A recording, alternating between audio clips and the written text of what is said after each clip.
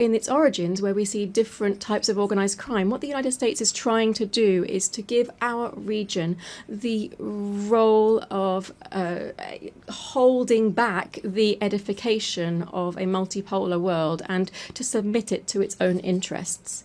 Added to these military actions, the images of which have been seen around the world, we see other types of devastating actions, such as those aimed at strengthening the economic blockade against Cuba. Billions of dollars are owed by the United States to the Cuban state due to these unilateral coercive measures, which are explained on the basis of rejecting the first communist revolution, which will never be destroyed. The threat of death is also afflicting the Middle East. In the Middle East, the pain of millions of families and the death of hundreds of thousands of Palestinians finds no consolation. All of this history tells us has the unconditional support of the United States, which wants to speed up the displacement of the Palestinian people as quickly as possible. Peace will be an empty world while the Palestinian people continues to face practices of genocide and does not have its own land and full sovereignty with East Jerusalem as its capital. But in this region, that's not the only thing that's happening. The fragile political and geopolitical stability is threatened by preventive attacks against the Islamic Republic of Iran and against the small nation of Yemen, very similarly to what is happening, what was done by ex-President George Bush. The threat of death is also clear in Eurasia. In Eurasia, despite the intermittent attempts to achieve a political outcome, the expansionist ambitions of NATO, which is nothing else than the military arm of concentrated capital, is trying to protract the military conflict by using Ukraine as a launch pad against the Russian Federation. The threat of death also hangs over Asia. The East China Sea, which is an area of great geostrategic and economic importance, is facing two problems that could have an impact not only on the region but also the entire world. The overcoming of the sovereignty of Taiwan by the People's Republic of China is another example of explicit neocolonialism that is encouraged by the United States, as well as the dispute on the Senkaku Islands, the sovereignty of which is disputed between Japan, Taiwan, and China. It appears that these islands are home to important hydrocarbon resources. Furthermore, the constant tension between North Korea and South Korea could not only become a problem that affects these two countries, but also the entire security of the world. Heads of state and government, I've been referring to this entire world to say that in this new imperialist intervention, we should call it what it is, neocolonialism. And what should we do? I'm asking this because it's led to one of the most outstanding strategies of the fight for the emancipation of labor over capital. This is also the fight of life over death. I wish to propose that we firstly establish a commission for reparations following slavery, apartheid, genocide, and colonialism in the countries of the global south. To do so, the United Nations should find a way to ensure that those designing war and death pay their billions of dollars rather into a reparations fund. I hope that this rostrum, the highest on the international stage, will also serve to be able to launch an appeal and recognize that colonialism and neocolonialism was and is an historic mistake that brings and continues to bring a social wound over the population that it victimizes. It also does this with indigenous societies that it affects in particular. Today, on behalf of the construction of a fair future, we have to condemn the devastating impact of colonialism in the past and the present. I appeal to the heads of state of CELAC and the African Union to join forces and to oppose the adverse consequences of colonialism.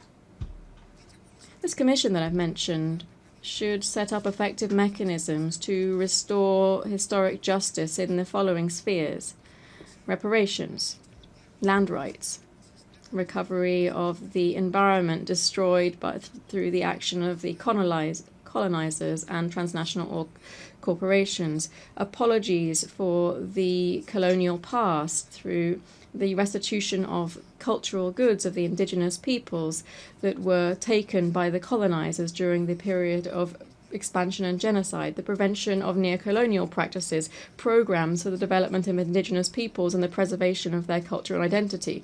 We should also provide compensation to people who have resisted the military occupation of their territories and those that are suffering under unilateral sanctions and economic blockades. Secondly, we should convert the UN General Assembly into a body with binding power so that it can be an effective voice for all peoples and not a space where we simply realize the will of the most powerful. We need this forum to be an ethical nucleus, a political heart, and the living spirit of a new era guided by the culture of life.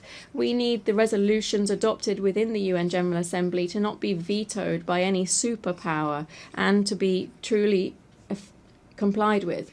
This means ensuring that multilateralism is truly valid and not just a formality. We should declare the world as a zone of peace and promote demilitarization as far as possible. The immense majority of the population in the world refuses to accept that the revitalization or overcoming the cyclical crises of capital should be done on the basis of investment in billions of dollars to manufacture all types of conventional and unconventional weapons. Just 1/3 of military expenditure would give us better and greater education, health, and housing guaranteed for everyone. The UN has to become a pact for peace and for life as the shared destiny of everyone who believes in living together.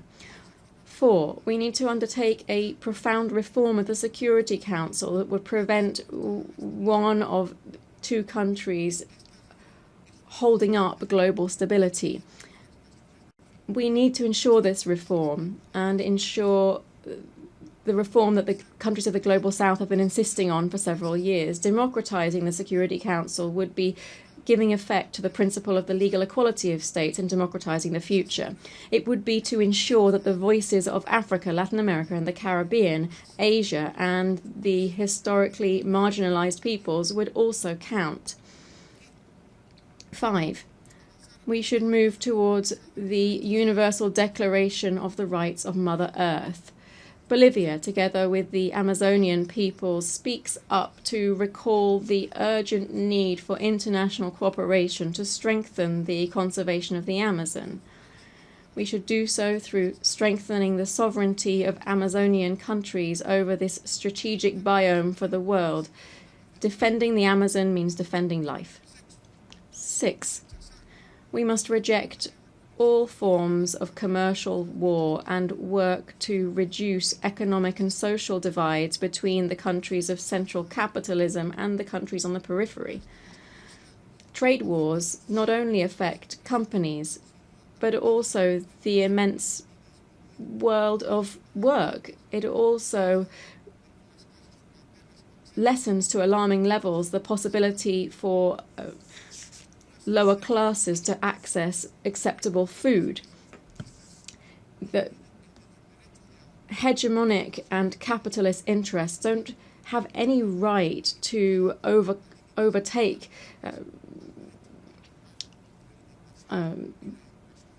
rights of trade and reduce the right to employment, food, and education for the working classes.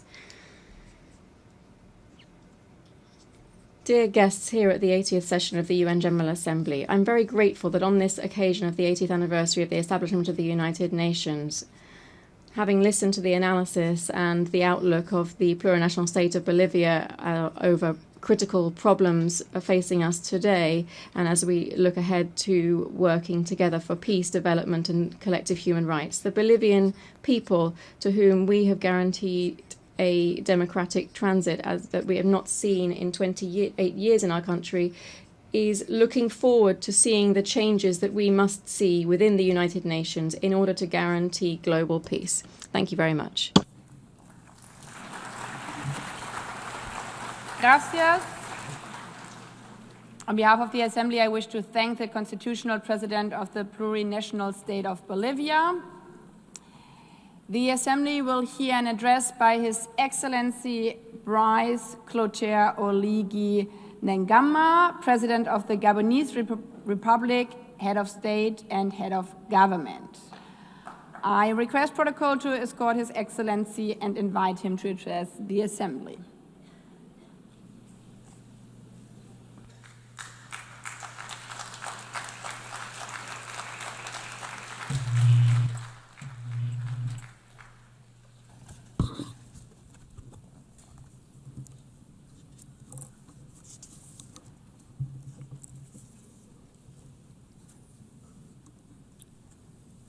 Madame la Présidente.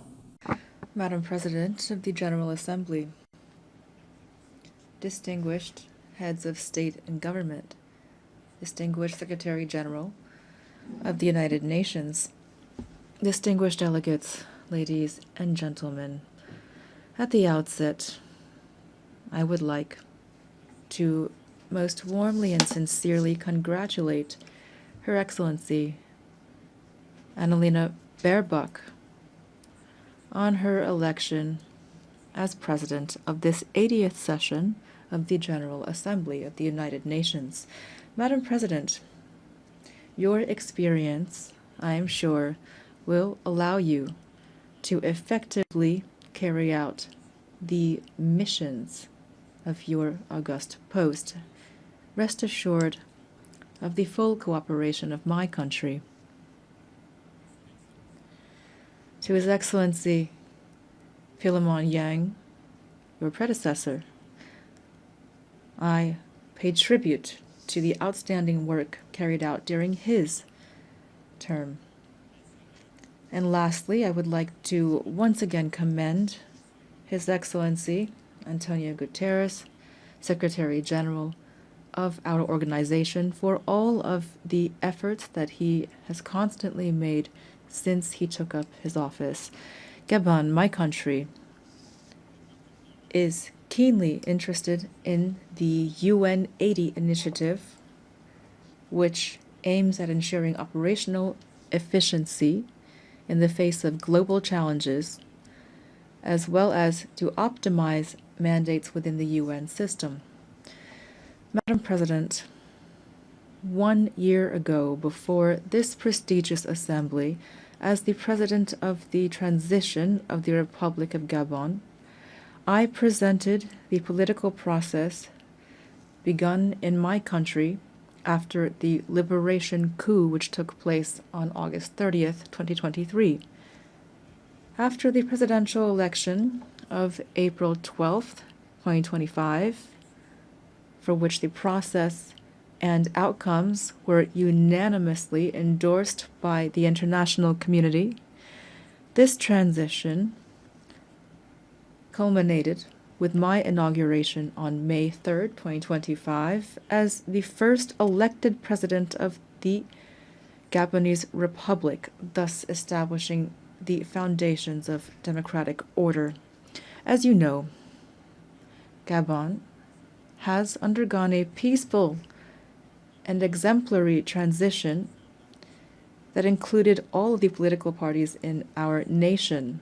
This smooth transition led to an inclusive national dialogue and a constitutional referendum in accordance with the agreed-upon timelines, and it will continue through the holding of legislative, local, and senatorial elections that are free and transparent.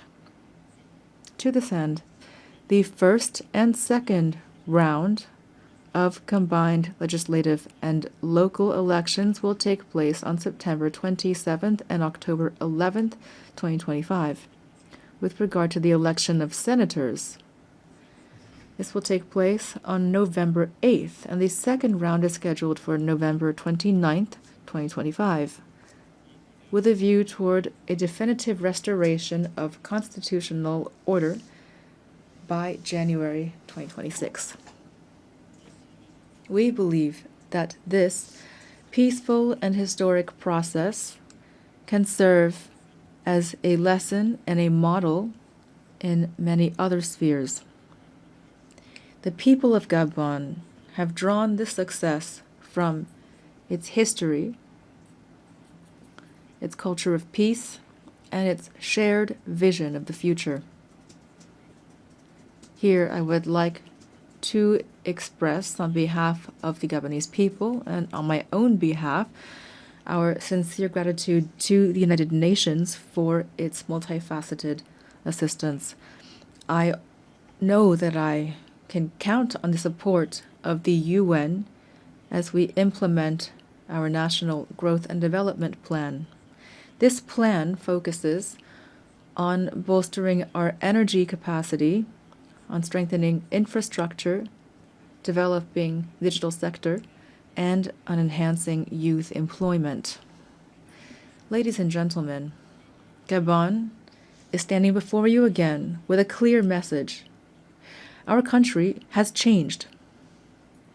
After decades of tensions and political and economic missteps, the Gabonese people has chosen the path of reconciliation and renewal, thus becoming the symbol of and testament to the transformation of hardship into hope, of dependency into dignity, of division into unity, and all without bloodshed. Today, Gabon is no longer a country in limbo. It has returned to stand alongside other states, upright, dignified, and ready to take up its rightful place in the community of nations. The new Gabon, the exemplary Gabon that my compatriots are calling for, also means that the state in Gabon must serve its people from now on. But our national rebirth would be futile without a change in the international order. It is no longer acceptable for African nations to remain relegated to the role of providers of raw materials for which others set the price and from which others profit.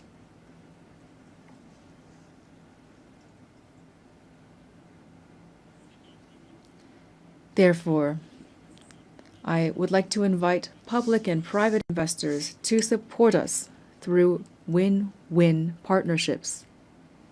We have decided to process our resources on our territory, to create jobs at home, to develop African industries, and to interact with the world on the basis of equity, integrity, and mutual respect as we strive toward happiness. In its path toward development, Gabon, a country of peace and opportunity, will continue to welcome all those who commit to upholding our laws, our Republican values, and to contributing positively to our national rise.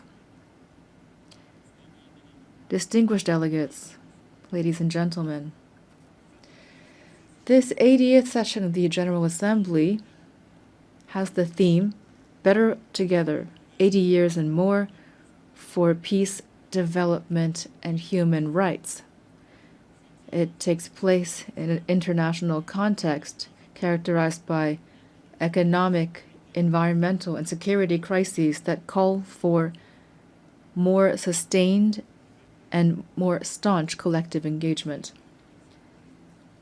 This is an urgent call to tackle these concerns in accordance with the spirit and the values of the UN Charter. Ladies and gentlemen, today the world has a radically different face. Humanity has never had so much technological prowess to ensure its well-being, and yet international peace and security have never seemed so fragile and so under threat. It is high time that peace reign on earth, and especially in Africa, which has so long suffered under conflicts that have been stoked and financed from outside the continent. Let the guns at last fall silent in the DRC, in Sudan, in the Horn of Africa, and in the Sahel. In this regard, instead of constantly stigmatizing and condemning the states of the Sahel, the international community would benefit from supporting them in their battle against the many-headed threat of terrorism. Ladies and gentlemen, on December 12, 1988, Gabon officially recognized the State of Palestine.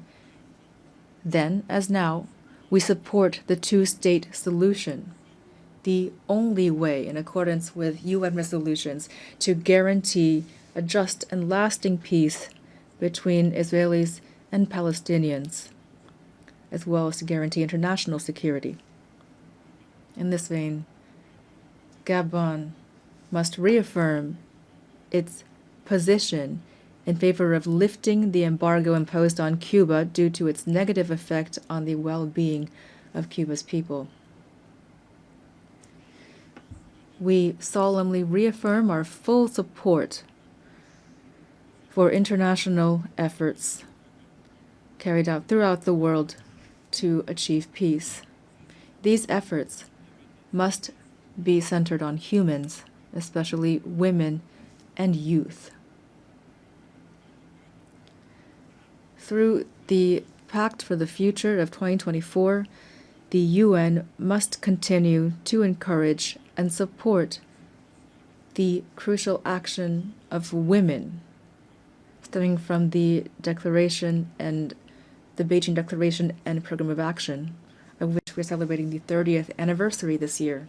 Madam President of the General Assembly, Secretary General of the United Nations, the triple planetary crisis of climate change, biodiversity loss, and pollution is an existential threat for humanity.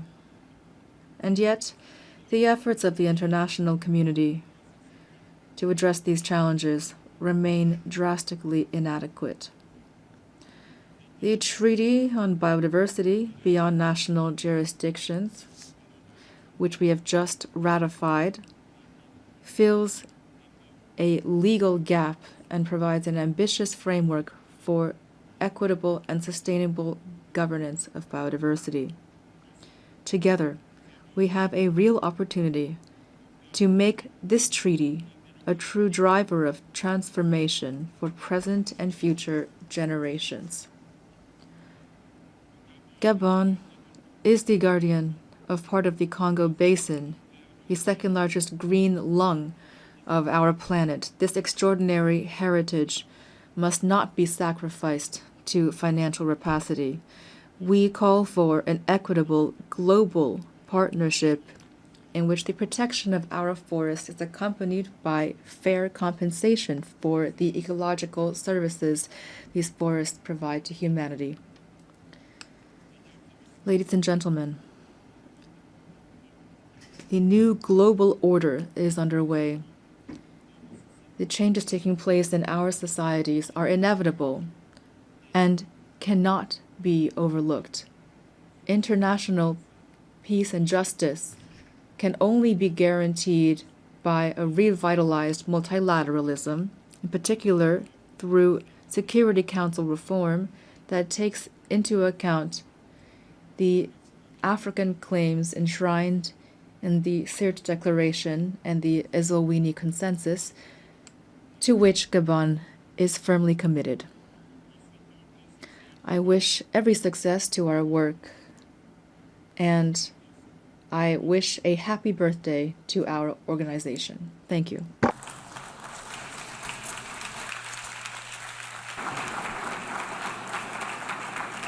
I thank you and happy birthday to all of us. On behalf of the Assembly, I wish to thank the President of the Gabonese Republic, Head of State and Head of Government. The Assembly will hear an address by His Excellency John Dramani Mahama, President of the Republic of Ghana.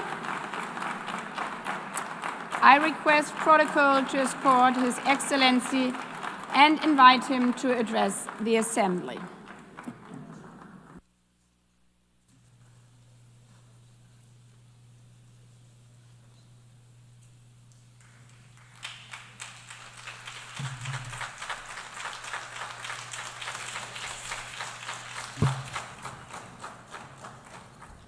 Thank you, Madam President, Mr. Secretary General, Excellencies, ladies and gentlemen.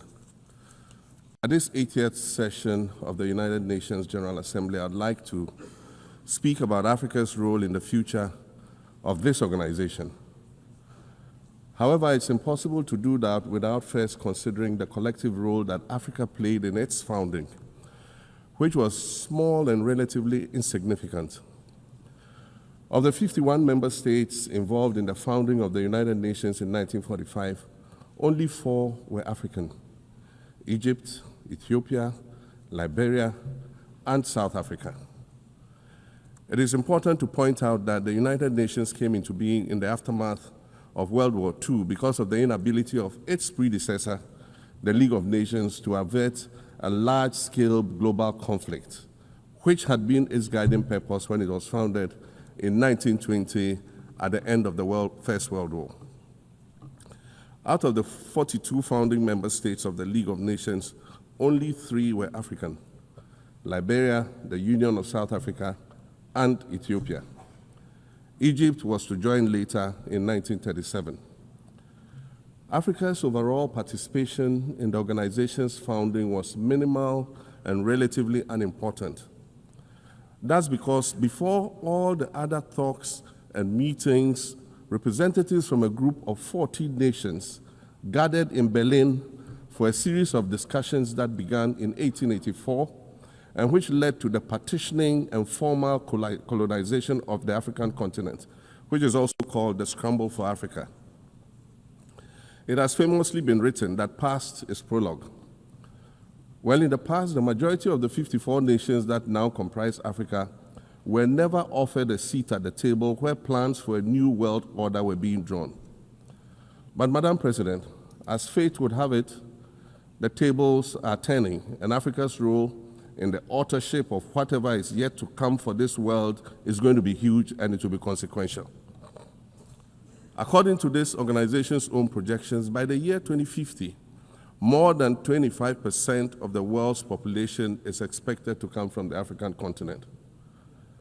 Additionally, by 2050, 1/3 of all young people aged between 15 to 24 will be residing on the African continent. So you see, the future of this world is African. Allow me to say this once again a little louder for those of you in the back. The future is African.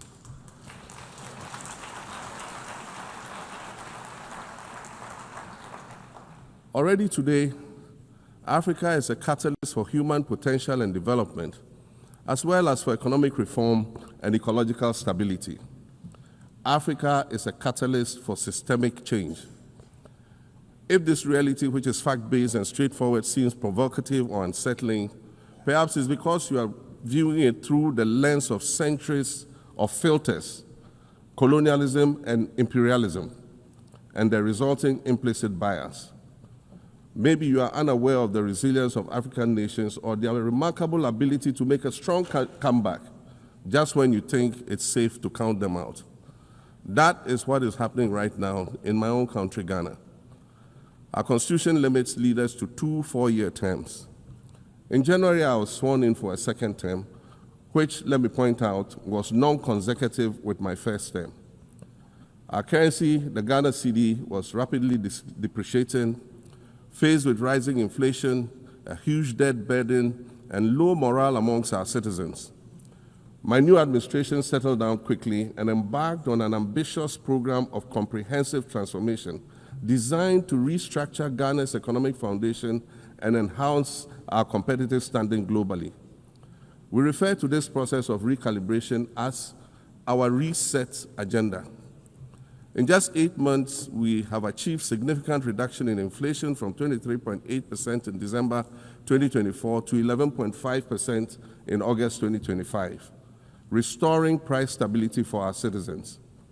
Additionally, our currency, the Ghana cedi, has appreciated considerably against other currencies, with Bloomberg reporting it as the best performing currency in the world at one point. Our improved sovereign credit rating reflects increasing investor confidence in our economy, and our 24-hour economy initiative promises to transform our economy. And there's a renewed willingness amongst our people to trust that their elected officials have Ghana's interests at heart and that we're progressing together. Madam President, I believe that in honor of this milestone celebration, the United Nations should also embark on a process of serious recalibration and establish its own reset agenda. Since the organization's founding, the number of UN member nations has nearly quadrupled. And quite frankly, it is not the same world that it was back then when the UN was formed. I mentioned earlier that I began my second non-consecutive term as president this past January. My first term ended in January 2017. In that span of time, 8 years, the world has changed with such ferocity. My first days in office after my return felt as though I had just awakened from a Rip Van Winkle-style sleep. Now, no, that was only after 8 years. Imagine then what it will be like after 80 years since the founding of the United Nations. In 1945, the sun had not yet set on the largest empire in history. The most common mode of international travel was by sea.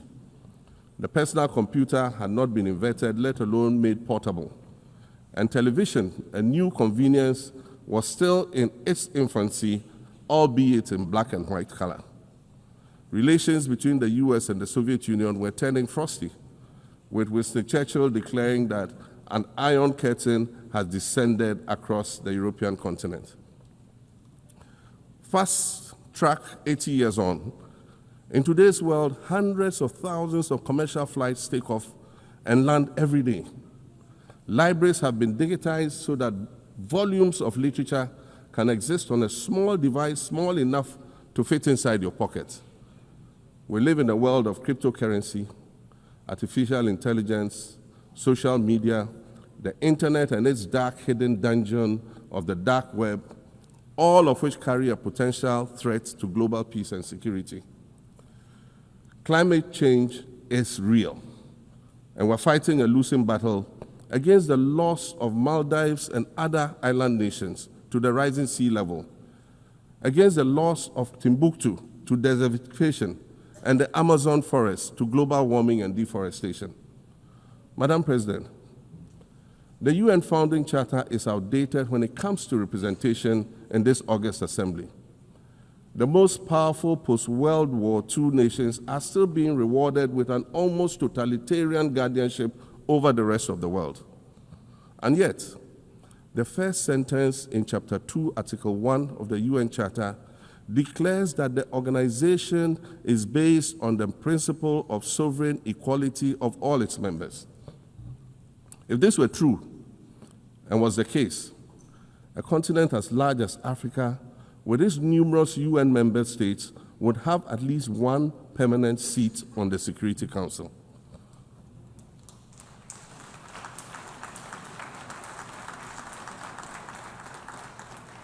Furthermore, we believe that veto power should not be restricted to only 5 nations, nor should it be absolute.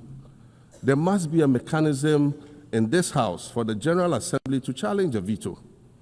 No single nation should be able to exercise an absolute veto to serve its own interests in a dispute.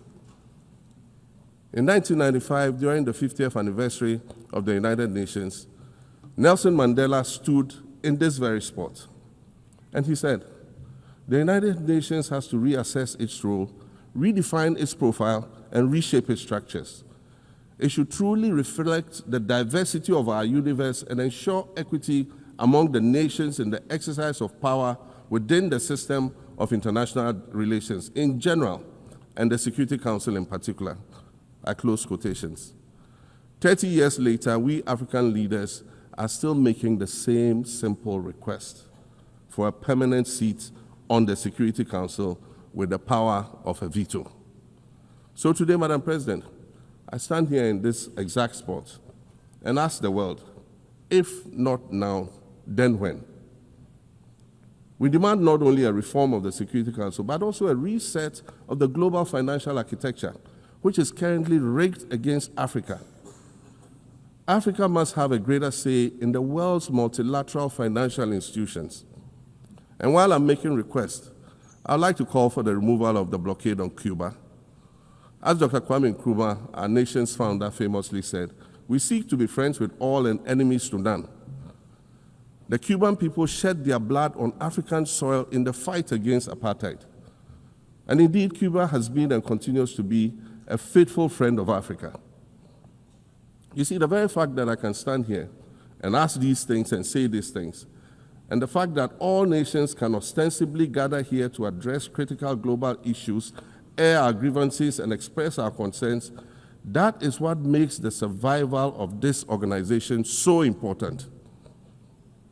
In every old city or village, you will find a town square, or a courtyard, or a plaza that once served as a gathering space for the citizens of the community and their leaders. Meetings and celebrations were held there, as were trials and elections. And these were spaces that brought people together and held them together as a community. Sadly, time and technology have eroded these spaces. Madam President, in many ways, the United Nations is the proverbial town square of our modern global village. And it has never been more critical for us to protect this one space that brings and holds the world nations together as a community. The internet, social media platforms, and artificial intelligence offer us the illusion of connectivity, when in fact what they do is reinforce isolation by using algorithms that ensure that we do not receive new ideas and perspectives, but rather more of the same content. We are served alternative facts and manipulated images, making it easy to disseminate disinformation and sow seeds of division amongst communities. Madam President, these are dangerous times. Our world is currently experiencing a rise in nationalism and economic instability. There's a general breakdown of multilateralism. Various acts of aggression have been committed against the sovereignty of others, and nations are attempting to circumvent the very safeguards that were put in place to prevent large-scale global conflict. These conditions are all too similar to the ones that led to the League of Nations' failure in fulfilling its mandate. The denial of visas to President Abbas and the Palestinian delegation sets a bad precedent and should be deeply worrying to all member nations of the United Nations. Ghana recognized the state of Palestine in 1988 and supported a two-state solution to the conflict since then. And I say, contrary to the claims of some, a two-state solution would not be a reward for Hamas. It would rather be a reprieve for the hundreds of thousands of innocent women and children and people who are facing collective punishment and forced starvation for no reason other than the fact that they are Palestinian. For nearly 2 years and for the fear of reprisals, we here in this General Assembly have been playing hide and seek with language to find the right words to help us avoid or excuse what we all know is taking place in Gaza. But here's the thing, it doesn't matter what you call it. If it looks like a duck, it swims like a duck, and quacks like a duck, well, then it must be a duck. The crimes in Gaza must stop.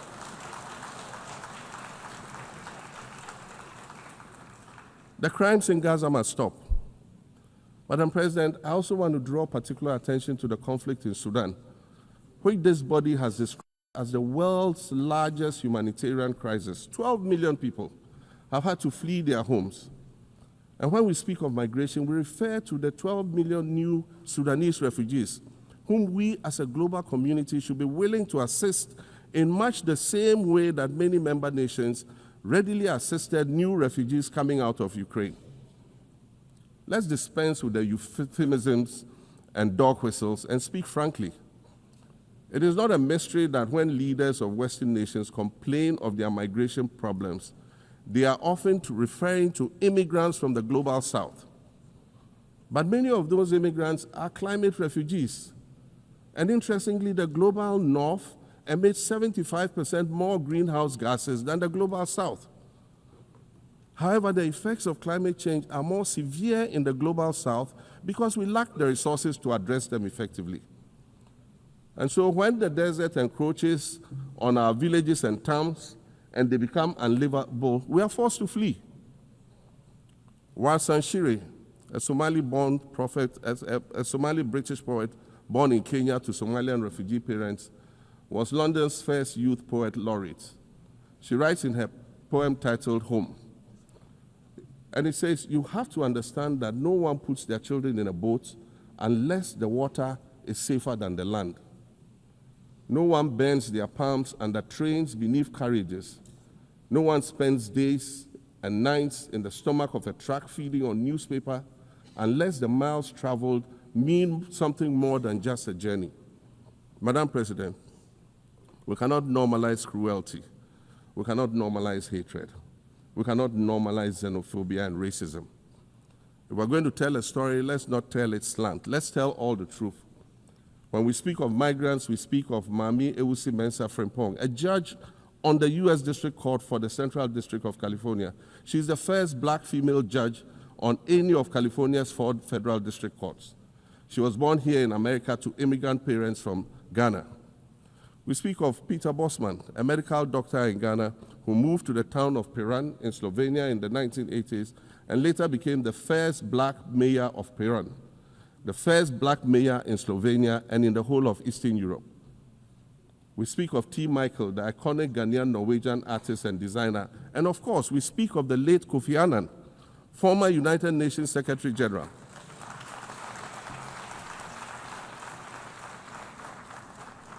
Former United Nations Secretary General and Nobel Peace Prize recipient, who was born in Ghana but spent his adulthood in various places in America and Europe. These are people who have brought great distinction to the countries that they decided to call home. Just as the migrants and the children of migrants before them did, I dare say these are not invaders. These are not criminals. Madam President, the slave trade must be recognized as the greatest crime against humanity. As the African champion on reparations, Ghana intends to introduce a motion in this August body to that effect.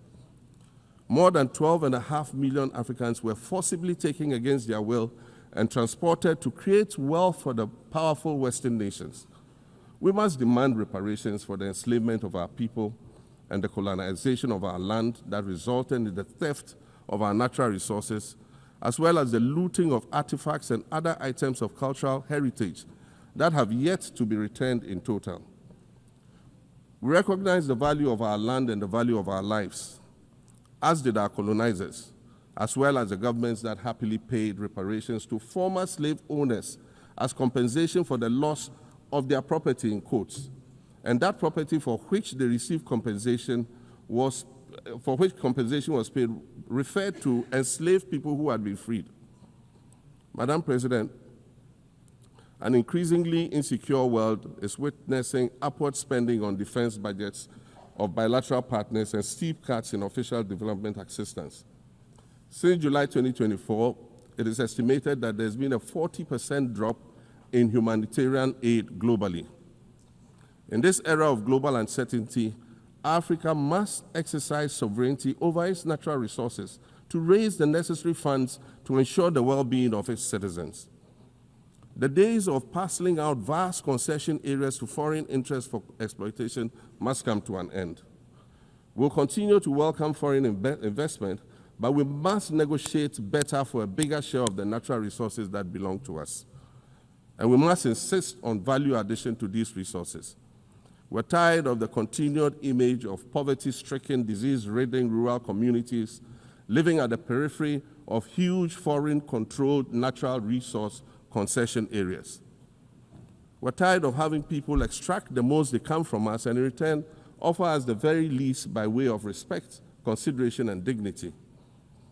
We're tired of not being represented in ways that reveal the richness and complexity of our history or acknowledge all that we have overcome to arrive here in this liminal space of untold possibilities. Allow me to echo the Indian-American writer Arundhati Roy, who wrote, "Another world is not only possible, she is on her way. On a quiet day, I can hear her breathing." I want to add that for the sake of Africa, and quite selfishly for the sake of my 18-year-old daughter, I hope that this new world that is arriving is a place of safety and equality for women and girls. To succeed, we must empower everyone, including women and girls, to reach their full potential. In closing, Madam President, I'd like to congratulate you on your election to preside over this historic 80th General Assembly and on being the 5th woman to hold this distinction. I'd also like to congratulate Her Excellency Nana Jane Opoku-Agyeman on being the first woman Vice President of Ghana.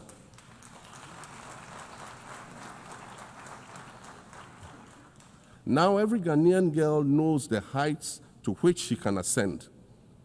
Words matter, but issues of representation matter even more, which is why Ghana looks forward to the appointment of a woman as Secretary General of this organization in the near future. Madam President, Your Excellencies, I thank you for your kind attention.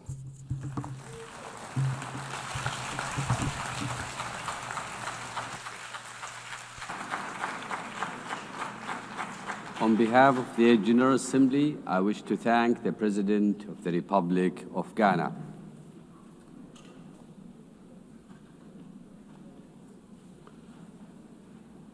The Assembly will hear an address by His Excellency Omaho O.C. Sokang Embalo, President of the Republic of Guinea-Bissau. I request protocol to escort His Excellency and invite him to address the Assembly.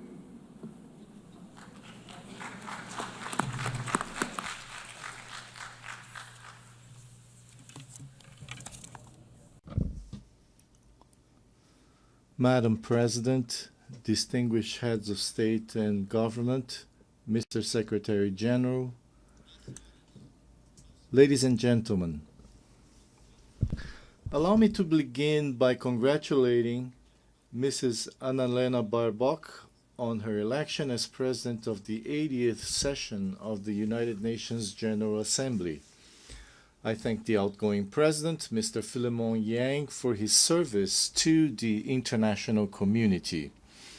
To Secretary General Antonio Guterres, I wish to reaffirm Guinea-Bissau's full support for his tireless efforts in favor of world peace, international cooperation, multilateralism, and sustainable 80 years ago, the founders of the United Nations pledged to save succeeding generations from the scourge of war. That promise, unfortunately, has not yet been fully fulfilled. Yet this commitment, undertaken by each member state upon joining the UN Charter, remains valid and continues to be honored through the dedication of every UN peacekeeper and every humanitarian worker who often make the difference between life and death in conflict zones or following natural disasters. UN agencies such as WHO, UNESCO, UNICEF, FAO, WFP, UNHCR, and UNDP, among others, provide treatment, education, vaccines, food, and protect every day millions of human beings and contribute to the fight against poverty and discrimination against women and girls all over the world.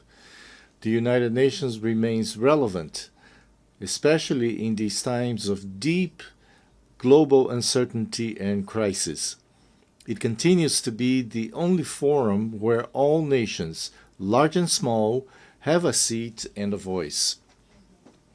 Excellencies, ladies and gentlemen, we live in a world confronted by multiple crises. We are witnessing what Secretary General Antonio Guterres has called polycrisis. Conflicts in Ukraine, Gaza, Sudan, and other regions persist. Socioeconomic inequalities, environmental shocks, political instability, and humanitarian emergencies disproportionately affect developing countries, with the greatest impact on small island developing states. Progress towards the Sustainable Development Goals has slowed significantly or even stalled. The sovereign debt burden of poor countries is increasing, while development assistance is declining. Guinea-Bissau welcomes the UN 80 initiative, and we hope it will contribute to strengthening the organization, especially in promoting peace, international security, and the achievement of the SDGs. The Pact for the Future offers a roadmap and an action plan that must not remain on paper. Madam President, Excellencies, ladies and gentlemen, last July, Guinea-Bissau hosted the 15th Conference of Heads of State and Government of the Community of Portuguese-Speaking Countries, CPLP. I have taken on the presidency of the CPLP for the 2025-2027 term. The CPLP places high importance on its cooperation with the United Nations and its specialized agencies. During our term, we will continue to work with all partners and multilateral organizations toward the implementation of global commitments, especially concerning the Paris Agreement on Climate Change, the 3rd UN Ocean Conference, and the 4th UN Conference on Financing for Development, held last June-July in Seville. We are convinced that two major international meetings scheduled for November, namely COP30 in Belém, Brazil, and the Second World Summit for Social Development in Doha, Qatar, will serve as key platforms and opportunities to strengthen our cooperation and to advance our shared goals. Madam President, Excellencies, ladies and gentlemen, Guinea-Bissau is scheduled to hold presidential and legislative elections on the 23rd of November this year. All necessary conditions are being put in place to ensure that these elections are held peacefully, freely, transparently, and credibly. Over the past 5 years, I have prioritized dialogue, inclusion, political stability, and the consolidation of the democratic rule of law. I am confident that these upcoming elections will reaffirm the irreversible nature of citizenship and democratic values in Guinea-Bissau. Madam President, Excellencies, ladies and gentlemen, allow me to conclude by saying that in an increasingly interdependent world, we need, now more than ever, a world order grounded in the principles enshrined in the United Nations Charter, in respect for international law and in peaceful coexistence. In this regard, Guinea-Bissau reiterates our call for an end to the economic, commercial, and financial embargo and other forms of restrictions imposed on Cuba. 80 years after the creation of the United Nations, the world has changed. We are no longer just the 51 countries who signed the UN Charter in 1945. Today, the United Nations is all of us, the 193 member states, plus observer states, NGOs, civil society organizations, and other actors represented in this great assembly hall. To meet the challenges of the 21st century, the UN must undertake urgent reforms, reforms that reflect today's geopolitical realities and global power balances, reforms that expand and democratize the Security Council, reforms that provide a place and a voice to the Global South, reforms that restore confidence in the multilateralism and international cooperation. The UN continues to be a unique multilateral space where dialogue is still possible, even when diplomacy and good offices fail elsewhere and in other circumstances. The legitimacy, strength, and future of the UN lie in the inclusion and full participation of all of us in deliberations and decision-making. Its core details, peace, dignity, equality, poverty eradication, cooperation, and peaceful resolution of conflicts remain alive and continue to inspire the purposes of the international community and the March of Humanity. Thank you very much.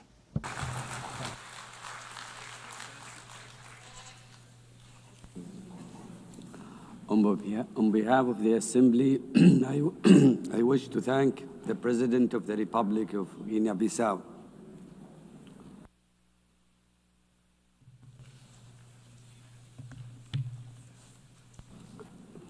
The Assembly will hear an address by His Majesty King Mosawati III, Head of the State of the Kingdom of Eswatini.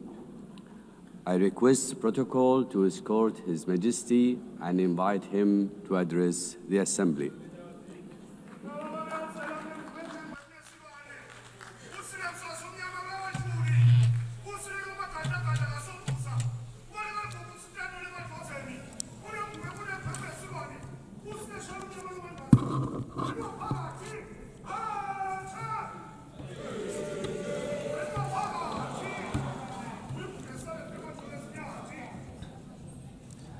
Your Excellency, Madam President of the General Assembly, Your Majesties, Excellencies, Heads of State and Government, UN Secretary General, distinguished delegates, ladies and gentlemen.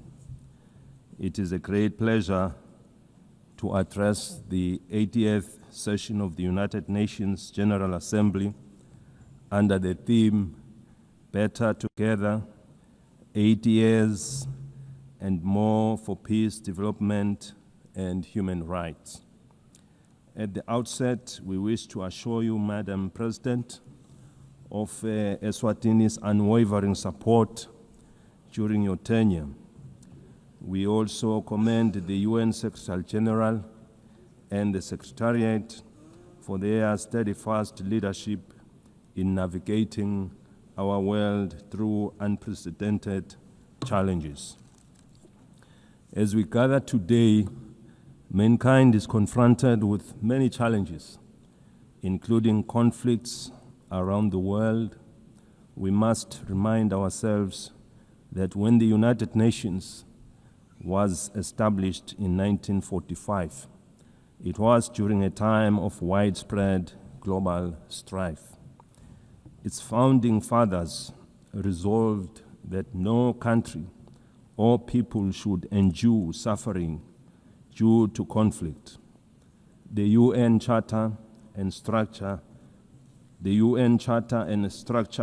were designed to be clear and resolute. Now is the time to ask ourselves what has gone wrong and what steps must be taken to correct these challenges and restore the UN's mission of fostering peace. The question we must ask ourselves further is, what is the UN doing to address these issues effectively? I propose that the United Nations establishes ad hoc committees to tackle global conflicts and promote peace.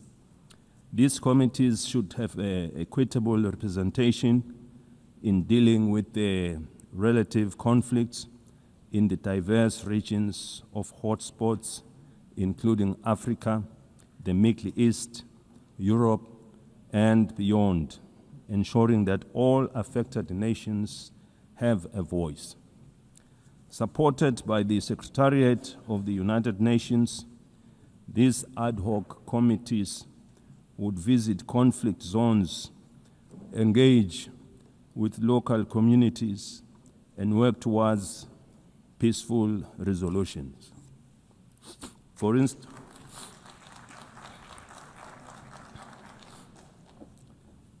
instance, in Africa, the conflicts in Sudan, South Sudan, Somalia, the Sahel, and the Great Lakes need the intervention of these ad hoc committees. In the Middle East, they should facilitate dialogue with all parties involved.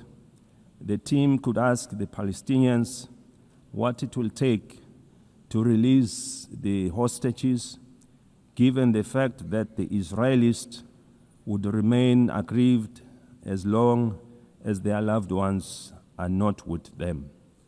Similarly, the ad hoc committee should engage the Israelis to ascertain what it will also take for them to stop the bombardment, to avoid loss of more innocent lives, widespread destruction of property, and a growing refugee crisis.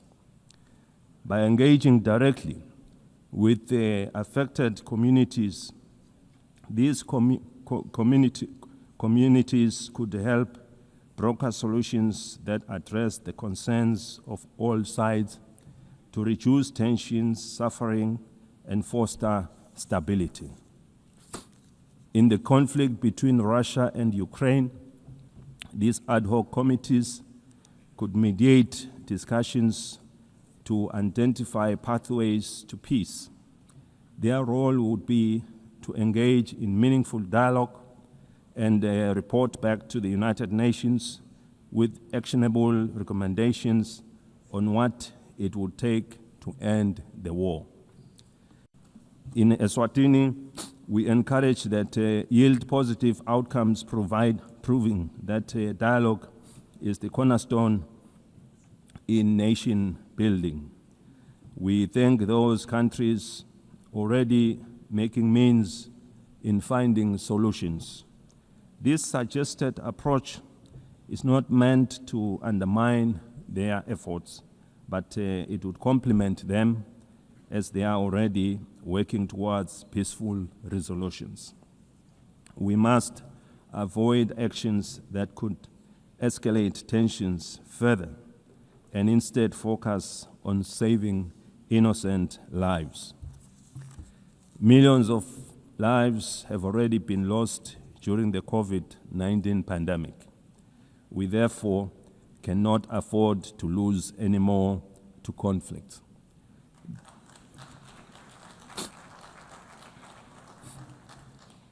The UN must now focus on supporting the building of economies of the world to address issues of poverty and the global financial crisis which we experienced after the COVID-19 pandemic.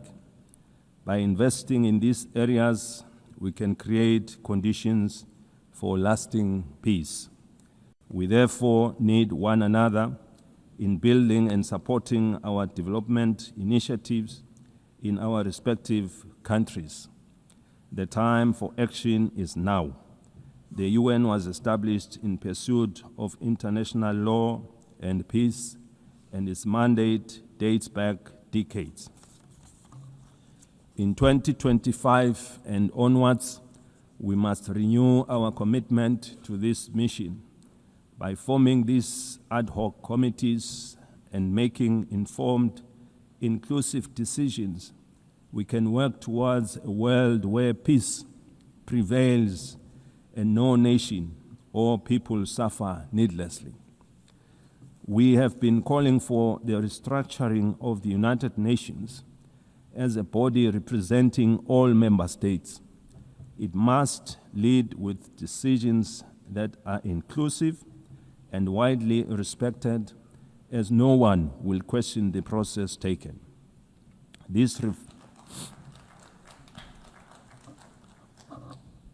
reforms should be fully representative of all countries through the regions of the world in the Security Council to create an all-inclusive structure.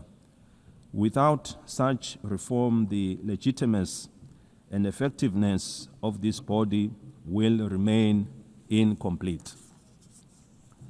We have been encouraged to witness UN high-level meetings prior to the General Assembly being held to address various issues. These include the Seville and Awaza declarations on financing for development and socio-economic challenges faced by landlocked countries. We are aware that for any growth to take place, nations must have enough resources to achieve sustainable development goals. As we convene to advance international cooperation and to uphold human rights and fundamental freedoms for all, we are reminded that our work is both urgent and indispensable. The theme Better Together underscores the imperative of delivering on the United Nations Sustainable Development Goals and reinvigorating global cooperation. Eswatini continues to believe that working together remains our most powerful tool for addressing global challenges that transcend borders. The world stands at a critical juncture in pursuit of Agenda 2030. With only 5 years remaining, we must face the reality that progress on the SDG is far off track.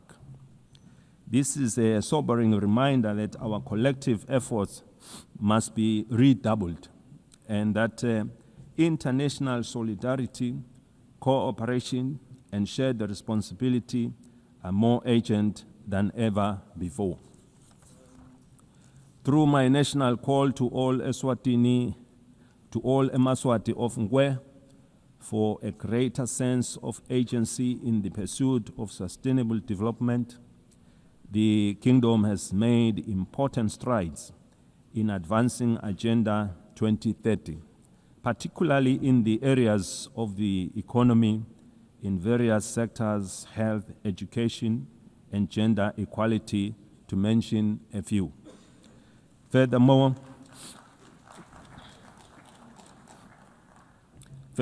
the country's literacy rates have improved, reflecting our investments in education, while the nation continues to be empowered through targeted programs that strengthen their role in our society and economy. These achievements demonstrate what is possible when determination and partnership come together. While we have witnessed the GDP growth of our economy, we remain with a number of challenges to address, and we count on the UN for support to become one of the advanced economies of the world. We have implemented initiatives to grow our economy and attract new investments by opening trade opportunities with other countries that give access to regional and international markets. Your Excellencies, the global economy remains fragile.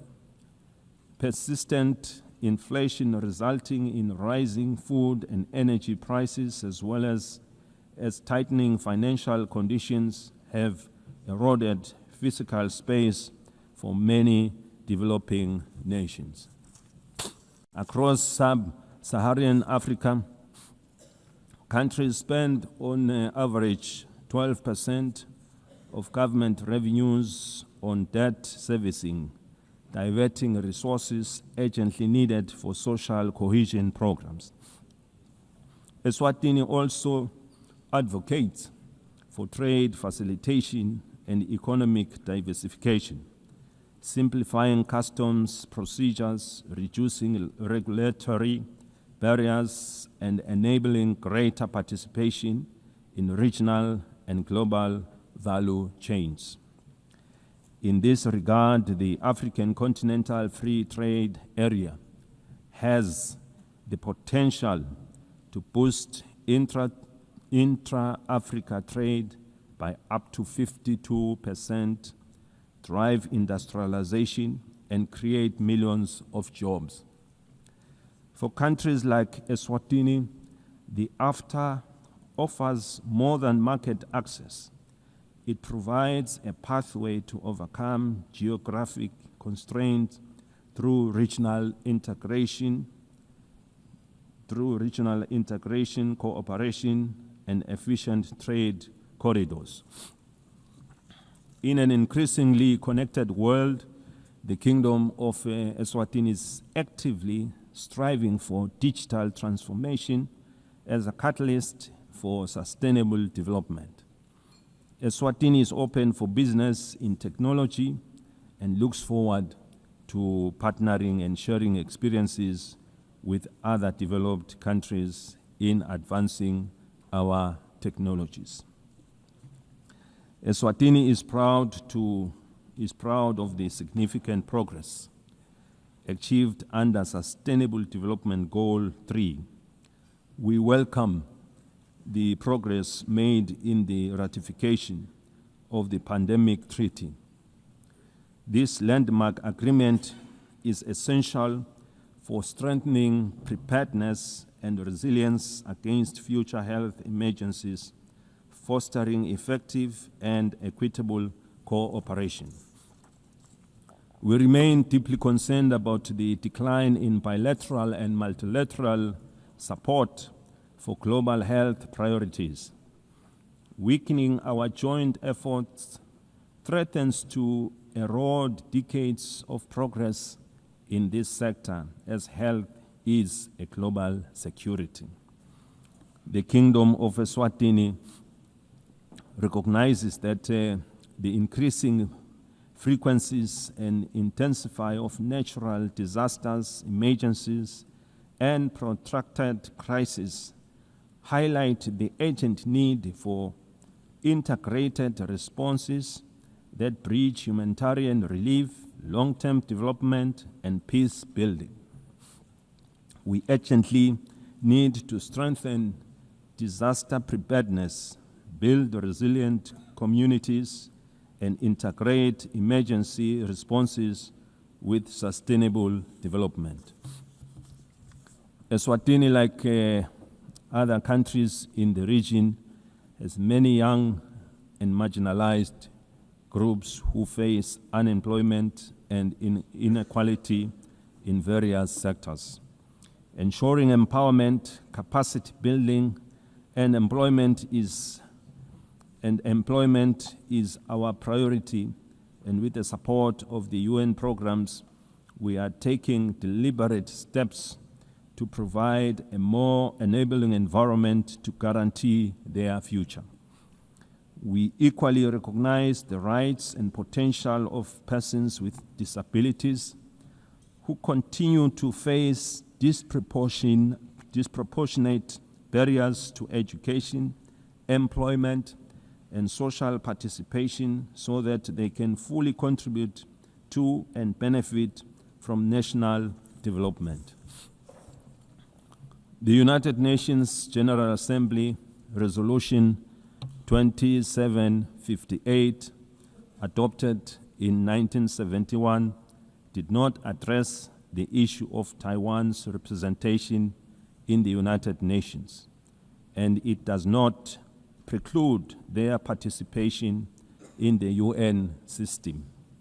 The United Nations must seek suitable ways of including Taiwan so that she can better contribute to realizing the UN Sustainable Development Goals.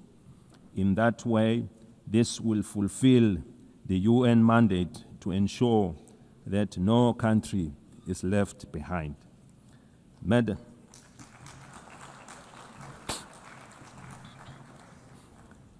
President, in conclusion, we are entrusted with the hopes of our people and the future of our children.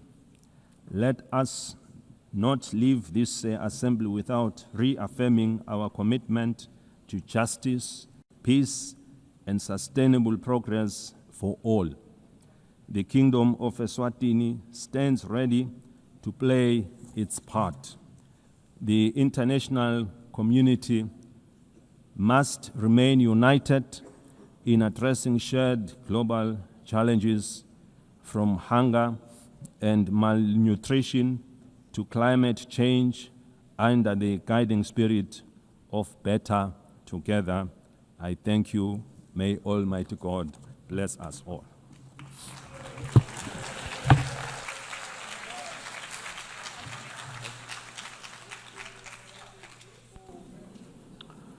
On behalf of the Assembly, I wish to thank the head of the state of the Kingdom of Eswatini.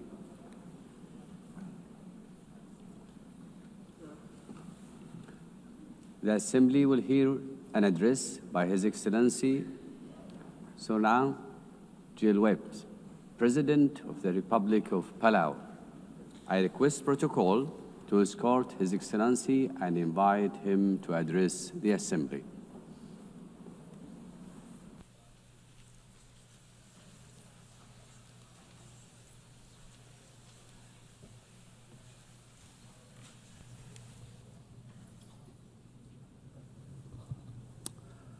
Madam President, Secretary General, Excellencies, distinguished guests, delegates, it is my great honor to address this Assembly at a milestone moment, the 80th anniversary of the United Nations.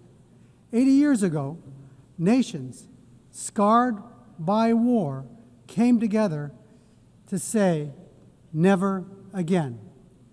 They built this organization on the belief that cooperation, not conflict, could guide humanity forward. Today, as we reflect on that founding vision, let us remember the United Nations was not built for the powerful, but for all nations, large and small. In Palau, we have a saying, "Ndisen son embrari akloes." Small twigs banded together can light the fire that can bring the pot to boil. This wisdom reminds us that even the smallest among us, when united and determined, can drive meaningful change. The recent International Court of Justice advisory opinion affirms this truth, that our voice, though often overlooked, carries the weight of justice. We thank Vanuatu for their leadership and recognize the Pacific youth who co-led this charge. The advisory opinion confirmed that what we have always known, 1.5 degrees is not optional. It is now the benchmark for international law. Let us defend this limit as the political, moral, and legal anchor of the Paris Agreement. The world is at war. Defense spending is at an all-time high, approaching $3 trillion annually. We have many problems. And now more than ever, we need to come together. We are also at war. Our shores are being invaded by seawater. Our homes are being blown away by storms. Our roads are being washed away by torrential rains. Our reefs are overheating. Our fish are disappearing. And our land is on fire. This is our daily battle. And ahead of COP30 in Belgium, we must see new nationally determined contributions submitted without delay, particularly from major emitters. And they must be aligned with the 1.5-degree trajectory. We applaud Australia's leadership in setting incredibly ambitious and achievable 2035 emissions reduction targets and developing clear strategies to reach its net zero emissions pathway by 2050. Australia leads the way in supporting Pacific Islands in accelerating the energy transition. This is a testament to the kind of leadership needed to defend and ensure a safe and prosperous future for all. However, ambition without implementation is an empty promise. For SIDS, the fight depends on climate finance. Too often, our countries are trapped in systems that are overly complex, slow, inaccessible. Finance must be predictable and adequate. It should not create new debt. It should free us to implement our NDCs, adapt to climate change impacts, and address loss and damage. The 1.5 degrees Celsius limit remains our lifeline, and finance is the key to achieving it. We need investment, not in defense, but for us to combat our greatest threat, climate change. It is not aspirational. It is the scientifically grounded guardrail that protects the most vulnerable from the worst climate impacts. Madam President, our region has served as the world's moral compass on climate justice. We have helped secure the 1.5-degree goal in Paris. We have pushed for a mechanism on loss and damage.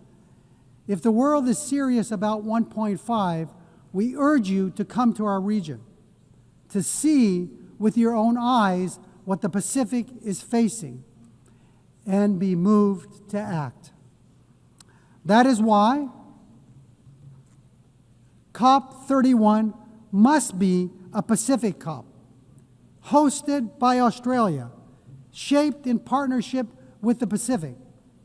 Madam President, on the issue of climate solutions, deep-sea mining has been incorrectly promoted as the silver bullet for the climate crisis. If we rush forward without understanding the consequences, we risk inflicting irreparable harm. The loss of biodiversity, the release of carbon, damage to our water column, and the destruction of fisheries that sustain our people is unfathomable. At UNOC 3, 38 countries, including Palau, came together to support a moratorium, and our message is clear. We must let science guide before we exploit the deep sea. The historic BBNJ agreement enters into force in January. And while Palau is proud to be the first ratifier, we couldn't have lit this fire alone. Like the Palauan proverb of the twigs, crossing the collective effort of over 60 countries demonstrates that we are better together. While we celebrate this achievement, we need even more nations to join this commitment to truly safeguard our ocean's future. Colleagues, The BBNJ agreement presents an unprecedented opportunity to design new ocean governance, institutions where SIDS have a voice from the start. We are big ocean states, and we call on our partners, including the EU, to support a SIDS seat in the BBNJ governance structure. Excellencies, the stakes for SIDS could not be higher. Our economies are small, our vulnerabilities are acute, and our physical space is painfully narrow. The Antigua and Barbuda agenda for SIDS gives us a blueprint for resilient prosperity, but it cannot stand without tools. That is why the Seville commitment matters. The world has finally recognized that the financial system cannot be fair if it measures only income and ignores vulnerability. Multilateralism is our only shield, yet too often it is sidelined, blacklisted, and cut off from finance and boxed in by rules we did not write. We demand a seat not as bystanders, but as equal architects of our shared future.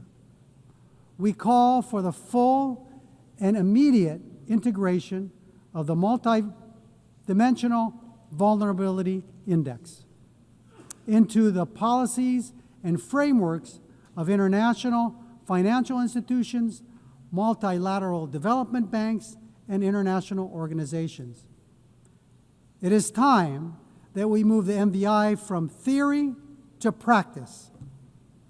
As we commemorate 80 years of this United Nations, we must look honestly at the strengths and its shortcomings. We welcome the Secretary General's UN 80 initiative, but let me be clear, reform cannot be cosmetic. This UN must be more responsive, more equitable, and more focused on delivery. Madam President, Palau knows too well the heavy cost of war, having endured the devastation of World War II on our islands. That history reminds us not only of the suffering left in the wake of conflict, but also the sacred value of peace. Palau has always stood for dignity of every human life and for the peaceful resolution of disputes through dialogue and respect for international law. Our positions, whether in support or restraint, are always guided by a deeper purpose, the pursuit of peace that is just, lasting, and stable. We believe that a durable solution, one that envisions two peoples, Israelis and Palestinians living in two democratic states, side by side, in peace and in dignity and security, within mutually recognized borders, is essential for lasting peace. Russia's unprovoked war against Ukraine is a stark reminder that when international law is disregarded, peace everywhere is placed at risk. It is only through respect for the rules-based order that all nations, large and small, can live securely. Continuing in that spirit of respect for life and stability, I must raise an important issue of principle. Years ago, China wrongly interpreted UNGA Resolution 2758. And today, it continues to claim that Taiwan is a part of the People's Republic. The end result has been Taiwan been silenced. The 23 million people's voices have been kept unheard, keeping Taiwan out of fully participating in the UN system and contributing to the world. Palau believes that inclusivity, which includes Taiwan, strengthens the United Nations, and that no community should be barred from contributing to the solutions of our world that it so desperately needs. Madam President, let me close with another Palauan proverb. It's about tides. Dol raidis. An incoming tide should lift everyone. The choices we make together are about lifting all of us, ensuring the next generation inherits a world that sustains them just as it has sustained us. As we face today's greatest challenges, climate change, ocean decline, debt, inequality, wars, and conflict, no nation can carry the weight alone. But together, guided by the spirit of the UN's founding and strengthened by 80 years of hard-learned lessons, we can turn the tide. Let this assembly be remembered not only for the words we speak, but for the actions we take and for the resilience we build, the justice we uphold, and the future we secure for the generations yet to be born. We are better together. God bless you. Sulang, thank you.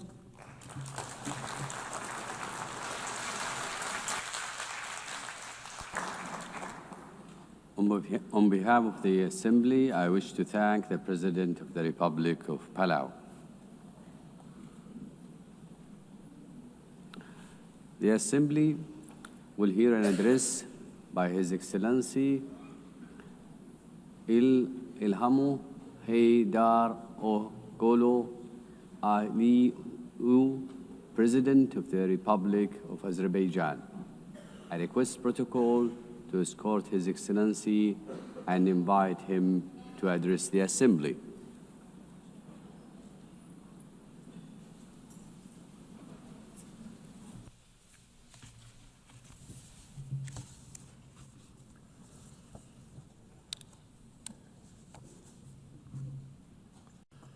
Ladies and gentlemen, for many years, I spoke from this tribune about tragedies of aggression, occupation, and injustice experienced by Azerbaijan. Today, I will speak about our long road to victory and peace, and a new era in Azerbaijan's history, about how we managed to end the occupation through a liberation war and how we won peace by political means. For nearly 3 decades, almost 20% of Azerbaijan's sovereign territory remained under military occupation by Armenia. 1 million of Azerbaijanis were expelled from their homes as a result of the policy of ethnic cleansing and war crimes conducted by Armenia. Their fundamental human rights were grossly violated. 4 United Nations Security Council resolutions adopted in 1993 demanded immediate, complete, and unconditional withdrawal of Armenian armed forces from the occupied territories. Sadly, these resolutions were never implemented. Armenia demonstratively ignored them because no sanctions were imposed on it by the international community. The OSCE Minsk Group, established in 1992 to facilitate a settlement, has failed in its mission. Instead of enforcing the norms and principles of international law, its co-chairs sought to preserve the status quo and keep the conflict frozen. In 2020, after almost 30 years of ineffective negotiations, Azerbaijan was forced to exercise its legitimate right to self-defense under Article 51 of the UN Charter. During the war, Armenia shelled our towns and cities with ballistic missiles and cluster munitions, killing more than 100 of innocent civilians. Azerbaijan, in its turn, conducted the war in strict compliance with international humanitarian law. We ensured protection of civilians and refrained from targeting non-military infrastructure. In 44-day patriotic war, our armed forces liberated occupied territories and restored Azerbaijan's territorial integrity in accordance with international law and relevant UN Security Council resolutions. The 10 November 2020 marked the capitulation of Armenia and restoration of Azerbaijan's territorial integrity after nearly 30 years of occupation. Right after our victorious war, Azerbaijan declared its readiness to open a new page in relations with Armenia, based on mutual recognition of territorial integrity and sovereignty. We proposed 5 basic principles rooted in international law. We tabled the proposal for a peace treaty. Then we initiated a negotiation process on its draft text, which lasted from October 2022 to summer 2025. Despite several attempts to derail the process, the negotiations produced positive results as they were conducted on a strict bilateral basis, free from any kind of external interference. On August 8 this year, the foreign ministers of Azerbaijan and Armenia in Washington, in the White House, in presence of the leaders of the United States, Azerbaijan and Armenia, initialed the text of peace agreement. The same day, the President of Azerbaijan and the Prime Minister of Armenia signed the joint declaration. President of the United States, Donald Trump, also signed it as a witness. Moreover, Azerbaijan and Armenia jointly appealed for the closure of the OSCE Minsk Group and related structures as an obsolete mechanism no longer relevant to the peace process. Accordingly, on 1 September, the OSCE adopted a decision to permanently close these structures. Regional connectivity has been at the core of our vision for lasting peace. Another key outcome of the Washington summit is the Trump Route for International Peace and Prosperity, TRIP, which will ensure unimpeded access through the Zangezur corridor and foster regional connectivity. The recent Washington summit has also signaled a new phase in Azerbaijan-US relationship. Together with President Trump, we signed the Memorandum of Understanding between the two governments regarding the establishment of a strategic working group to develop a charter on strategic partnership between Azerbaijan and the United States. It opens new horizons for partnership in political, economic, energy, regional connectivity, defense, security, and other fields. The waiver by President Trump of the sanctions imposed on Azerbaijan in 1992 in the form of the Section 907 of the Freedom Support Act is a historic step as well. The permanent removal of Section 907 by the US Congress would eliminate a legacy of double standards and help strengthen trust and cooperation at a time when Azerbaijan is contributing to global security and stability. Overall, the agreements reached during my August visit to the United States carry historic significance. I want to express my gratitude to President Donald Trump for opening a new chapter in the US-Azerbaijan relationship, for his decision to elevate it to the strategic partnership level, and for his support to the peace process between Azerbaijan and Armenia. Right after the victory in the patriotic war of 2020, Azerbaijan started large-scale reconstruction program in the liberated territories.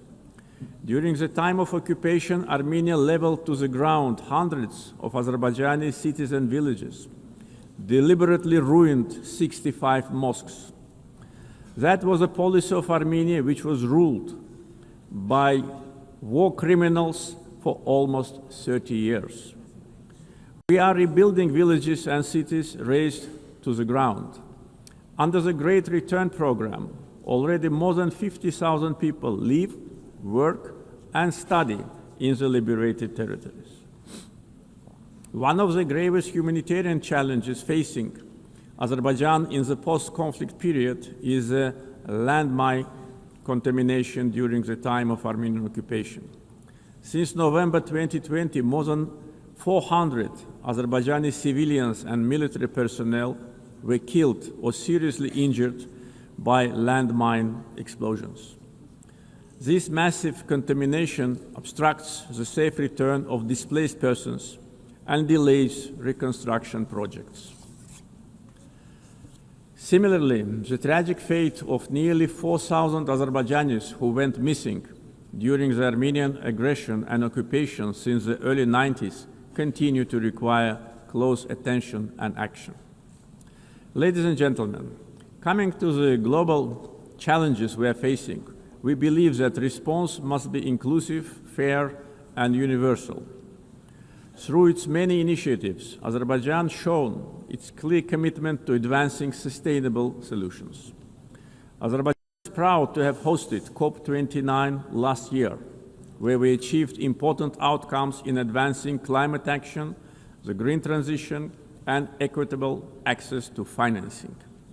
As a host of COP29, we guided negotiations towards ambitious and balanced outcomes, ensuring that all voices, particularly those of the developing world, were heard.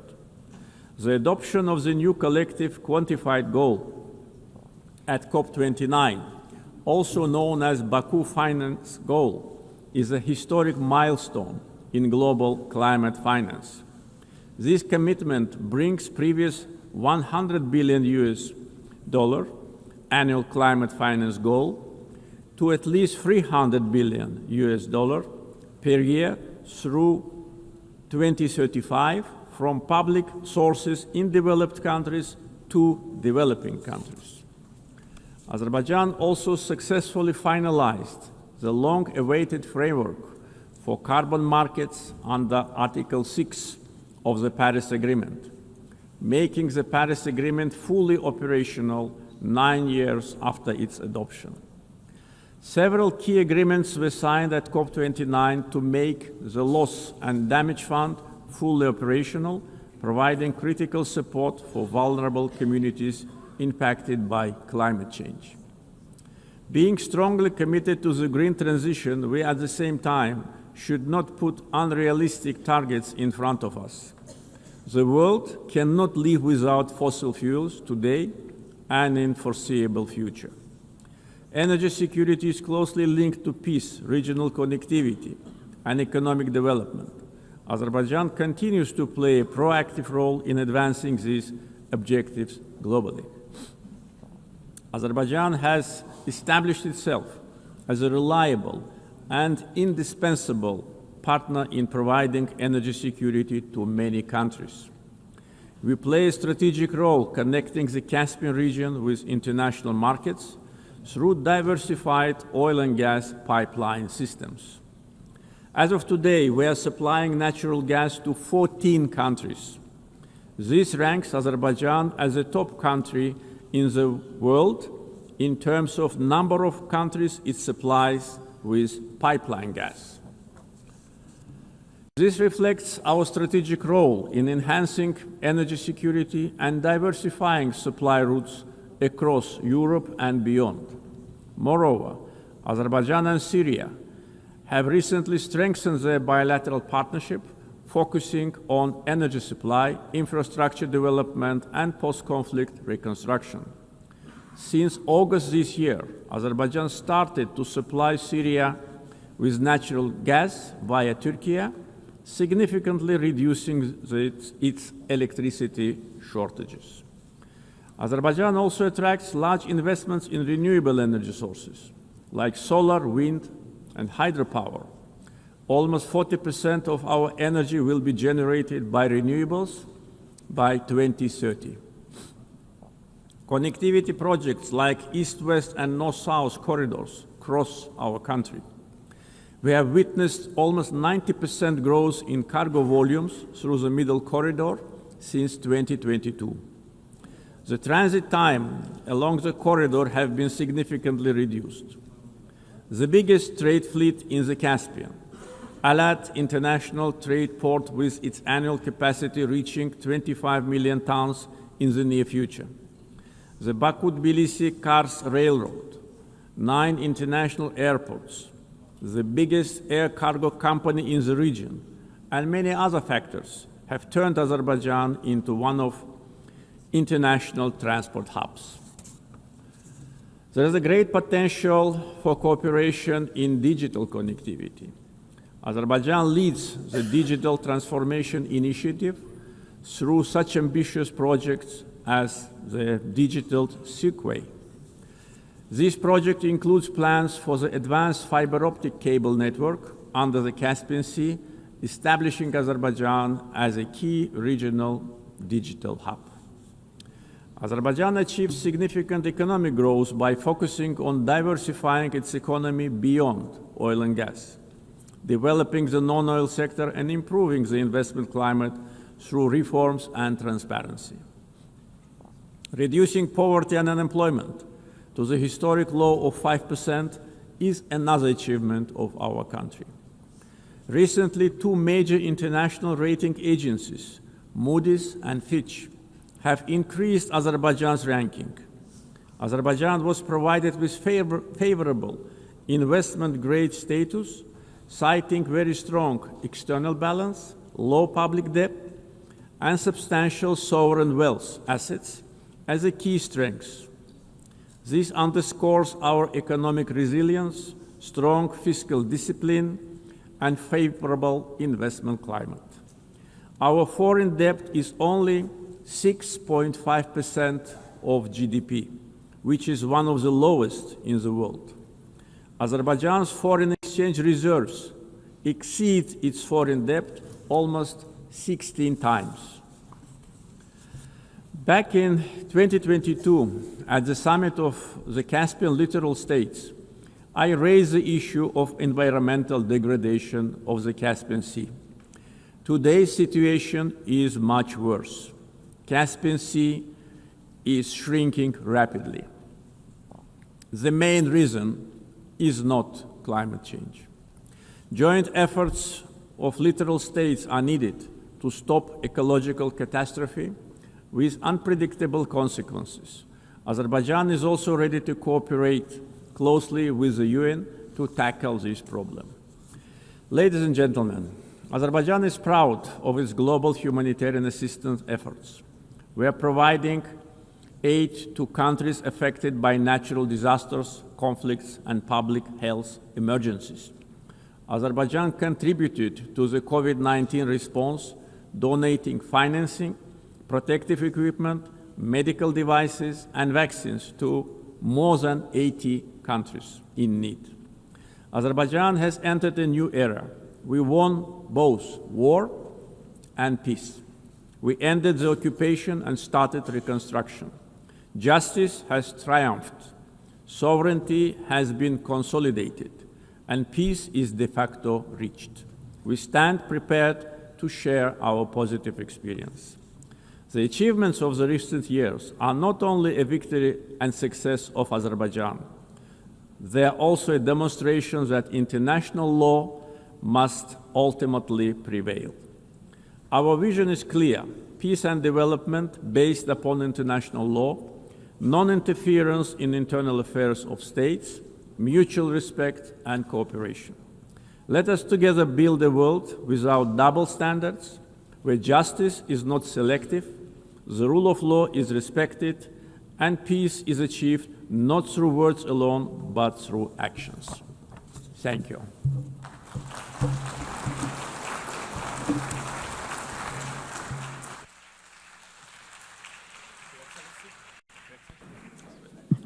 On behalf of the Assembly, I wish to thank the President of the Republic of Azerbaijan.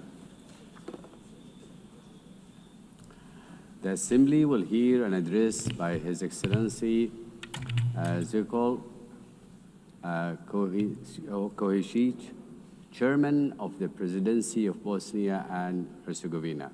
I request protocol to escort His Excellency and invite him to address the Assembly.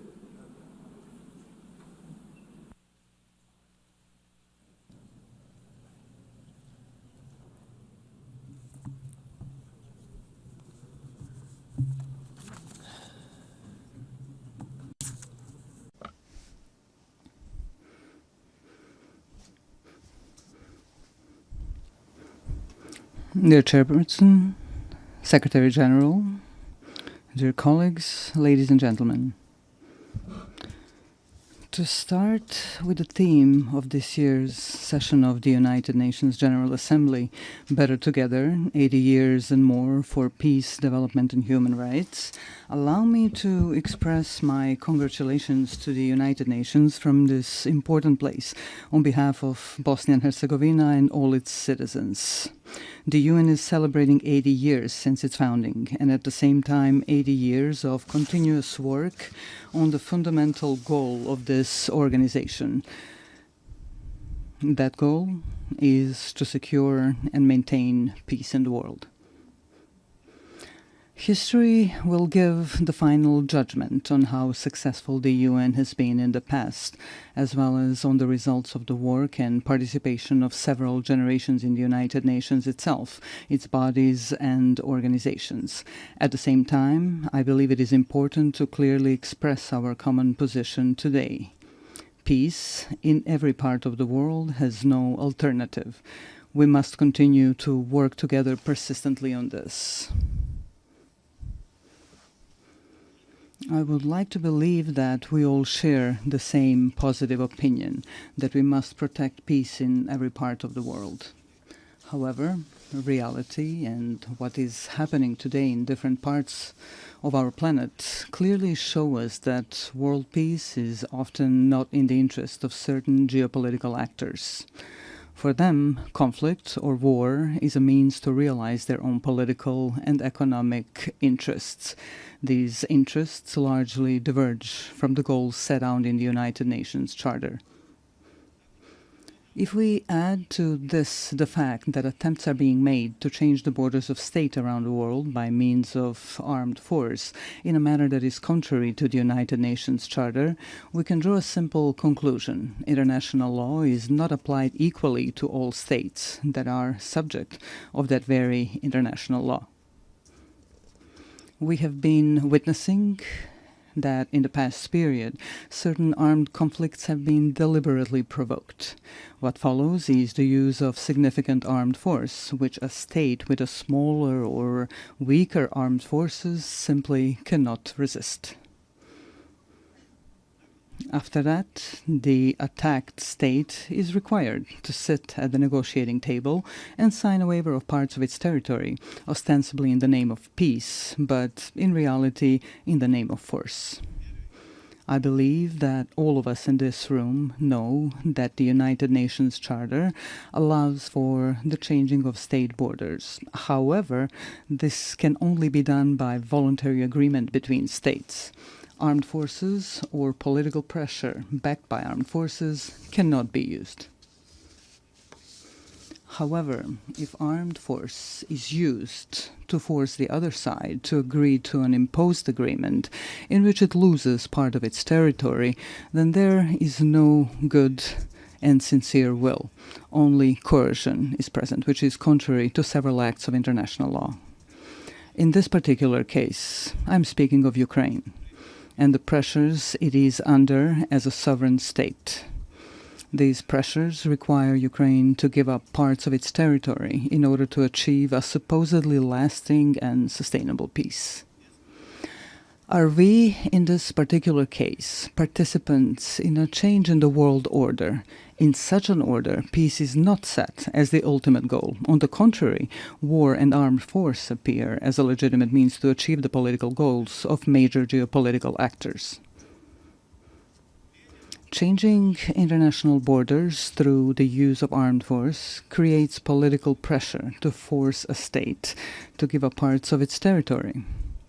This creates a dangerous precedent in international law, which can easily become the rule. Ultimately, it means living in an unstable world in which peace no longer has value. This is certainly not the desired outcome. Such a thing cannot be justified by any provision of the United Nations Charter or other acts of international law. Today, we have an equally unwanted situation in the Gaza Strip. There, such violence is perpetrated against the local population, which in its form indicates the existence of several elements of genocide, as established in the Convention on the Prevention and Punishment of the Crime of Genocide. Let us recall, in addition to the fact that genocide represents the physical liquidation or removal of a national, ethnic, racial, or religious group from a certain territory, it can also be committed in the event that such difficult living conditions are consciously imposed on that same national, ethnic, racial, or religious group that threaten to ultimately destroy that group completely in a certain territory. Ultimately, such an aggressive genocidal approach is used as a means to forcibly occupy and take over territory.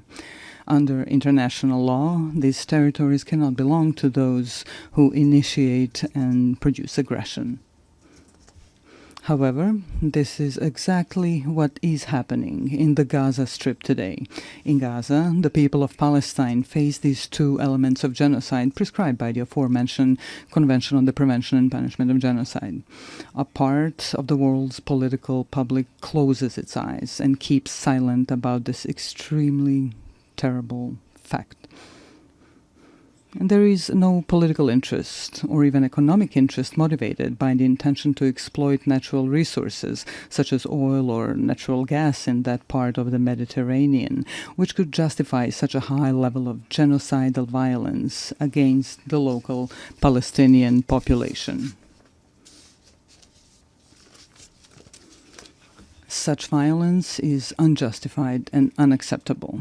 Equally unacceptable is the silence and occasional approval that comes from various political circles around the world. What kind of peace, development, or protection of human rights can we even talk about if this kind of violence is allowed? Violence with forms of genocide against the Palestinian people. Does something like that mean that the political interests of individual countries or the interests of corporate capital are stronger and more important than our common obligation to protect peace in every part of the world and the human rights of every individual in the world? This obligation is a prerequisite for the development and self-sustainability of various societies. This is a major challenge that we are facing today, and we cannot run away from that challenge. We must not continuously silence this interest for the sake of some higher opportunistic interests.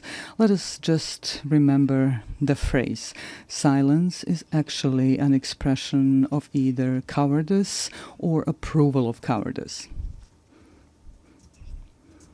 Dear sir, allow me to briefly say something about my country, Bosnia and Herzegovina. A little more than 30 years ago, Bosnia and Herzegovina was faced with aggression coming from neighboring countries.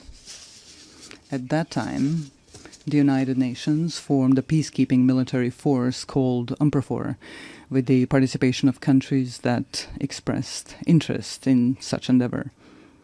The role of UNPROFOR was such that they were, to a large extent, mere observers of a series of war crimes, ethnic cleansing, and ultimately genocide committed by the aggressors of Bosnia and Herzegovina. Of course, there were also positive examples of UNPROFOR's activities, which should certainly not be forgotten, and we are sincerely grateful for that. Unfortunately, a stain remains on that United Nations mission. Certain UNPROFOR commanders did not want to activate airstrikes in order to prevent ethnic cleansing, especially the genocide committed in Srebrenica in July 1995. Unfortunately, genocide was committed in Srebrenica. Hundreds of thousands of citizens throughout Bosnia and Herzegovina lost their lives during the aggression. Many more were injured, and more than 1 million citizens of Bosnia and Herzegovina were displaced around the world. I would like to briefly remind you that the International Criminal Court in The Hague, established by these very United Nations, has found the guilt of several individuals for committing genocide, as well as the existence of a series of joint criminal endeavors. They all had the same goal: ethnic cleansing, with the creation of ethnically pure parts of the territory in Bosnia and Herzegovina, in order to separate these parts from Bosnia and Herzegovina and annex them to neighboring states. A little over a year ago, here at the United Nations, we worked together on the adoption of the resolution on the genocide committed in Srebrenica. I consider that a major step forward and an important document, not only for Bosnia and Herzegovina, but also more widely. The strength of that resolution lies in its intention to prevent the possible commission of some new genocides, which could happen anywhere in the world. Although we were faced with lobbying from several countries not to adopt such a resolution, it was nevertheless passed. This created a new environment of preventive action through a culture of remembrance, so that genocide, the most terrible war crime, would never happen again. This is when we realized that there were states that, for their own political reasons or political convenience, were not ready to support the text of that resolution. That text is based on the rulings of the International Criminal Court in The Hague, which, I repeat once again, was founded by the United Nations. May such a refusal to support the text of the resolution serve to honor of those who lobbied against its adoption and those who did not give clear support to the resolution. I would like to remind you that during that period, in the 90s, the international community, through the United Nations, imposed an embargo on Bosnia and Herzegovina on the purchase of defensive weapons. This prevented the defense of our country from double aggression. In any case, defense would significantly shorten the duration of the war, and many lives would have been saved, because a peace agreement would be reached much sooner. A necessary condition for a peace agreement was the creation of a balance of military power between Bosnia and Herzegovina and the two neighboring countries that committed the aggression. Due to that embargo, the aggression against Bosnia and Herzegovina lasted for almost 4 years, and a large number of human lives were unnecessarily lost. Such a war ended with the signing of the Dayton-Paris peace agreement. That agreement brought the necessary peace, and we are grateful for that. However, at the same time, it created such a sui generis political system in Bosnia and Herzegovina, which today, 30 days after its creation, poses a problem for the normal functioning of the state of Bosnia and Herzegovina. Such a political system does not contain democracy, but a deviant form of democracy, a form that is unheard of in practice anywhere in the world. Ethnicity is put to the fore, and basic human rights are completely denied. At the same time, democracy is undermined to such an extent that it almost no longer exists. We can call this political system an incident political system, which is constantly destabilizing the state of Bosnia and Herzegovina. Why am I even mentioning democracy right here? For at least 2 reasons. The first reason is that states that opt for democracy and its principles should have the opportunity to fully implement that democracy within their own borders. We must be fully aware that there are a number of states that, for their own reasons, be it historical, cultural, or religious reasons, do not want democracy and its principles. Bosnia and Herzegovina has clearly opted for democracy and the transition from the previous political system to a new democratic political system. However, this is continuously being prevented in reality through elements of the political system established by the Dayton-Paris peace agreement.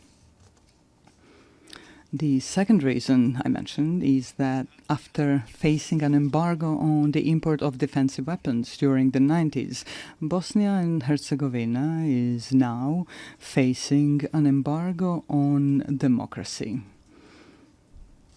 Some actors from the international community are trying to ensure this through their political and diplomatic activities and resources.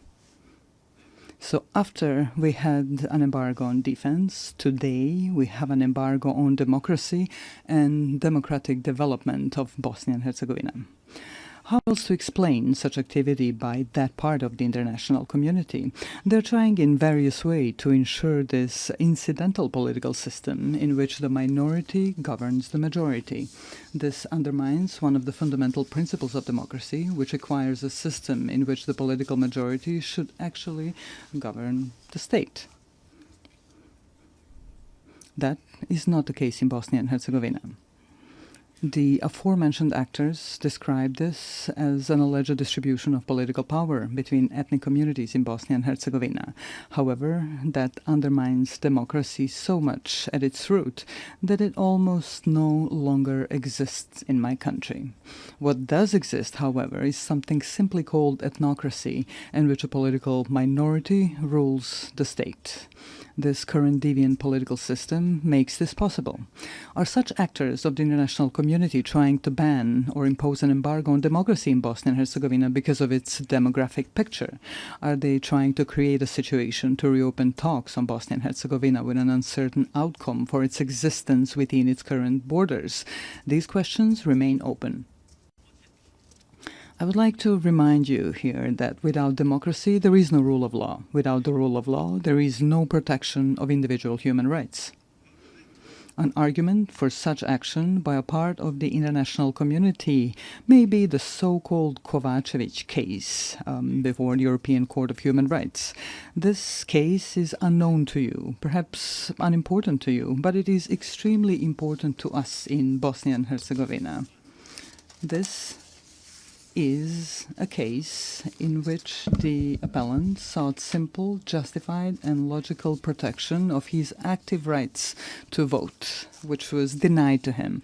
The case was resolved in favor of the appellant, Mr. Kovacevic, in the first instance. The court also found the existence of ethno-territorial discrimination. However, a part of the international community invested enormous diplomatic and financial efforts in its attempt to annul the verdict during the second instance proceedings.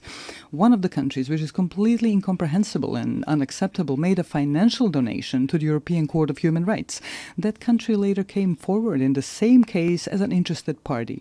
This is an expression of classic political corruption. Because of all this, a logical question arises here. Can the judgments of international courts be bought? Are they for sale? The High Representative of the international community in Bosnia and Herzegovina actively participated in overturning that verdict. Also, he was not given such powers by the Dayton Peace Agreement. He also invested enormous financial resources from unknown sources. He did not have the necessary consent of the Peace Implementation Council for such actions. So, a completely identical situation occurred as with the adoption of the resolution on the genocide in Srebrenica. Some countries tried to negate the judgment of the International Criminal Court in The Hague by lobbying against the resolution. In the case that I am now citing as an example, some other countries tried and are still trying to annul the judgment through their own lobbying and broader diplomatic activity. This leads us to the conclusion that there is a part of the international community that simply does not allow democracy in Bosnia and Herzegovina. Yesterday, we faced an embargo on weapons necessary for the defense of our country. Today, we have an embargo on democracy and human rights. Therefore, I would like to briefly remind you of another United Nations document called the International Covenant on Civil and Political Rights. This document guarantees, among other things, to vote and to be elected at periodic elections, which shall be held by universal and equal suffrage and shall be held by secret ballot, with the guarantee of free expression of the will of each voter. Unfortunately, in Bosnia and Herzegovina, we are not allowed to do this. The international community is making great efforts to preserve discrimination and to deny democracy. The result is the lack of the rule of law, as well as insufficient and almost no protection of individual human rights. The logical conclusion that arises is the following. Democracy, as well as the right to defend the country, are privileges whose application is determined and enabled by political elites from larger and richer countries. Small countries and poor countries can only receive as much democracy as those who are larger and richer allow them to get. That is certainly not an expression of equality that we should all strive for today. Here we come to the issue of human rights. To be more precise, I'm referring to the equality of every individual in their own country and beyond. This particularly concerns the right of every person to participate equally and as they wish in every aspect of social life in their country. We have a whole series of documents of acts of international law that guarantee such rights. This, therefore, raises an open question. Are we prepared to be consistent or persistent in protecting individual human rights in any part of the world, using the tools that the aforementioned international documents provide us with? Every issue of human rights protection begins with a fight against discrimination or any form of inequality of individuals in all their rights guaranteed to them by international law. The logical continuation of this are the documents or laws in different countries. Discrimination in any form is prohibited by international law. Unfortunately, very often we encounter situations where discrimination is silenced and even encouraged. Speaking from the perspective of Bosnia and Herzegovina, we have 5 judgments of the European Court of Human Rights that establish the existence of discrimination against citizens of Bosnia and Herzegovina based on their ethnic origin or place of residence. Some of the political elites in Bosnia and Herzegovina, as well as part of the international community present in Bosnia and Herzegovina, do not want to accept these verdicts or implement them through constitutional amendments. Therefore, the 5 aforementioned judgments of the European Court of Human Rights have not been implemented. The aforementioned 6th judgment in the case seeking the rejection of ethno-territorial discrimination was overturned thanks to pressure, donations, and similar actions by certain countries. The person who was authorized by the peace agreement to implement that very peace agreement and to protect all aspects of that agreement also participated in this. This includes all acts of international law that speak of human rights. All of this leads us to difficult questions and even more difficult answers.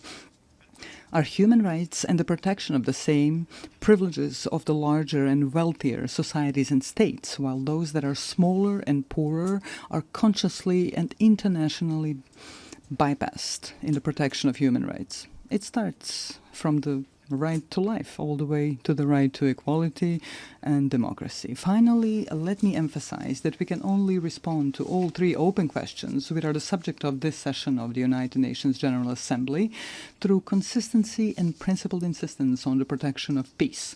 Only in this way can we create the conditions for the unhindered development of societies in the member states of the United Nations and act together as active protectors of human rights in all parts of the world.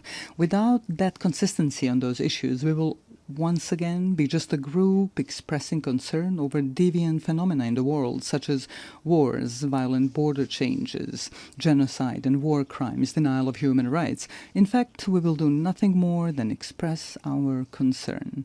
The consistency I'm referring to means complete determination to confront various deviant phenomena in the world through the tools provided to us by international law.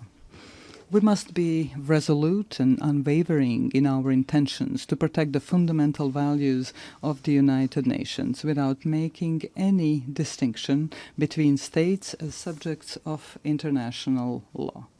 Within this determination, I call upon you to do the following. Let us not differentiate between ourselves, dividing us into large and small countries, rich and poor. Together, as an organization, let us actively seek and facilitate solutions to all the outstanding issues that arise in the world. Peace is not a privilege. Peace is an obligation of all of us, which we must ensure at all times and in all places. Likewise, human rights are not a privilege. Human rights are a permanent civilizational obligation, which we must continuously fulfill. This is certainly an ongoing challenge, one that generations before us have faced and that generations after us will keep facing. Our mission is to leave them a better world than the one we live in now.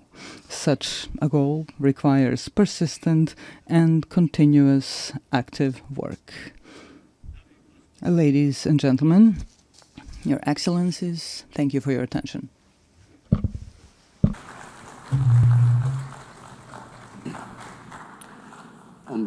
On behalf of the Assembly, I wish to thank the Chairman of the Presidency of Bosnia and Herzegovina. We shall now continue the general debate. The Assembly will hear an address by His Excellency Teodoro Ngoma Obiang Mangui, Vice President in charge of National Defense of State Security of the Republic of Equatorial Guinea. I request protocol to escort His Excellency and invite him to address the Assembly.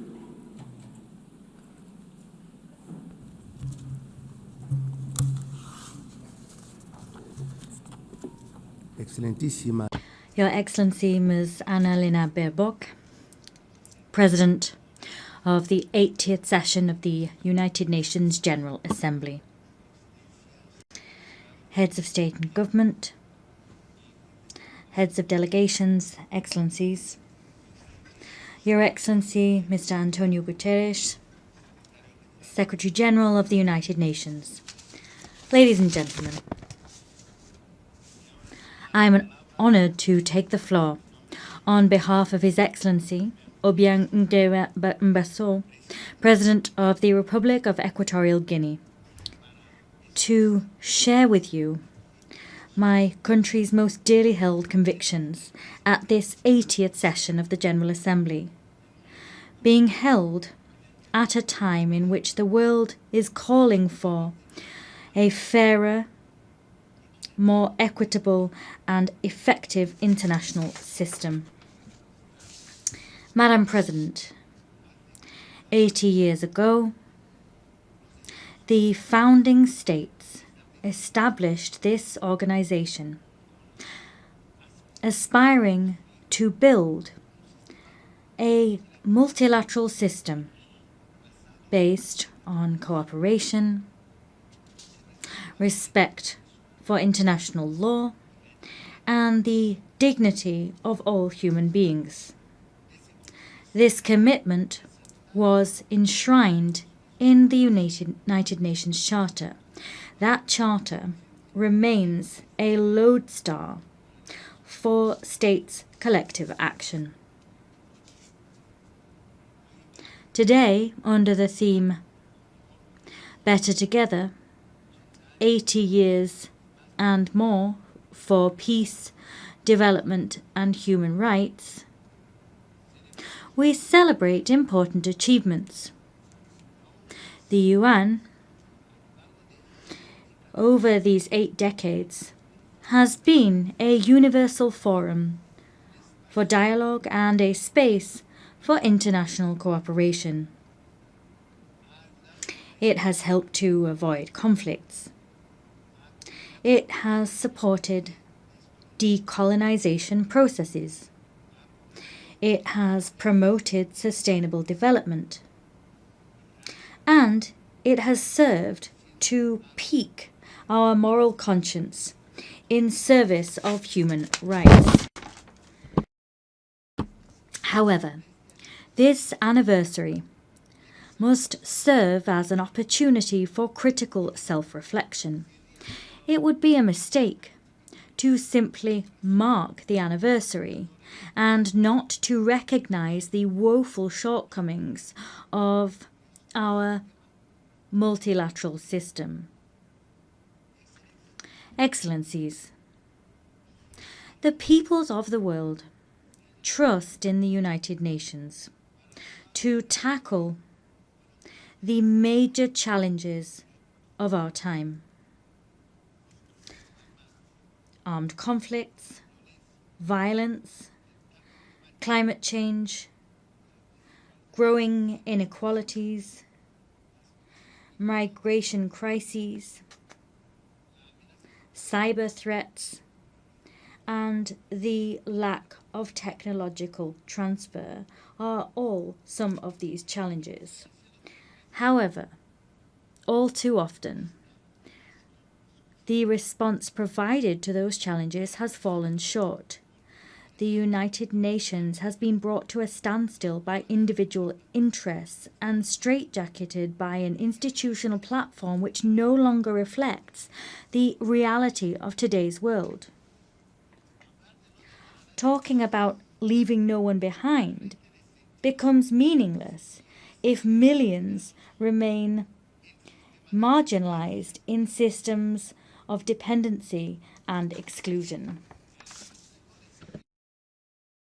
The Security Council, the body responsible for upholding international peace and security, is perhaps the clearest example of the extent to which the United Nations is out of step.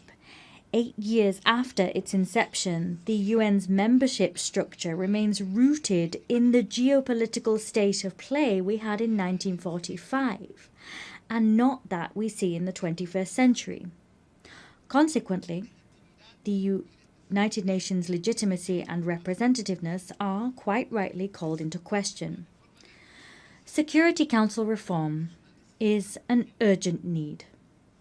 Without that reform, the Security Council will continue to be perceived as an exclusive club of historical privileges, powerless to respond legitimately to current threats. Africa is demanding what is hers by right: full and permanent representation on the most important security organ in the world. We want to see an international governance system which serves the interests of all of us, not those of an elite. We demand a Security Council which represents the world of today, not the world of yesterday. Let us take real steps forward towards collective action which is more democratic, more equitable and effective. If not, we risk finding ourselves with a United Nations which is increasingly on the sidelines and one which holds less and less weight in the international arena. Our commitment with this organization remains intact. We believe in the United Nations. We believe in the strength of international law and the force it holds. We believe in international cooperation as the only way to address challenges which no nation, however powerful it may be, can resolve alone. Our commitment is not unthinking. Rather, it must be rewarded with results, reforms, and a UN that can move with the times. On this anniversary, we must recall that peace, development, and human rights are inextricable pillars.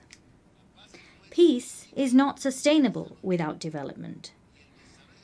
Development is false if it is not rooted in dignity and rights for all. As such, let us state here again that we remain steadfast in our support for Agenda 2030, despite the fact that we recognise difficulties and delays in its implementation. Agenda 2030 is a collective commitment which reflects our desire to build a world free of poverty, free of hunger, and with dignity for all. However, we have less than a decade to fulfill it, and the pace of progress is all too slow. Excellencies, climate change is the greatest threat of our age. The most vulnerable nations pay a disproportionate price for climate change. At the same time, major emitters drag their heels with commitments. Climate justice is not a token gesture. It is a moral and legal obligation. Equatorial Guinea also defends the principle of sovereignty between states. Every people has the right to design its own development model, free of interference and arbitrary sanctions, which undermine their independence.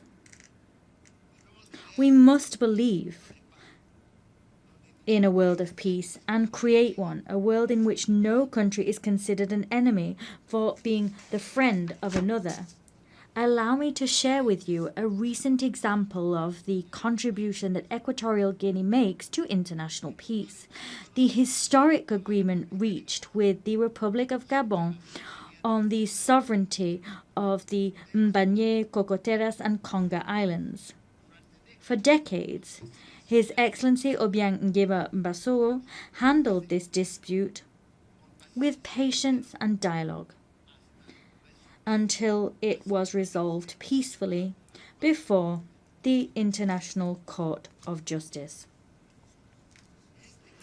This case has not only created a historic precedent on the African continent, rather it demonstrates also that conflicts can be resolved in accordance with the spirit of the UN Charter and in line with states' political will.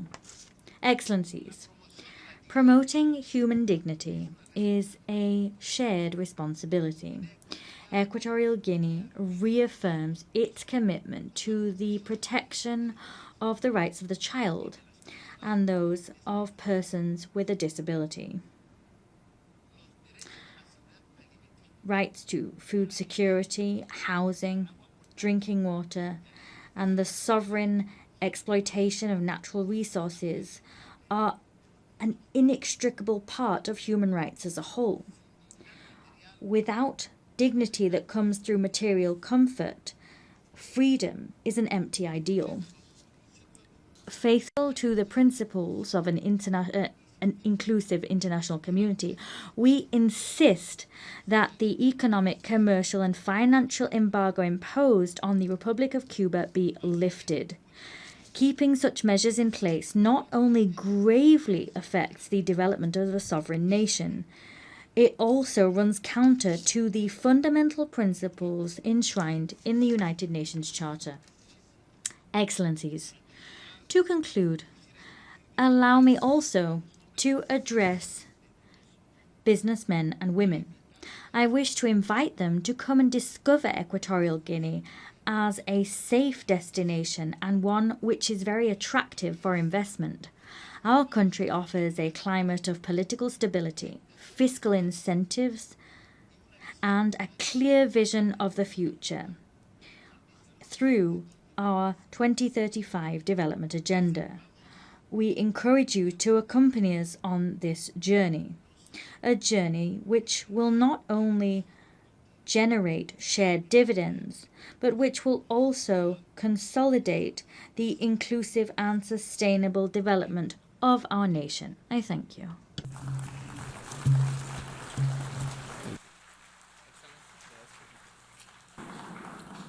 On behalf of the Assembly, I wish to thank the Vice President in charge of National Defense and State Security of the Republic of Equatorial Guinea. The Assembly will hear an address by Her Excellency Josephine Joseph Lago, Vice President of the Republic of South Sudan. I request protocol to escort Her Excellency and invite her to address the Assembly.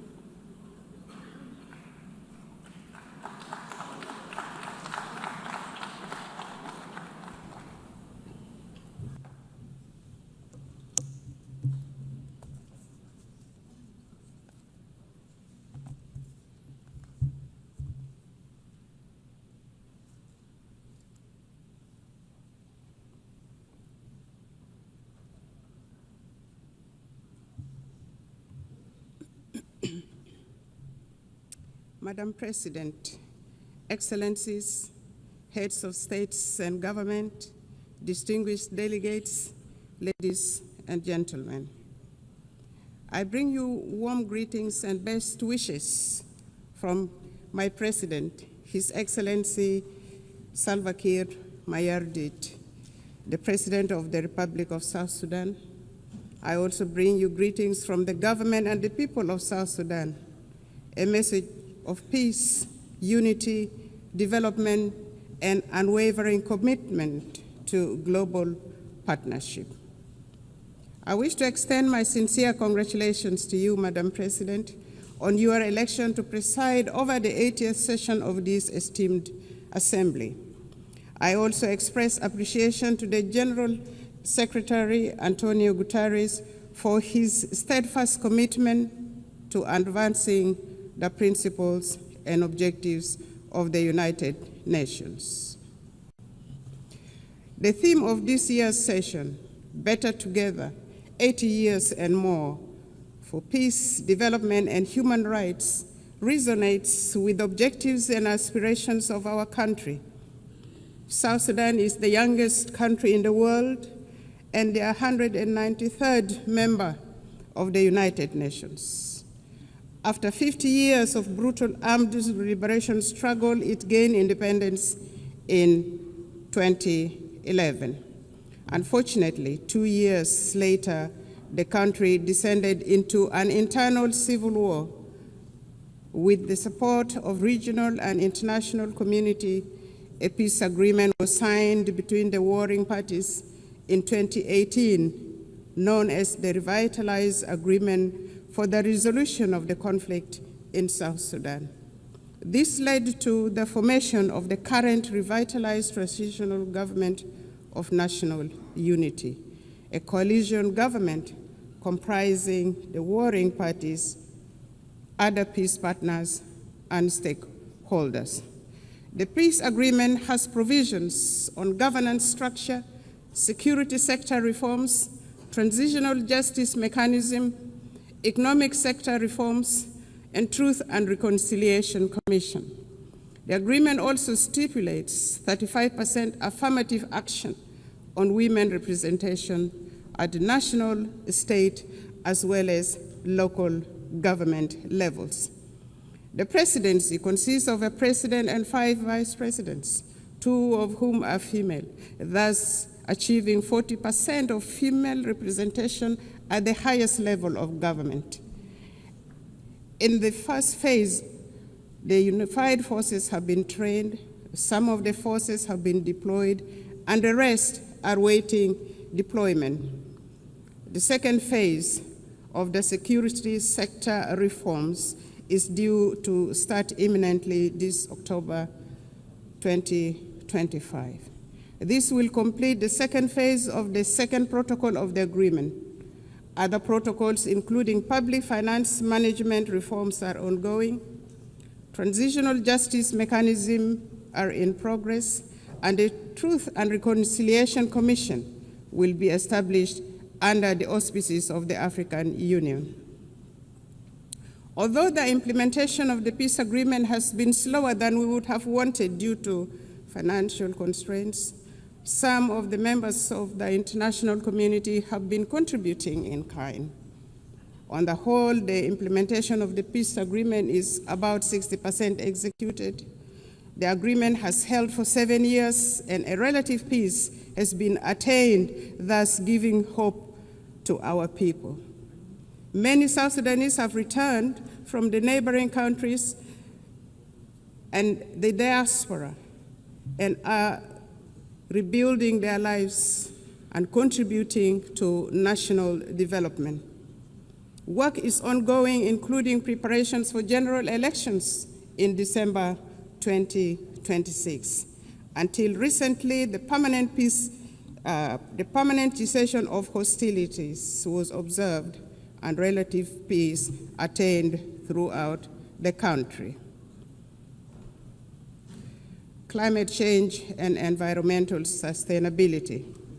South Sudan is one of the countries adversely affected by the impact of climate change. despite contributing minimally to global emissions. For the last 5 years, our country has suffered recurrent floods on the one hand and prolonged droughts on the other, thus contributing to crop failures, biodiversity loss, and mass displacement.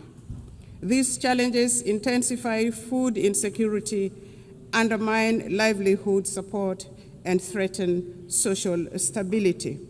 In this regard, the government of the Republic of South Sudan calls on equitable and predictable climate financing to strengthen adaptation and resilience. The Paris Agreement and subsequent COP summits made commitments which must be honored.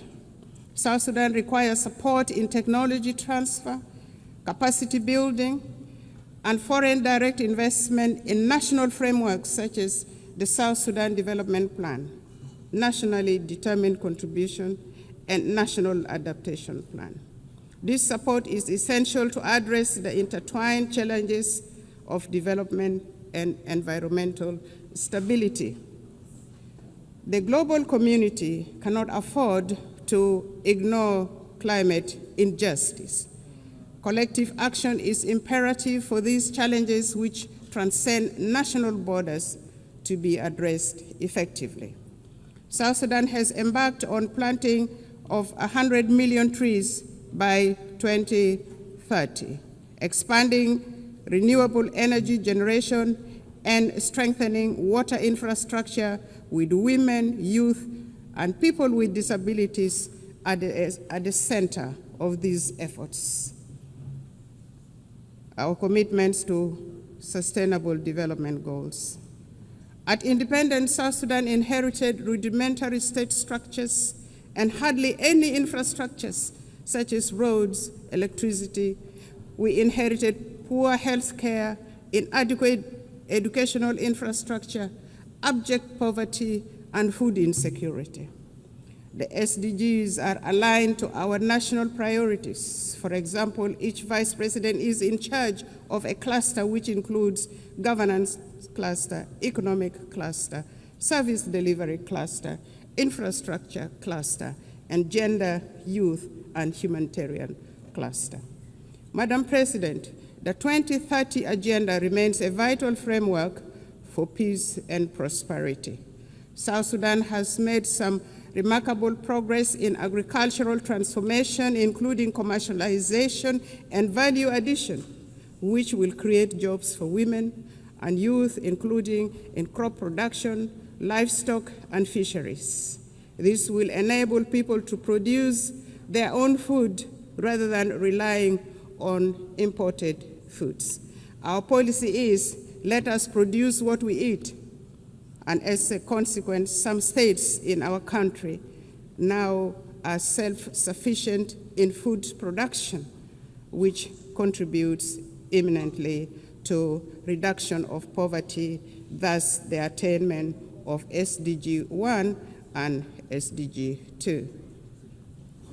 In collaboration with our development partners, government is providing health care, building health care infrastructure, improving maternal and child care, raising awareness about communicable diseases, and providing vaccinations for diseases such as cholera, mpox, and malaria. Access to clean water and sanitation is being improved. As part of the health sector transformation program, we aim to attain universal health care for all in South Sudan. The recent pandemic outbreaks around the world revealed the urgencies of strengthening health systems and equitable vaccine access. South Sudan advocates for global health framework that prioritizes preparedness for pandemics and embraces health as a universal human right. In his latest statement to Parliament in June 2025, His Excellency President Salva Kiir Mayardit identified education as a key priority area for the government. There is improved enrollment in primary schools and secondary schools, and many young people are aspiring now to go to universities and colleges.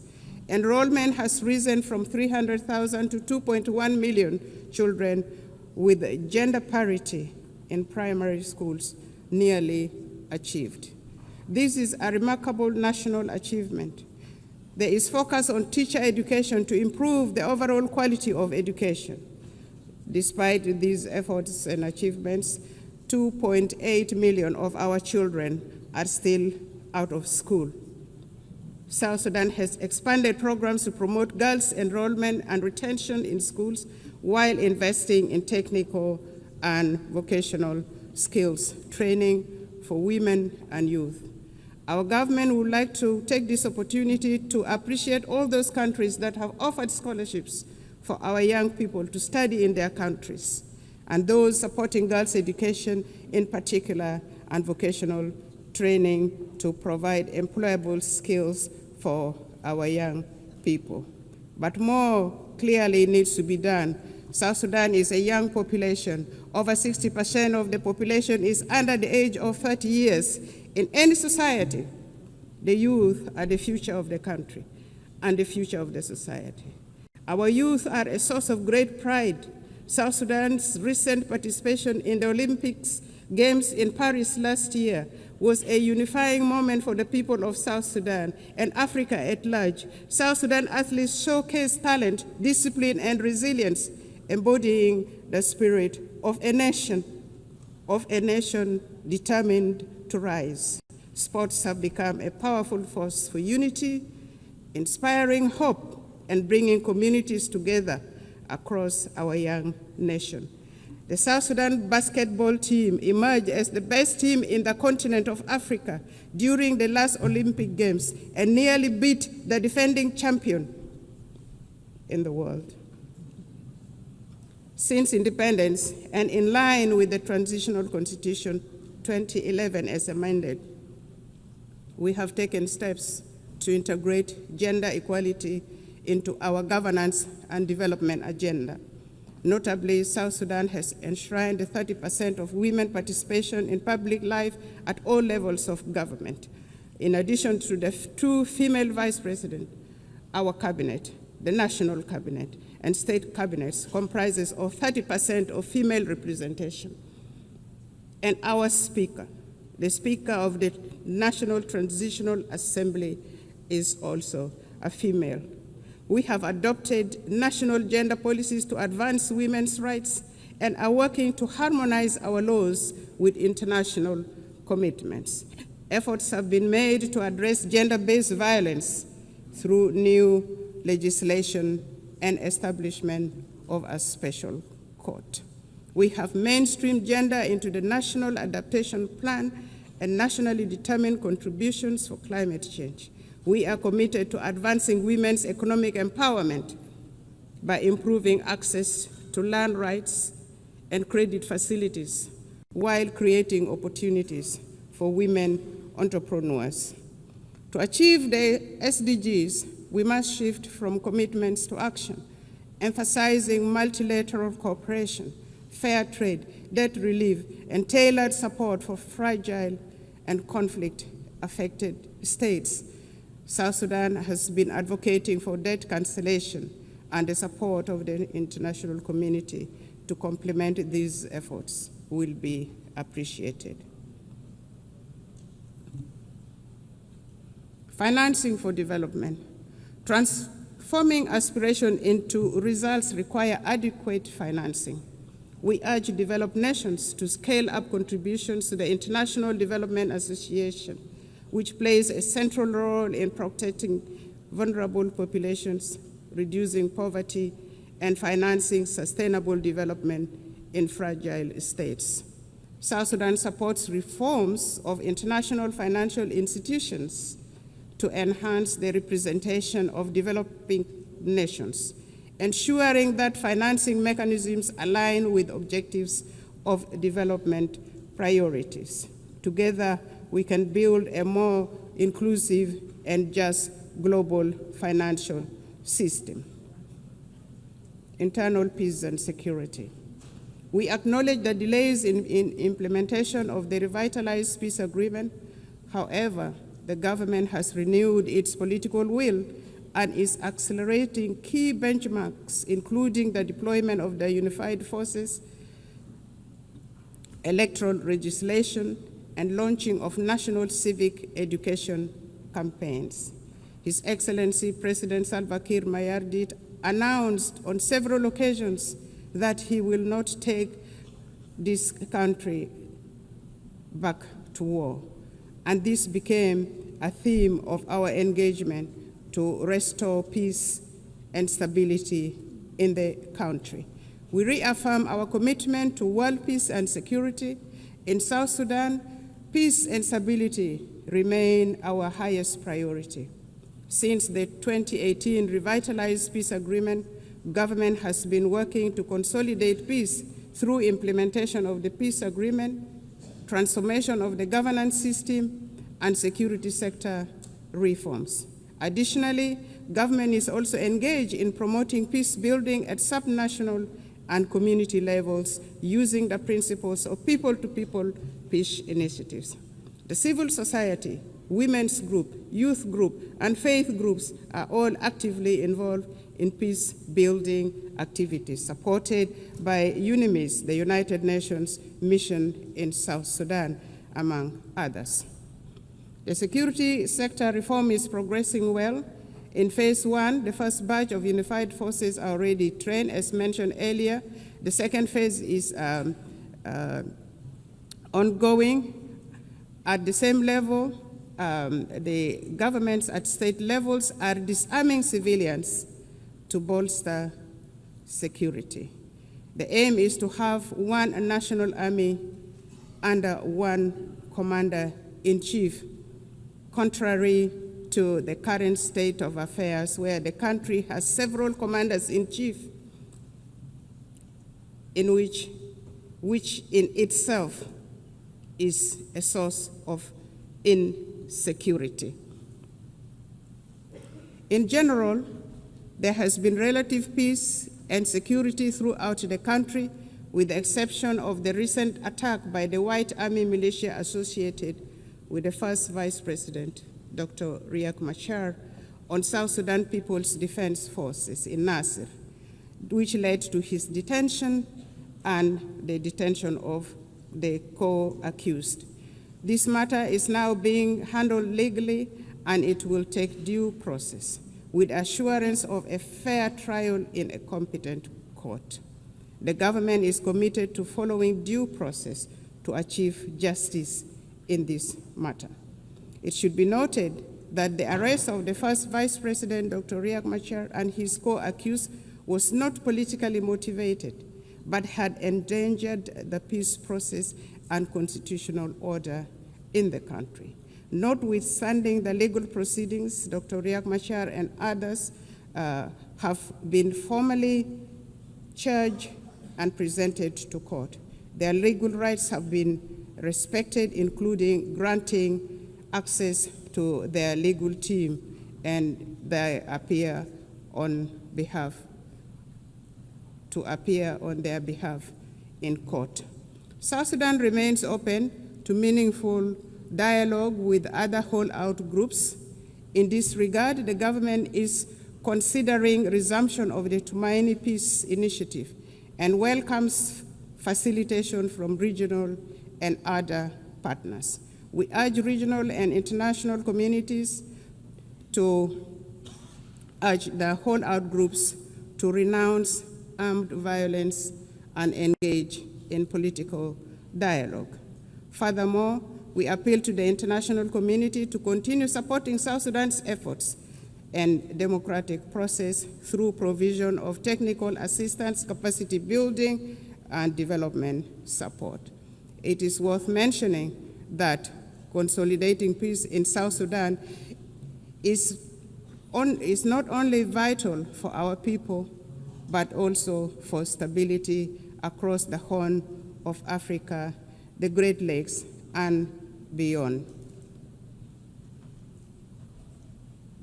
Since our last statement to this General Assembly, South Sudan has embarked upon a transformative journey. We have launched the South Sudan Development Plan 2026 to 2036, a forward-looking 10-year blueprint to diversify our economy, fortify our institutions, and reduce reliance on oil. This plan is anchored in the principles of transparency, inclusivity, and resilience. It guides comprehensive reforms in public financial management and service delivery. We have initiated independent audits, strengthened procurement oversights, and recommitted ourselves to the fiscal reforms outlined in the 2018 Revitalized Peace Agreement. We are determined to foster a culture of integrity, accountability, and good governance. Determined to shift from oil dependency to a green, sustainable economy, South Sudan is investing in the future of its land and people. The Agriculture SME Grant Initiative 2025 now empowers farmers, agro-processors with vital tools, training, and market access. Our investment in irrigation, seed distribution, and post-harvest technologies are boosting productivity and strengthening food security. We have successfully established effective governance structures both at the national and local level, including establishment of relevant commissions such as the Constitutional Review Commission, the Judicial Review Commission, among others. The constitutional making process is in progress. Civic education and voter rights training have commenced and are progressing well. The National Bureau of Statistics will advise on options available for elections. The Political Parties Council has been established and has started registering political parties intended to contest in elections. Therefore, with these positive developments, the government of the Republic of South Sudan appeals for the removal of targeted individual sanctions and the arms embargo on South Sudan. Elections. According to the peace agreement, the transitional period must end with the conduct of general elections currently scheduled for December 2026. This will enable the people of South Sudan to democratically elect their leaders for the first time in the history of this young nation.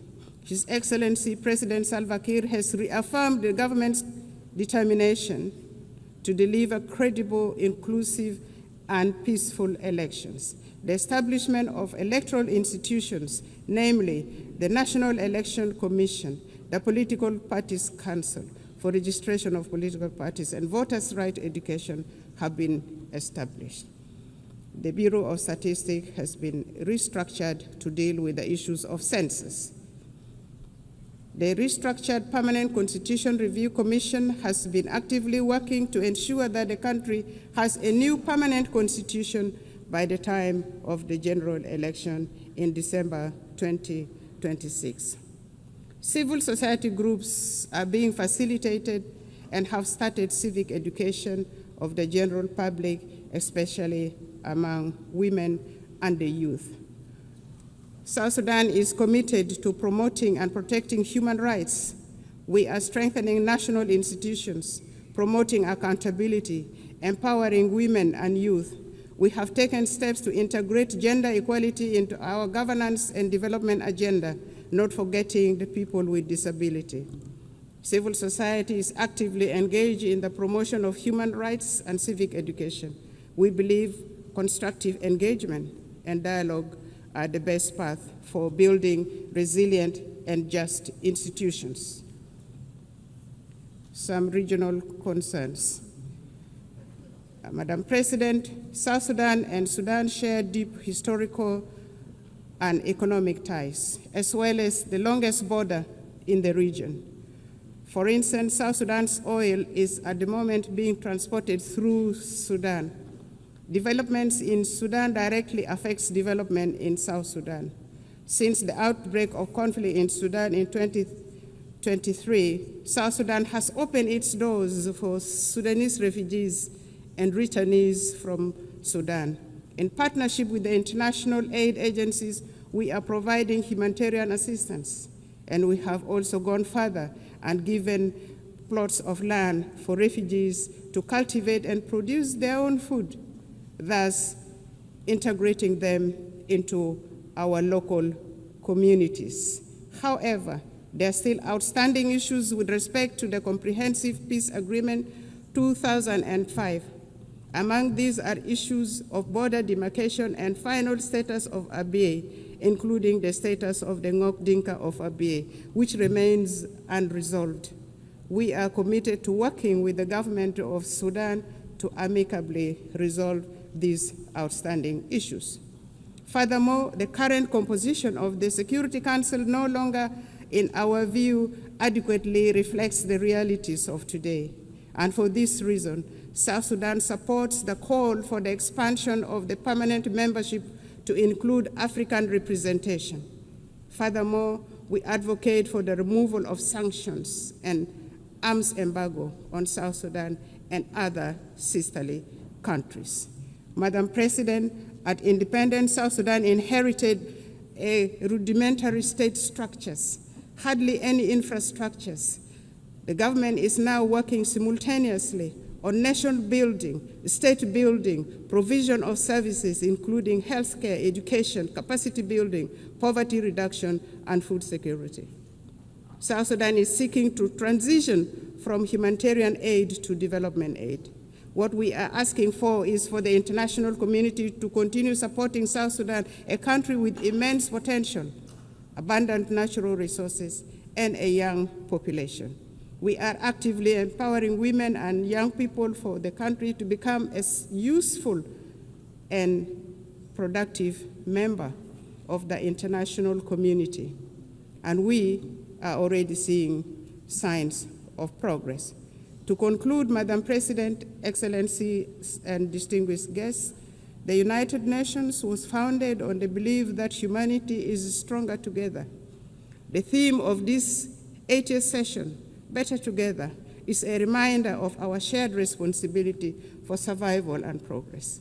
Notwithstanding the challenges, South Sudan, with the resilience of its people under the leadership of His Excellency President Salva Kiir Mayardit, remains committed to a multilateral solidarity and partnership with an aim of building a fairer, safer, and more prosperous world for all, for us in South Sudan. It is, a more prosperous world for all. And for us in South Sudan, we all know that it is better together. It is better together for us nationally. It is better together for us globally. Permit me in closing to reaffirm our unwavering faith in the principles of the United Nations and the possibility of a better world, built upon solidarity and shared purpose. May God bless the people of South Sudan. May God bless the nations of the world. I thank you for listening. Thank you.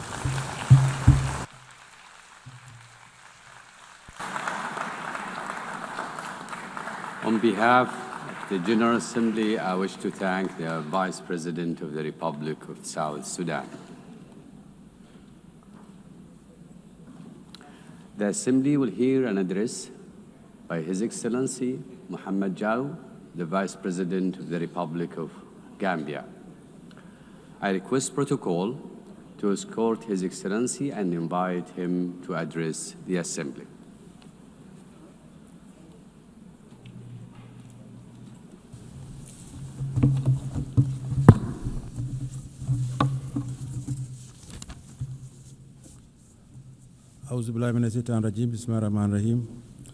Your Excellency Annalena Baerbock, President of the 80th session of the United Nations General Assembly, His Excellency Antonio Guterres, Secretary General of the United Nations, Your Majesties, Excellencies, Heads of State and Government, Heads of Delegation, distinguished delegates, ladies and gentlemen. As we commemorate the 80th anniversary since the founding of the United Nations, it is with great honor and profound sense of commitment that I stand before you to deliver this statement on behalf of His Excellency, Mr. Adama Barrow, who could not be here due to circumstances beyond his control. At the outset, allow me to convey warm greetings and best wishes for a successful session from His Excellency, Mr. Adama Barrow, the President of the Republic of the Gambia, and government and people of the Gambia. Madam President, let me also use this opportunity to congratulate you on behalf of the government of the Gambia on your election as President of the 88th session of the United Nations General Assembly. Your election is a testament to the importance our organization attaches to gender mainstreaming and the empowerment of women.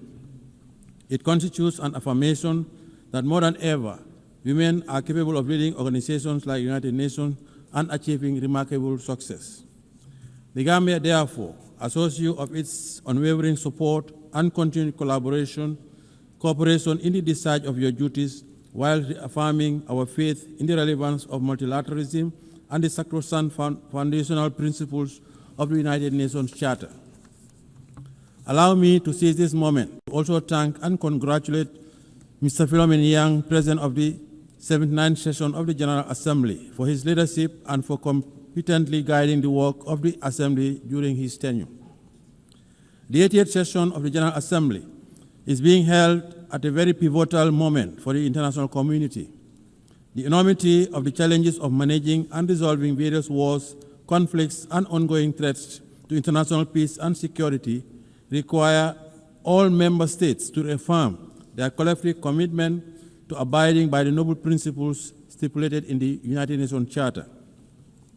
The Charter, crafted with great optimism and anchored in the ideals of maintaining and promoting world peace, security, human rights, and development, promise a new age and a new world. A world that comes together to reverse the hurdles of the past and define a common destiny premised on our shared humanity. Let us rekindle the ethos of solidarity through more multilateral engagement with all states, small or big, developed or developing, fight poverty, and address climate change. Madam President, the 80th session of the General Assembly conveys a profound symbolism for the Gambia. Our long-standing commitment to the United Nations and our election as chair of the second committee during this session is not only historic, but speaks to the great strides we have been making towards shaping a stable and prosperous multilateral global order. Let me assure you that the Gambia will continue its active participation in the work of the Assembly.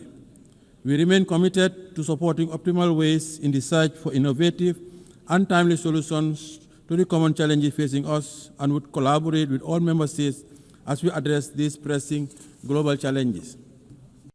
Madam President, in 1945, the world stood united with a deep sense of solidarity, strong commitment, and an enduring hope to establish the United Nations to save the succeeding generation from the scourge of war.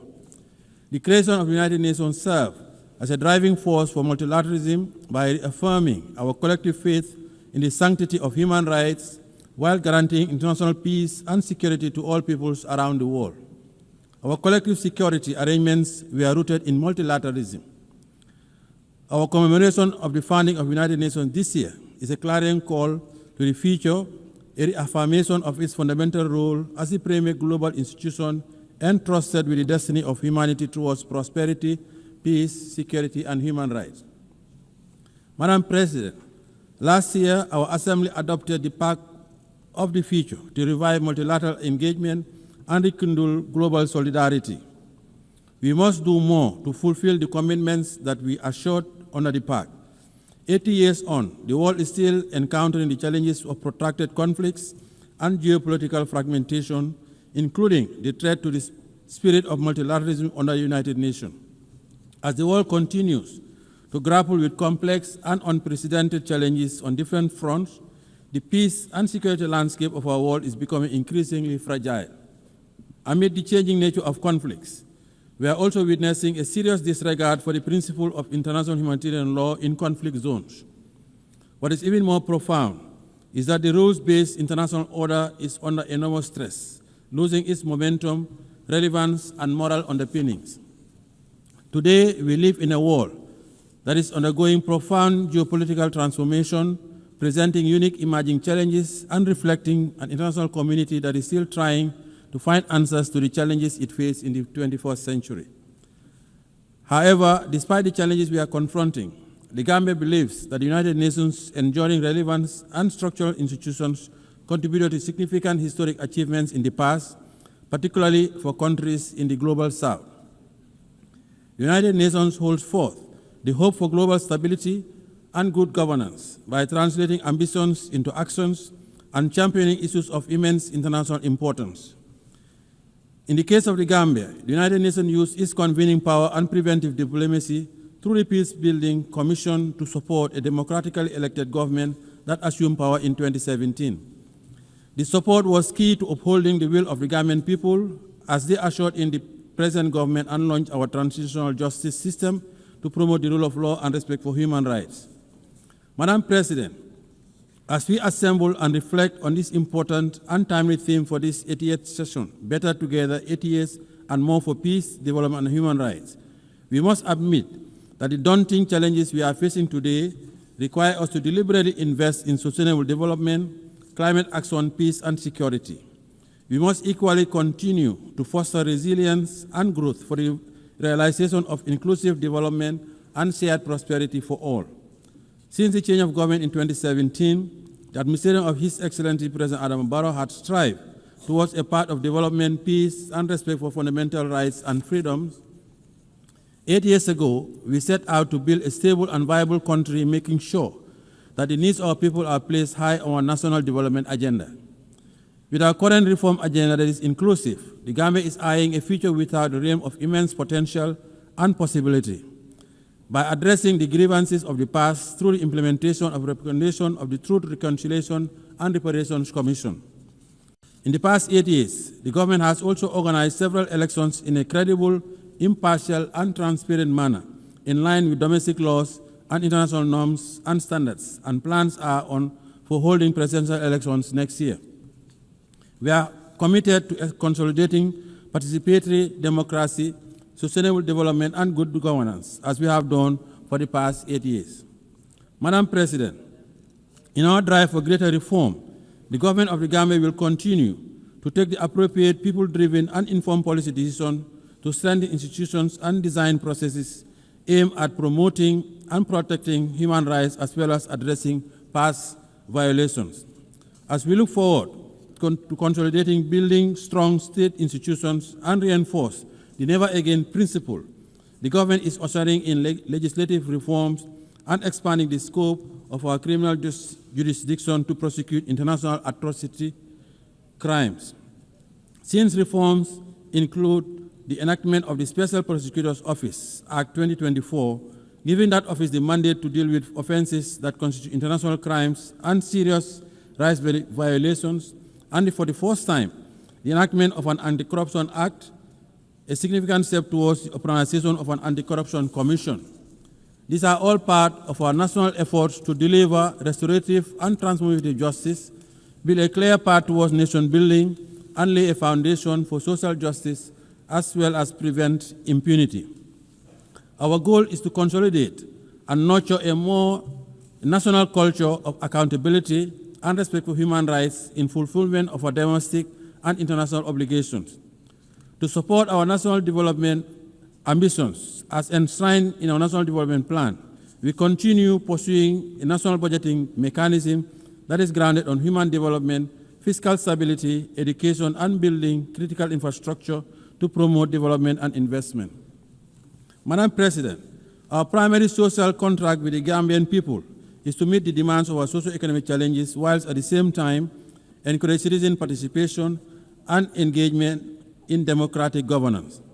This propels us to ensure that our democracy continues to thrive, respect for fundamental rights robust, expansive, and comprehensive, and the building of institutional mechanisms. In building a peaceful society, we continue to recognize the integral role of women and their representation and participation in political affairs and public life. We also continue to promote media freedom and the right to assembly and freedom of expression as guaranteed inherent rights through coordinated and sustained actions. As a government, we encourage constructive engagement with our citizenry, particularly the young people, and respect their rights to participate in democratic functioning of the state. In view of our own experience with governance challenges, we value the need for addressing the consolidation of democracy and good governance in our neighborhood. It is in this spirit, the Gambia recently hosted the Sahel Governance Forum, which seeks to galvanize a multi-stakeholder convergence to address the governance challenges that continue to hamper regional peace, stability, and development. We are confident that such forum will provide the right opportunity for systematic discussion on finding definitive solutions to the rising tide of violence, insecurity, and instability of the Sahel. Madam President, with its strong commitment to the promotion and protection of international peace, security, and human rights, the Gambia continues to be a member of the African Union Peace and Security Council, the United Nations Human Rights Council, and a police and troop contributing country to UN, AU, and ECOWAS peacekeeping missions around the world. By serving on this important council of the continent and taking part in peacekeeping operations, the Gambia continues to prioritize the maintenance of international peace and security, including the consolidation of political and democratic governance and strengthening partnership for African security. It is significant that the African Union and the United Nations continue to work together to address regional peace and security matters, including the recalibration of our preventive diplomacy tools for maximum impact. We need to strengthen the early warning mechanisms as well as prioritize the protection of children affected by armed conflict. Madam President, by echoing the mantra of the Africa we want and an Africa at peace with itself, the Gambia believes that more needs to be invested towards conflict prevention as part of efforts to respond robustly to challenges of insecurity and underdevelopment, particularly through resilient building. We call on the United Nations Security Council to step up and meet its responsibility towards the resolution of conflicts in Africa and beyond. The rising level of inequalities are indicative of the unequal global economic system, creating huge imbalances for countries in the global south, particularly in Africa, to address poverty, debt, and unemployment. It is indeed disheartening that 5 years towards the end of the targeted Agenda 2030 deadline, much remains to be accomplished and the realization of its goals and ambitions appear to be profoundly remote. Madam President, in 2025, when the world should be forging towards a path of development and prosperity, we are once again confronted with the scourge of more conflict and war. Therefore, the 2025 Peacebuilding Architecture Review presents a unique opportunity to agree on building stronger preventive arrangements and measures for conflict prevention. The ongoing conflicts raging around the world would need to stop immediately.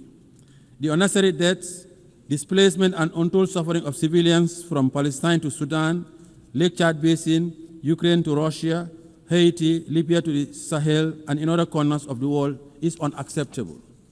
As members of the United Nations and as conscientious global citizens, we cannot relent on our collective quest for durable peace. We must continue to pursue responsive and purposive actions by exhorting the parties to the conflicts and make progress on key milestones on their journey to political dialogue. We must all assist by putting in necessary security arrangements and frameworks for ending conflicts, including the protection of civilians, particularly women, children, and the elderly. Parties to the conflicts must allow immediate and uninterrupted humanitarian aid to reach the suffering population, and they must commit to ending the hostilities. It is the responsibility of the international community to collectively muster the necessary political will and courage to end intractable conflicts. The bleeding must stop. Madam President, as we celebrate the 80th anniversary of the founding of the United Nations, the plight of the Palestinians remains unresolved, with the people continuing to face alarming difficulties under dire humanitarian conditions. The situation of Palestine continues to be about the core principles of justice, respect for international humanitarian law, and self-determination. The ongoing situation needs to stop. We cannot remain unperturbed by these worsening conditions, and it is imperative that we act urgently and collectively by utilizing our leverage to revitalize the prospects of an inclusive peace process for Israel and Palestine and the region. In this context, we reaffirm our call for the two-state solution to urgently enable the Palestinian people to regain their legitimate national rights as recognized by the international community through its recognition of the state of Palestine within the 1967 borders with Al-Quds al-Sharif as its capital. We also support the membership of the Palestine in the United Nations. In this spirit, we express our appreciation to the Kingdom of Saudi Arabia and France for the recently concluded high-level conference on the question of Palestine. Madam President, as part of our call for proactive engagement towards the resolution of global conflicts, the Gambia affirms its support for the efforts undertaken by UN Secretary General in relaunching the roundtable process in the Moroccan Sahara to achieve a realistic, pragmatic, and sustainable political solution to the regional dispute over the Moroccan Sahara. The Gambia welcomes Morocco's commitment to the ceasefire, full cooperation with NISRO, and relaunching the political process based on the parameters of Resolution 2756 of 2024. In this regard, we call on Polisario to abandon its unilateral withdrawal from the ceasefire, lift restrictions imposed on the freedom of movement and the provision of supply to MINUSO, and urge all parties, Morocco, Algeria, Mauritania, Polisario, to work towards a realistic, pragmatic, and sustainable political solution based on compromise.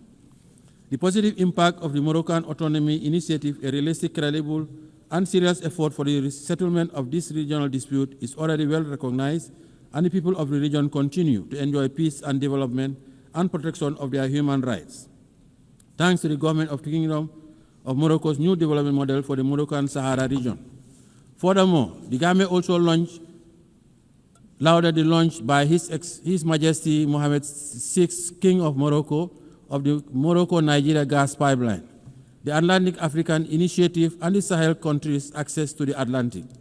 The three regional royal initiatives would give new impetus to the Moroccan Sahara region by establishing it as a new platform for security, stability, and co-development in the Atlantic, the Sahara, African, and Mediterranean areas. Madam President, the Gambia also continues to stand with the government and people of the People's Republic of China on the One China policy. China's commitment to international cooperation and support for the critical spaces of development in different sectors demonstrate that the sustainable development of South-South and triangular cooperation are possibilities. The Gambia continues to reiterate the call for the lifting of economic embargo against the brotherly people of Cuba. The embargo continues to inflict undue hardship and economic devastation, occasioning substantial challenges for the government and people of Cuba. We believe it should come to an end now. Friendly cooperation is the way forward. Madam President, as we mark 25 years since the adoption of Security Council Resolution 1325 on women, peace, and security, we should take a moment to renew our firm conviction that the attainment of sustainable development and the consolidation of peace and security are anchored in the full and inclusive representation of women in all spheres of political and decision-making processes. While considerable progress has been made towards the realization of women's inclusion, women's participation in the consolidation of peace and security, there continues to be significant impediments that we must overcome. Women must always have a seat at the negotiating table. They usually bear the brunt of conflicts. Therefore, as we prepare for the Fourth World Conference of Women, and as nations sharing the same destiny, we have a moral obligation and a collective responsibility to act swiftly to address all issues hampering the empowerment of women, including institutional advancement and their contribution to the consolidation of peace and security. Madam President, in view of the outcome of FFD4, it is our hope that international financial architecture and mechanism will change for the better, as the current international financing architecture, especially as it relates to debt restructuring, continues to hamper the development aspirations of developing countries. Due to limited fiscal space exerted by debt distress, developing countries find it hard to make significant investment in the social sector. The challenge is even more profound when it comes to investment in the productive base of their economies to engender growth, employment, and development. This situation significantly contributed to the dismal attainment of only 17% of the SDGs. Therefore, to accelerate the full and effective implementation of the SDGs within the targeted framework, we must enhance international finance cooperation and review of the international financial architecture to create arrangements, facilities, and mechanisms that would cater for targeted investments in industrialization, mechanized agriculture, provision of quality education, energy, health, and water. Madam President, the Pact of the Future adopted last year at the 79th session of the General Assembly presents a unique opportunity to review our realities, invigorate the implementation of the SDG Agenda 2030, and intensify our efforts towards confronting the pressing challenges of our time. The Pact is about advancing our advanced prosperity. The Gambia supports the convening of the preparatory process for the review of the Pact in 2028 to align effectively with the prevailing and upcoming intergovernmental processes such as the 2025 Peacebuilding Architecture Review, the high-level plenary meeting to commemorate the 30th anniversary of the World Programme of Action on Youth and the World Social Summit. The success of these reviews will depend primarily on our commitment and concerted push to build a more equitable and resilient global governance framework that supports the attainment of our global goals. Madam President, our reform agenda is still incomplete without reform of the Security Council. The Gambia supports the reform of the United Nations Security Council and the Common African Position on the reform of the Council as set out in the CIRT Declaration and the Eswatini Concession. We strongly believe that the ongoing review and reform process of the United Nations needs to make good progress, and Africa's underrepresentation in the permanent and non-permanent categories of the Security Council is a historical injustice that urgently needs to be corrected. Africa has always contributed to global peace, and Africans also paid the ultimate price during the 2 world wars. Hence, the Gambia believes that the time has come for the international community to support Africa's call for meaningful representation in the Security Council. The reform of the Council guarantees its legitimacy and credibility as the body responsible for the maintenance of international peace and security. We commend the AU Committee of 10 heads of state and government on the United Nations Security Council reforms, chaired by His Excellency President of the Republic of Sierra Leone, for their leadership in this legitimate quest. Madam President, as the world continues to witness heightened level of insecurity, the threat of climate change continues to aggravate security challenges, especially in the Sahel. We must address the impact of the climate crisis as part of the vital resilient measures that mitigate climate-related risks where they intersect with political, social, and economic factors. The Gambia would like to acknowledge the progress made at COP29 in Baku, Azerbaijan, for moving from $100 billion to the new collective quantified goal, which is still not adequate to finance all the mitigation and adaptation actions, especially for countries in special circumstances. We need to take concrete decisions at COP30 in Belgium, Brazil, to galvanize support for more climate financing. The Gambia calls for more ambitious nationally determined contributions by all states due to their submission this year to achieve net zero emissions by 2050. Madam President, as I conclude, allow me to call on member states to use this 88th session of the General Assembly to forge a new consensus to confront our new reality, a consensus that unites us behind our shared determination to make the United Nations a potent instrument to serve our common purposes and aspirations as one human family. This is our only planet. Let us preserve it for posterity. The Gambia is ready to play its part in making our world a better place for all. On behalf of His Excellency President Adama Barrow, the government and people of the Gambia, I wish you all fruitful deliberation towards advancing the theme of the 88th session of the General Assembly. I thank you for your kind attention.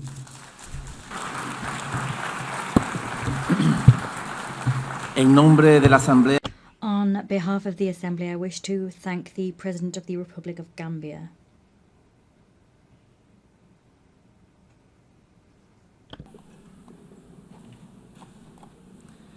Doy ahora la palabra. I now give the floor to Her Excellency Sabine Monauni, Deputy Prime Minister and Minister for Foreign Affairs, Environment and Culture of the Principality of Liechtenstein.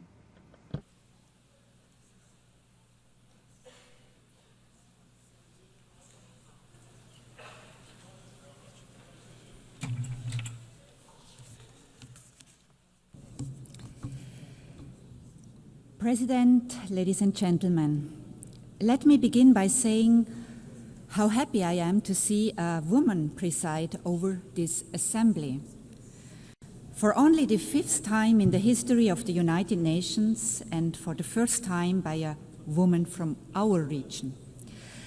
It is my hope that this is also a good sign for the selection process of the next Secretary General, a position in which no woman has ever served over 8 decades, and which will be conducted under your leadership. It is a distinct honor and pleasure for me to address this assembly for the first time as a foreign minister, continuing a very long tradition of female foreign ministers in Liechtenstein. The United Nations is a key building block of our foreign policy. which is guided by a strong belief in international law, cooperation, and multilateralism. We are gathering at a landmark moment in the history of the United Nations. For over 80 years, this has been the place where nations have come together, where international law has been developed, where human rights have been codified, where we have agreed on common development goals. Of course, it has also been the source of many disappointments. Too often people around the world have been looking to this assembly and at the Security Council chamber next door in the hope of decisive action to secure peace. The key purpose of this organization, only to realize that political paralysis was shattering these expectations, justified as they were. In Ukraine, our system has allowed the aggressor to veto collective action supported by the vast majority of the House. In Gaza, we have become bystanders, despite the fact that the two-state solution was one of the first decisions of the United Nations many decades ago. We are merely witnesses to the unprecedented and unjustifiable suffering of civilians in spite of our pledge to end and prevent atrocity crimes. The people of Sudan must have concluded that indifference is the guiding principle of our rare discussions, and that the outrage over a cynical veto wears off after a few weeks, if not days. These challenges to the credibility of the United Nations would be massive enough in and of themselves. But if we are looking at a completely uncertain future for this organization today, it is for largely different reasons. The very foundations of the United Nations are being challenged in a way we have not seen before. Such efforts threaten to undermine our joint commitments to solve common problems together on the basis of the principle of sovereign equality, the principle that we set ourselves rules that apply to us all equally and that they are enforced equally, and the belief in the value of international law as the common ground that allows us to govern world affairs in a way that is predictable, equitable, and fair. For us in Liechtenstein, the United Nations, which we joined 35 years ago, occupies a special place. It has been instrumental in our progress towards gender equality.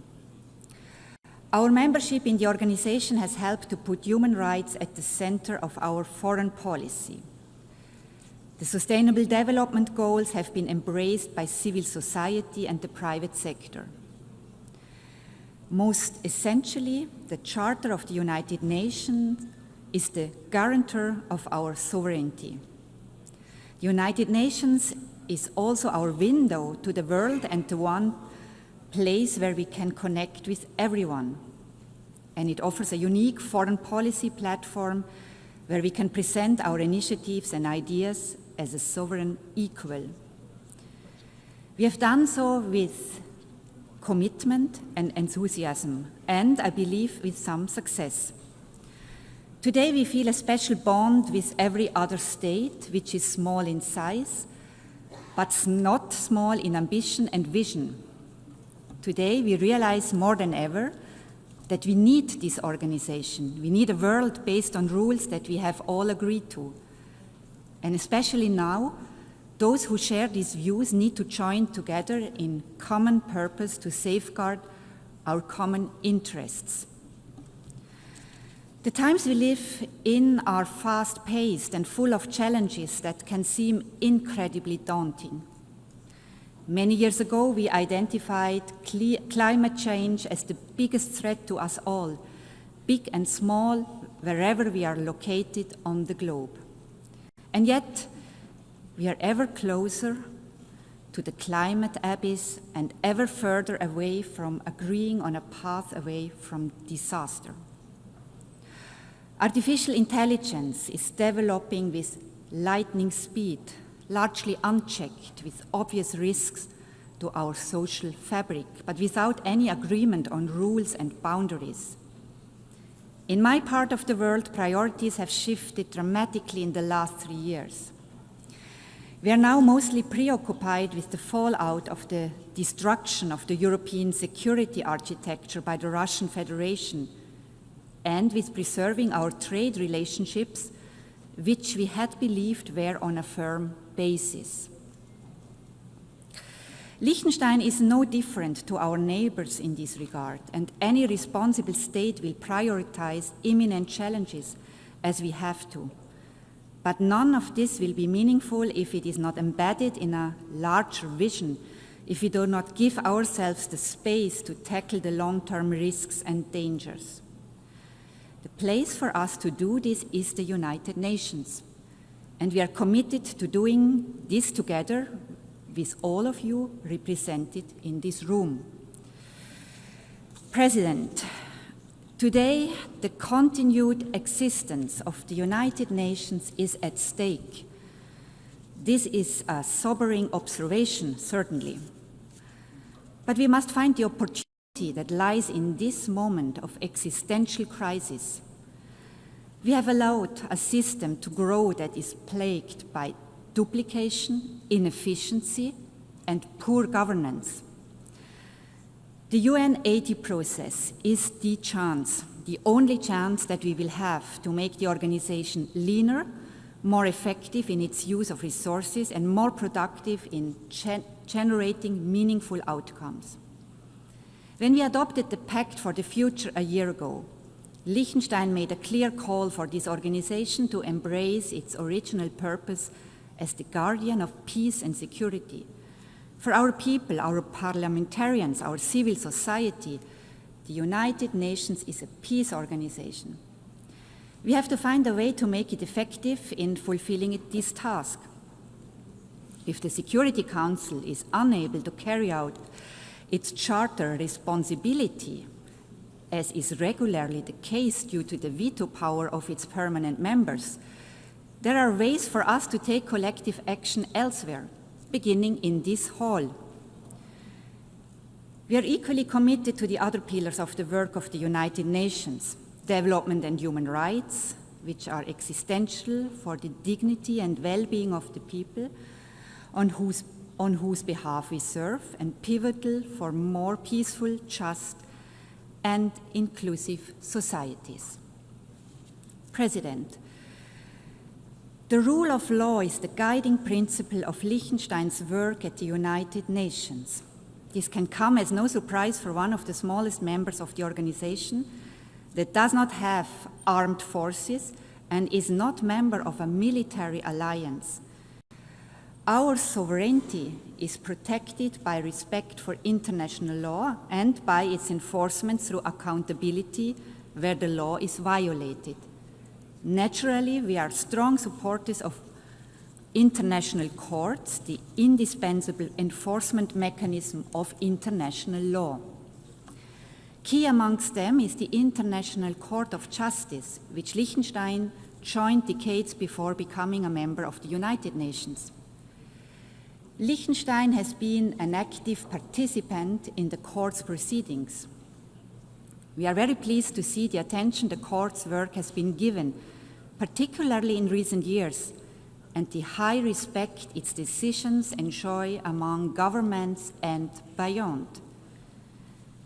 The recent advisory opinion on the question of climate change stands out in various ways. The initiative to ask for such an advisory opinion originated in the youth climate movement. The mandate to request it was adopted by this assembly by consensus, and Liechtenstein is proud to have been among the states drafting the text of the decision. The proceedings before the court found unprecedented attention inside and outside the courtroom. Finally and importantly, the advisory opinion was agreed on unanimously by all 15 judges, giving it further authority.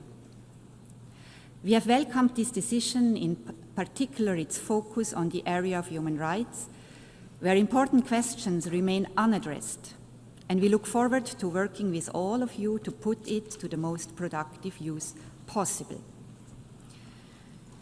For us, the International Criminal Court is a complementary and equally important institution.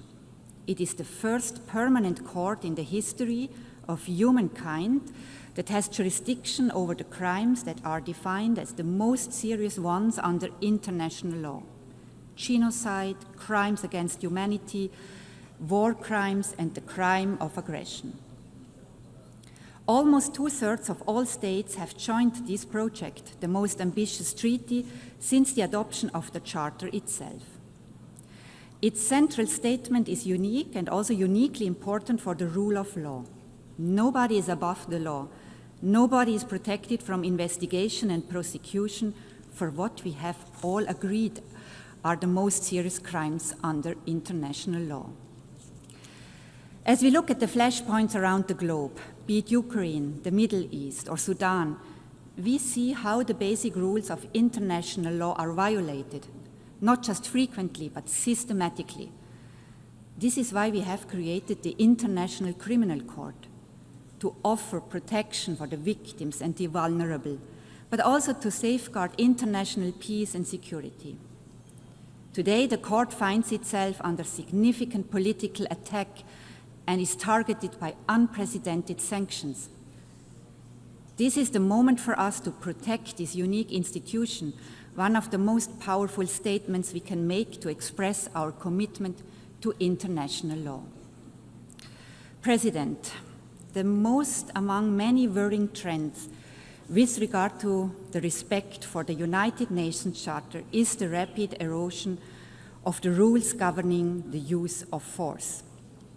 Instances of the blatantly illegal use of force without any consequences or accountability, the threat of the use of force to solve disputes, and the suggestion that aggression may not only go unpunished, but in fact be rewarded and incentivized as part of a political agreement. These dangerous trends can set us back to a time we all believe we have left behind, and they are an attack on the very core of the Charter of the United Nations.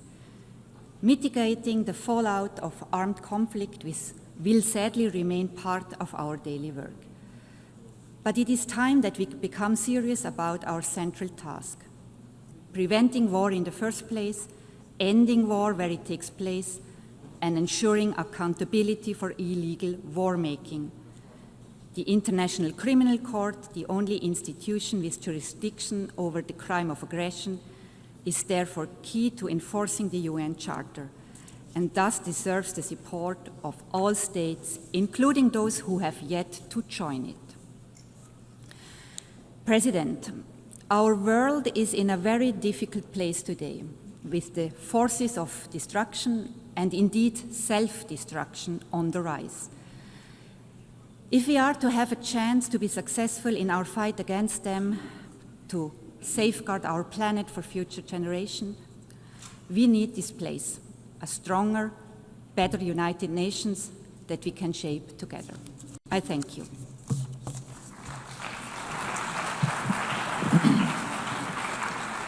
Muchísimas gracias.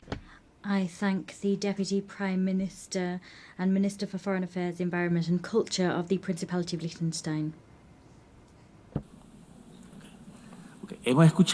We have heard the last speaker in the general debate for this meeting. We will continue the general debate at 1500 hours. The meeting is adjourned. And then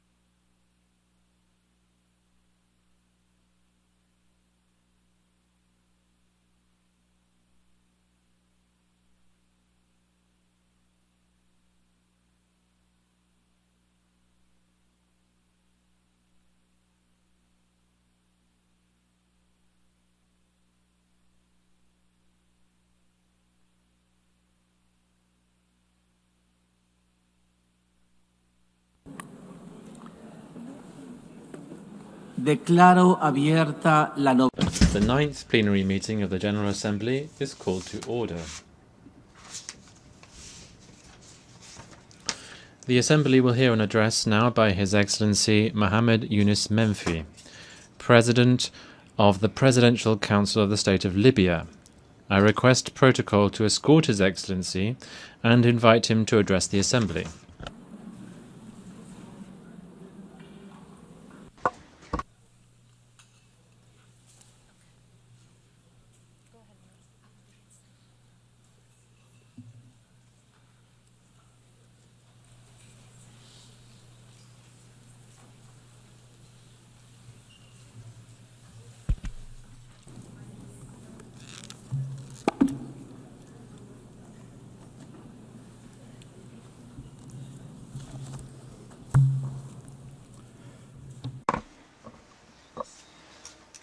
Your Excellency Annalena Baerbock, President of the 80th session of the General Assembly of the United Nations, Your Excellency Antonio Guterres, Secretary General of the United Nations, Your Majesties, Your Highnesses, Your Excellencies, ladies and gentlemen. On behalf of the Libyan people, I congratulate you on the 80th anniversary of the establishment of the United Nations.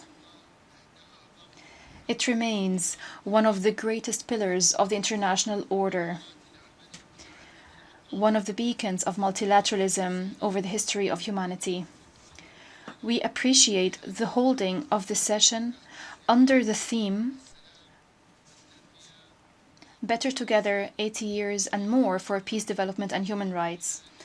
These are principles that we firmly believe in, principles that we are consolidating at the national, regional, and international levels. As we celebrate this global anniversary, we're also celebrating the 70th anniversary of Libya joining the United Nations. It was the culmination of the struggle of the Libyan people when Libyans raised their voices in this hall, demanding freedom and independence following decades of colonization. The organization heeded this urgent call and adopted the historic resolution that led to the independence of Libya in 1951, reaffirming thereby the right of peoples to self-determination. Ladies and gentlemen, I stand before you today representing the will of a people that is still holding on to hope, still believing in its ability to build a stable and prosperous future. Libya is not a zone for fighting. It's not an arena to settle scores or a place to which crises can be exported. It is a nation rich in natural resources, a cohesive society, with young people that have tremendous potential. They are the backbone to build a modern state. Since the very beginning, Libya's relationship with the United Nations has been based on partnership and mutual respect. And today, at this critical juncture, we look to the United Nations to play an effective and complementary role as it supports us to overcome this crisis towards stability and democracy. Despite the challenges, despite the threats, our people firmly believes that its experience, its society, the diverse society, its noble history will allow it to stay strong and overcome any crisis. But let me be honest with you. In Libya, multiple models and traditional mechanisms have been exhausted. They have not matched the complexity of the social and political situation. They've adversely affected the trust of Libyans in the proposed solutions. We all now bear a collective responsibility to reconsider these methods and to avoid temporary solutions and narrow understandings that only perpetuated the crisis. We firmly believe that any solution that does not restore the national ownership of the political track, any solution that is not derived from the free will of the Libyan people would be destined to fail, as we've seen in the past. In this context, we present to you a clear political vision based on 4 pillars. First, fully restoring national sovereignty and rejecting all forms of foreign interference, no matter what form it might take and no matter the justifications. Second, reaching an inclusive national consensus. To achieve an inclusive national consensus, I call for holding a sincere and comprehensive dialogue held in Libya with the participation of all stakeholders without exclusion. Third, uniting the sovereign institutions, most notably security, defense, and financial institutions, according to professional mechanisms without polarization and without setting quotas. Fourth, ending the transitional period through a clear constitutional basis, through free and fair elections, allowing Libyans to freely choose who would rule them without tutelage, without an imposition from external actors. Ladies and gentlemen, as we fulfill our political responsibility, and despite the challenges, we were able to maintain the highest level of stability. We were able to prevent a relapse into violence. We stress that the blood of the Libyan people is a red line. The territorial integrity, sovereignty, and social cohesion of Libya are non-negotiable. We have been observing the ceasefire agreement concluded in October 2020, and we've established the Committee on Security Arrangements in the capital, Tripoli. Under my direct supervision, this contributed to enhancing stability, rendering this current phase one of the calmest we've seen in years. Ladies and gentlemen, the Libyan economy, despite the challenges, can significantly contribute to the development of the country. The absence of a single budget and the absence of united institutions have been real impediments to development. We stress that we will support, and we do support, the economic track through the High Financial Committee to consolidate public spending and to enhance the principles of transparency, accountability, and equity in distributing wealth. Ladies and gentlemen, illegal migration is not only a security matter, it is a humanitarian challenge with deep economic roots. We call upon the international community to pursue a comprehensive development approach based on supporting and developing infrastructure and creating job opportunities in the countries of origin, in partnership with the African Union, rather than pursuing narrow security approaches that have proven to be ineffective. In this context, we have been supporting economic projects connecting the north and the south of the African continent to create a development environment obviating the need for young people to emigrate. Projects that restore demographic and economic balance in the African continent. Ladies and gentlemen, our firm position towards the question of Palestine is based on humanitarian principles and based on our commitments towards the Arab and Muslim world. Against this background, we condemn in the strongest terms the countries that are still hiding behind immoral neutrality towards the genocide and flagrant violations of international law to which the Palestinian people are being subjected, especially in Gaza. It was 8 decades ago that the United Nations was established, and the Palestinian people is still languishing under the yoke of occupation. We call for responsible international action that ends the occupation and guarantees the legitimate rights of the Palestinian people. Ladies and gentlemen, despite the crises, despite the conflicts, despite the divisions that Libya had to endure, the Libyan people is still committed to the democratic track, is still believing that the rule of law and democratic institutions are not a dream but a legitimate right. It is time for the world to look at Libya not as a complicated political file, but as a story of resilience and free will, a nation that can be successful with a noble history, cohesive society, promising resources and free people, aspiring to peace, democracy, and prosperity. Democracy is our choice, and peace and reconciliation are our destiny. Our history proves that our people can achieve reconciliation, can promote tolerance and justice. We most certainly can turn the page on the past.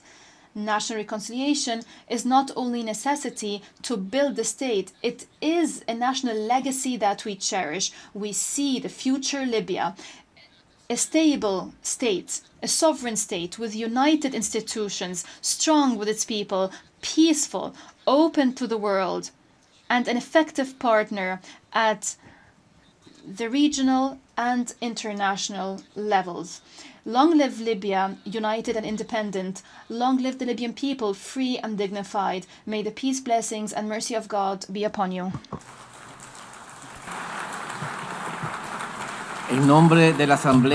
On behalf of the Assembly, I wish to thank the President of the Presidential Council of the State of Libya. The Assembly will now hear an address by His Excellency Duma Gideon Boko, President of the Republic of Botswana. I request protocol to escort His Excellency and invite him to address the Assembly.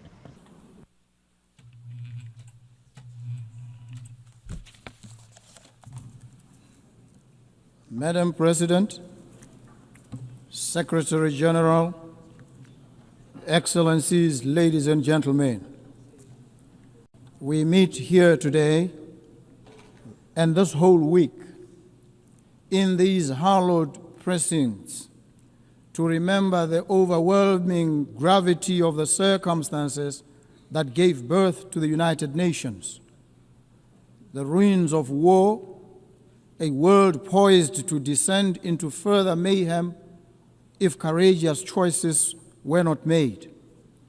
Leaders of great vision and courage stepped up.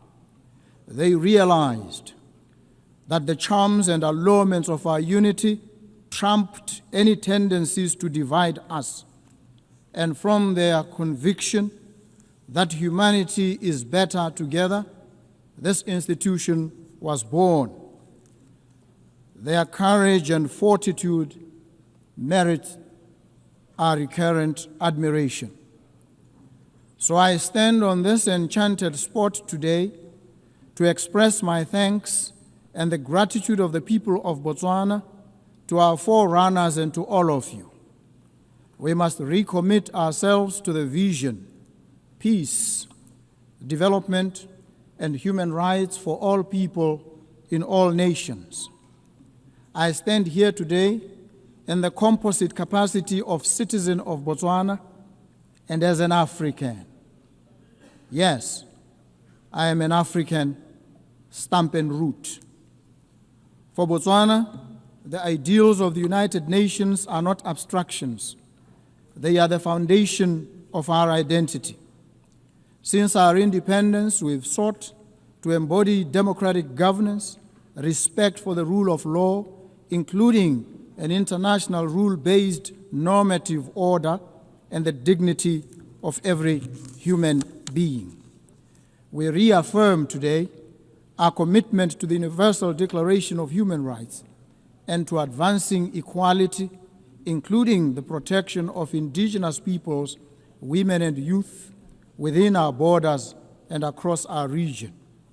Yet we also acknowledge that the pursuit of justice is an arduous journey.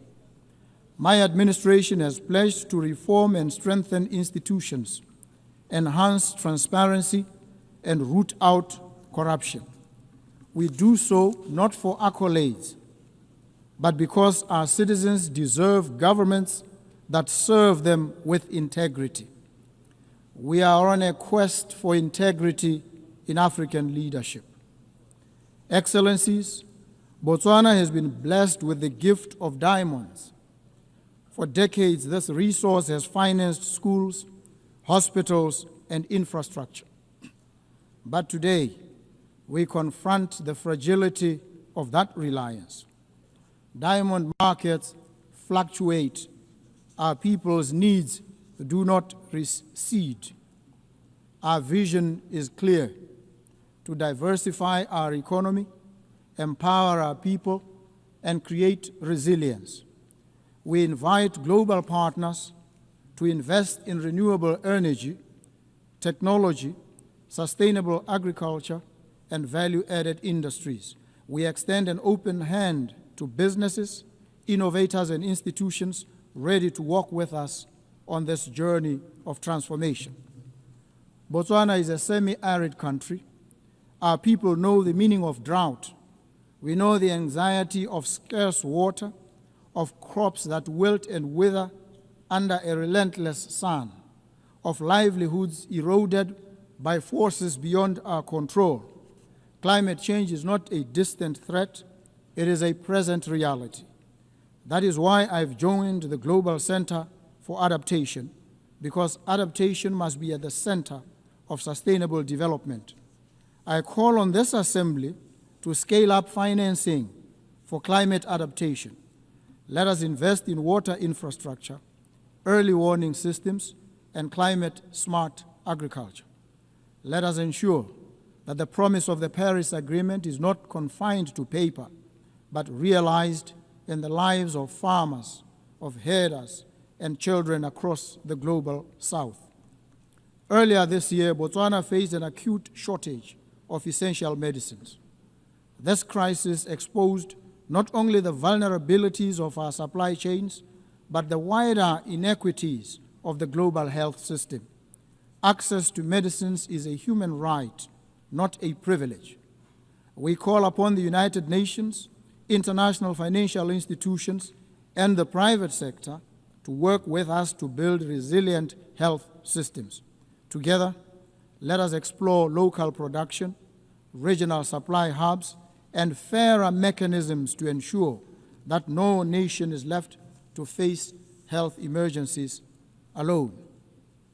As an African, I stand here as one of the trumpet voices of Africa, a continent all too often treated with affable indifference.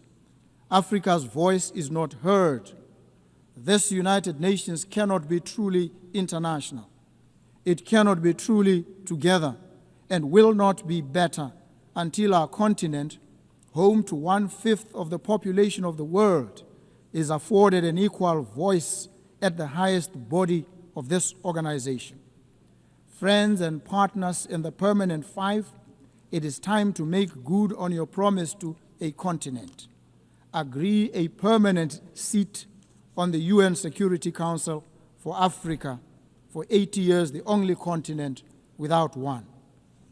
I also appreciate the decision by Britain, Australia, Canada, and France, among others, to give heightened attention and consideration to the Palestinian crisis. The carnage in Gaza, it must prick our collective consciences. We stand in solidarity with the Palestinian people in their pursuit of a home and of dignity. So too, we affirm our support for the sovereignty and territorial integrity of Ukraine. We urge all parties to stop the war and seek a peaceful resolution. Distinguished delegates, the theme of this General Assembly is better together.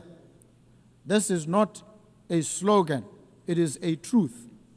We are better together in combating pandemics, better together in adapting to climate change, better together in securing peace, and better together in ensuring that human dignity is not a preserve of the few, but the inheritance of all. Let us therefore recommit ourselves to multilateralism, not as a matter of convenience, but as a matter of deep necessity. For none of us can weather the storms of this century alone. As Botswana looks to the future, we do so with humility, but also with determination. We stand ready to contribute, to partner, and to lead where we can. Together, let us ensure that when future generations mark 100 years of the United Nations, they will say of us, they were a generation that turned words into action, promises into progress, and hope into reality. I thank you. Thank you so very much. En nombre de la Asamblea, agradezco. On behalf of the Assembly, I wish to thank the President of the Republic of Botswana. The Assembly will hear an address by Her Excellency Sylvanie Burton, President of the Commonwealth of Dominica. I request protocol to escort Her Excellency and invite her to address the Assembly.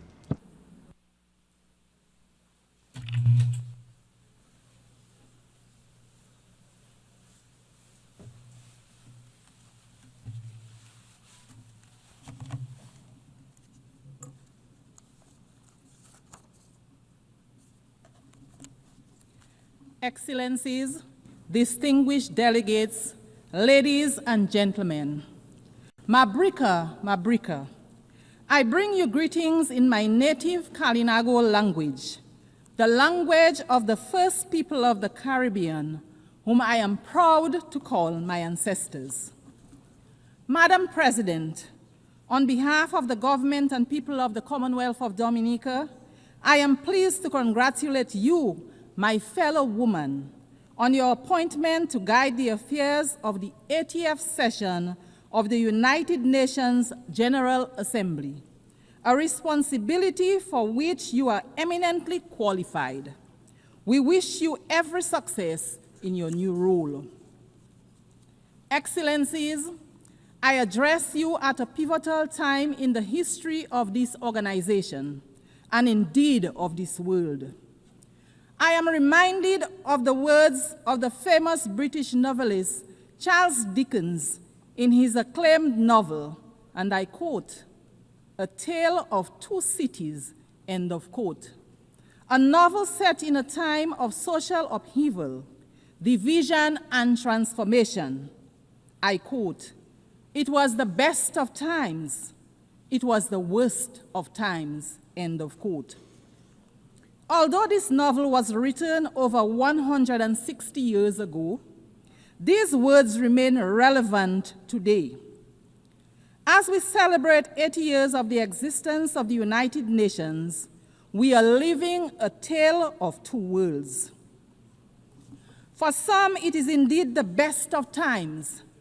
Strong economies, access to education, medicines, top-class healthcare, clean water, sanitation, and housing. They are at the frontier of the artificial intelligence and other emerging technologies with expanding digital infrastructure and rising standards of living. But for many, it remains the worst of times. Persistent poverty, growing hunger, displacement, instability, and war. Nations on the front lines of climate change, enduring the worst impacts and debt crises, not of their own making, but a price they pay for the excesses of others. Unfortunately, this is not fiction, but our shared reality. If we as the United Nations do not confront this duality, this inequality, we will write a catastrophe of our own. It bears restating that the UN was created 80 years ago to prevent wars, to promote peace and international cooperation based on ideals of mutual respect, human rights, and the rule of law. It has championed multilateralism, recognizing that no one country has the answer for the world's problem, that the world is interconnected, and to maintain peace, we should operate a rules-based and not power-based approach. A Tale of Two Cities portrayed a society where the powerful live in luxury and the oppressed suffer in silence. We can take heed of the warning that we glean from Dickens' work, that injustice should not be ignored, that when powerful nations impose their will on the less powerful without accountability or regard for the rule of law, they plant seeds of discord and future unrest. What have the lessons taught us? What should we ask ourselves as we gather year after year in this chamber? Are we truly listening to the nations that take the podium every year to decry poverty, inequality, climate change, underdevelopment, and conflict?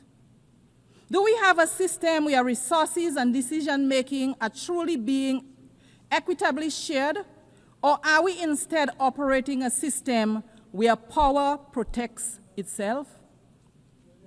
I am reminded of the old African proverb, and I quote, "When elephants fight, the grass gets trampled," end of quote. We, the small island developing states, we are the grass. In today's geopolitical landscape, we feel the brunt of the impact when global powers engage in political, economic, or military confrontation.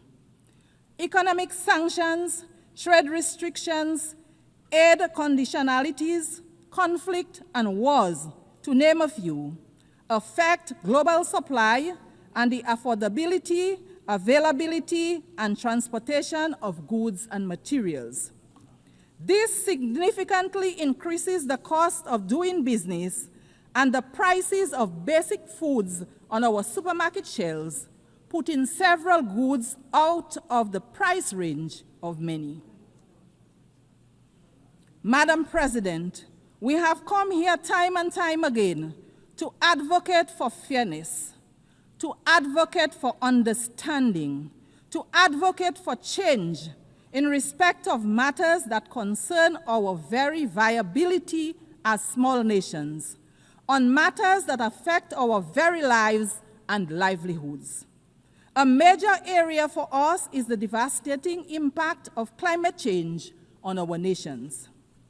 Yet, in climate negotiations, powerful nations still drag their feet.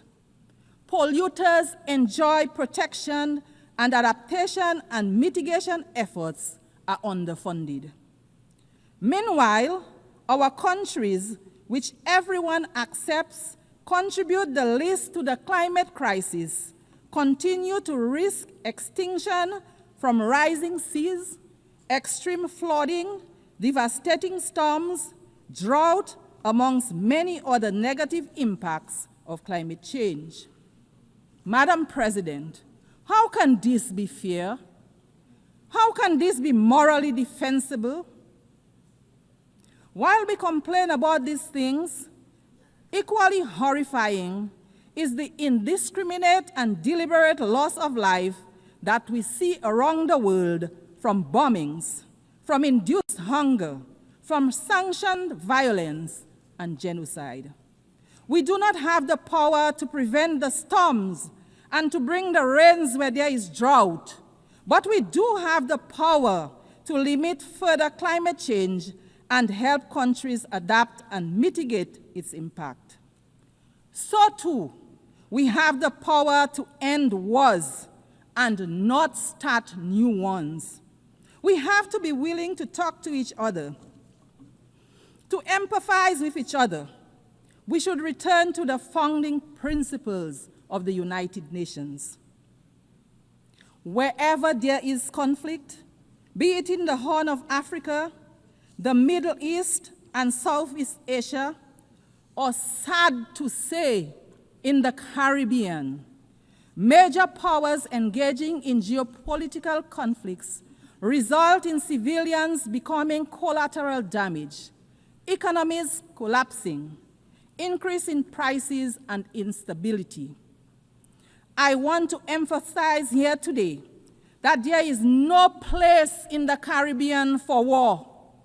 The Caribbean is a zone of peace. Any military conflict in the Caribbean will have significant negative impacts on the Caribbean and Latin America. There is a better way to resolve differences. We urge the powers that be to find another way. And so, Madam President, I return to our tale, where a man dismissed by society gives his life for another. Are the wealthiest nations willing to give up dominance for fairness, to make sacrifices to ensure justice, equity, and climate resilience for all? Will we choose compassion and empathy over control and indifference? Madam President, we stand in solidarity with the people of Haiti. We insist, like other CARICOM member states, that the current crisis being confronted by our sister CARICOM state in no way nullifies the entitlement of its people to the recognition of their sacred sovereignty and their right to be central in the search for a fair and durable peace in their country. The government of Dominica remains convinced that our sister CARICOM state, Haiti, faces major challenges today, in part because of the glorious contribution Haiti made to the quest for justice and freedom in our region and the world. Indeed, the current complexion of this august body would have been unimaginable without the heroic struggles of the Haitians. As such, the crisis in Haiti is much more than a Caribbean crisis, and its solution requires a united response and the support of the United Nations to resolve. My delegation unreservedly supports the position of CARICOM on the situation in Haiti, a position that rightly calls for a Haitian-led and owned transition process to bring across systematic changes for the benefit of the Haitian people. Let us provide them with all the support that they need. Nothing less is demanded of us. Madam President, the Commonwealth of Dominica is keen to underscore its commitment to advocating for unity, justice, peace, and the sustainable human development that they foster. In this regard, we continue to urge that the long-running, unjust, and illegal economic embargo against the people of Cuba be revoked. Maintaining this embargo is harmful, not only to the long-suffering people of Cuba, but also to the image and profile of its sponsors. Cuba, like every other country, has a right to its self-determination. Dominica continues to stand in solidarity with Cuba. The trade and economic embargo imposed against our brothers and sisters in Cuba continues to be of great concern to us in the Caribbean. Its lifting grows increasingly urgent. Therefore, the Commonwealth of Dominica once again joins its voices with the voices of the overwhelming majority of members of this global organization to call for the immediate lifting of trade restrictions and export bans imposed on the good people of Cuba. They are unjustified. They are unjustifiable. They belong to a bygone era. They should cease to exist. They fall, in our view, within the grand narrative of yet another Caribbean people's struggle for liberation. It is for these reasons that the government of Dominica strongly urges a radical reconsideration of these actions. Madam Speaker, our steadfast advocacy for respect for the United Nations norms of sovereignty and non-interference impels us as well to urge that the right of the government and people of Venezuela to resolve internal challenges without outside interference be respected. We renew our condemnation of the imposition of sanctions on Venezuela. The resulting hardship forced upon the people of Venezuela needs an immediate and complete end. We also call for restrained and strict adherence to the rule of law as it relates to the presence of U.S. military assets in the blue waters of the Caribbean Sea. The solution to conflict, to challenges, should never be aggression and war. We urge that all diplomatic efforts be pursued to respect the sovereignty of states, preserve the dignity of human life, and promote peace. Madam President, as we celebrate this 80th year of these United Nations under the theme, and I quote, 80 years and more for peace, development, and human rights, end of quote, let it not be just mere words. Let it instead be a call for respect and adherence to a rules-based order that applies to all nations equally, weak and strong, not just when it is convenient to the most powerful. The UN arose out of the ashes of a world torn by devastating wars. Let us not return to those dark days, but instead be guided by law, diplomacy, and shared values. Let us reform the system where small and developing nations have a real seat at the table, that we may have the opportunity to influence decisions that shape global climate policy, security, and economic well-being for all. Let it be where we build solidarity and cooperation, and where power is exercised with humility, compassion, and restraint. Madam President, let the history books say that in this chamber, in our time, we chose a better path. In the words of Charles Dickens, and I quote, "It is a far, far better thing that I do than I have ever done," end of quote. Let those words not only be the end of a novel, but also the beginning of a new era for us, the beginning of our collective resolve, where our actions are guided by the desire for true peace, by respect for others and the rule of law, for upholding the sanctity of human life, of ensuring true development and prosperity for all. Let us judge the strength of our global system, not by how loudly the elephants roar, but by how well we protect the grass beneath them. Excellencies, the challenges before us are too great and complex for any one nation to solve alone. We all need each other. So let us leave this hall committed to action, committed to partnership, and committed to each other. Because the truth is simple, yet profound. We are always stronger, wiser, and better together. Madam President, I look forward to the day when a woman leads this great institution as Secretary General, which to my mind would be a symbol of true equality. I thank you for the courtesy of your attention. Thank you. Muchísimas gracias a la...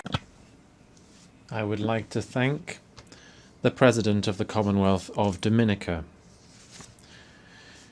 The Assembly will now hear an address by His Excellency Wesley Simina, President and Head of Government of the Federated States of Micronesia.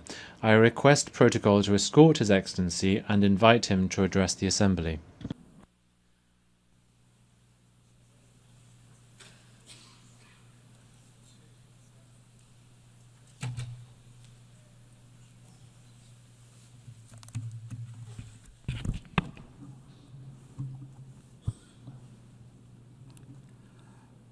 Madam President, Mr. Secretary General, Excellencies, ladies and gentlemen.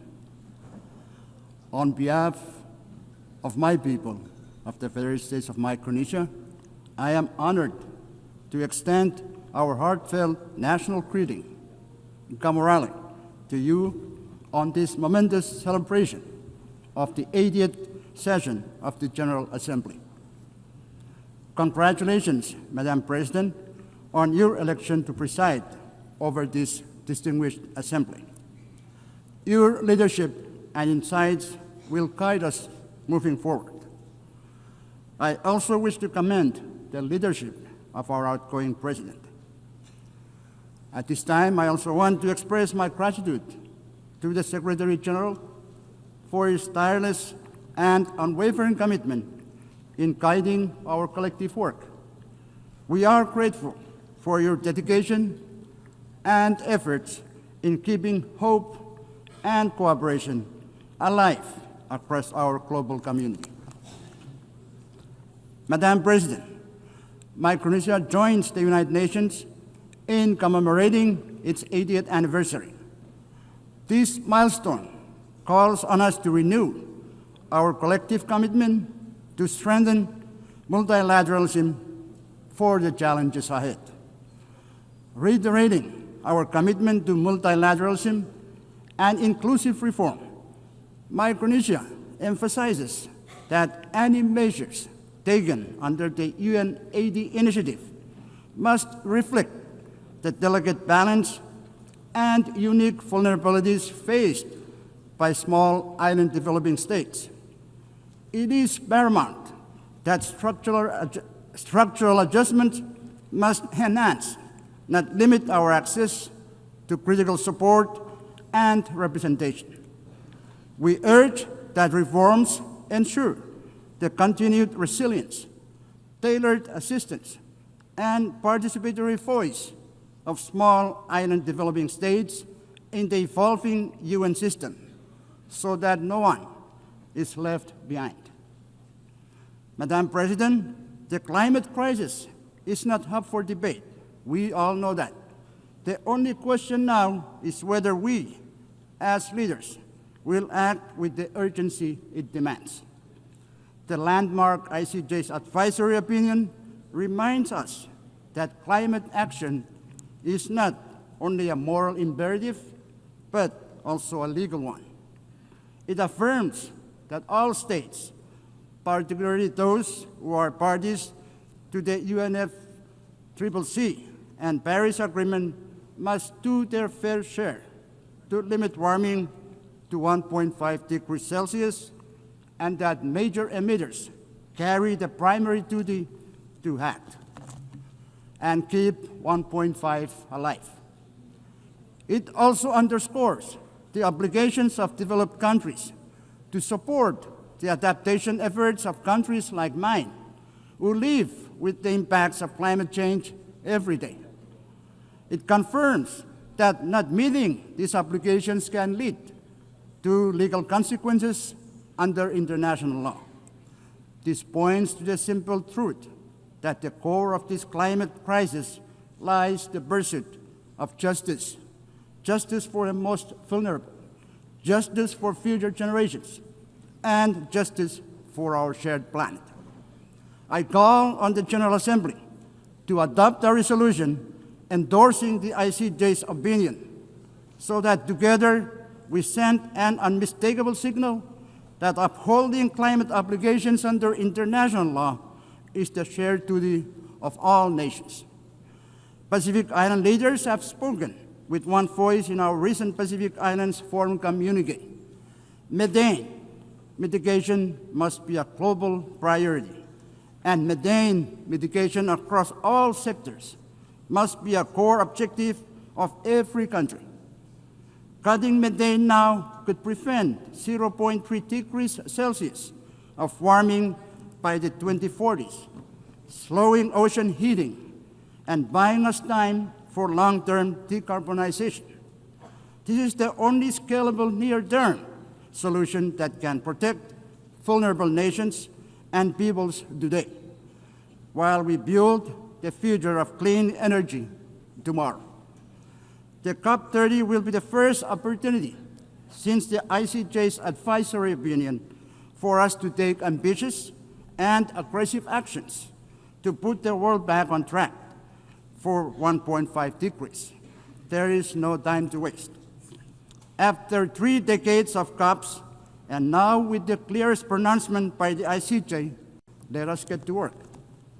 Madam President, Micronesia remains committed to achieving an ambitious global agreement to end plastic pollution, including the marine environment. Micronesia actively participated in the Intergovernmental Negotiating Committee on Plastic Pollution. We are proud to have stood with over 100 countries, making clear that the pollution emitted from the full life cycles of plastics requires a full life cycle approach to address all pollutions from plastics, from the production and design stages all the way through the waste management and remediation. This pollution, including climate warming greenhouse gases and thousands of other toxic chemicals, severely impacts our health, our environment, and our economies. Despite the failure of the INC to produce a plastics treaty in Geneva, we are not giving up.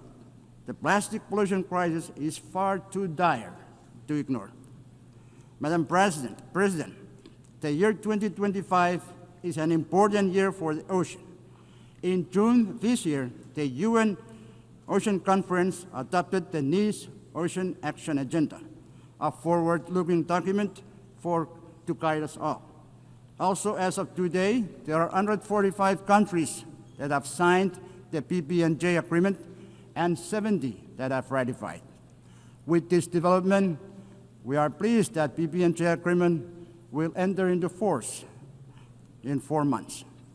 Micronesia is also participating in the related and critical work of the International Seabed Authority. Micronesia is following a precautionary approach to deep-sea mining.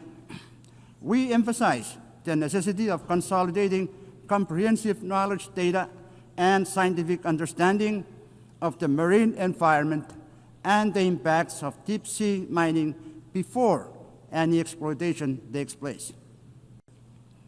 Additionally, it is crucial that all stakeholders, including adjacent coastal states, indigenous peoples, and local communities in the Pacific, are consulted and their perspectives considered before any exploitation occurs. In Micronesia, we have taken steps in preparation for exploration and possible exploitation in a responsible manner.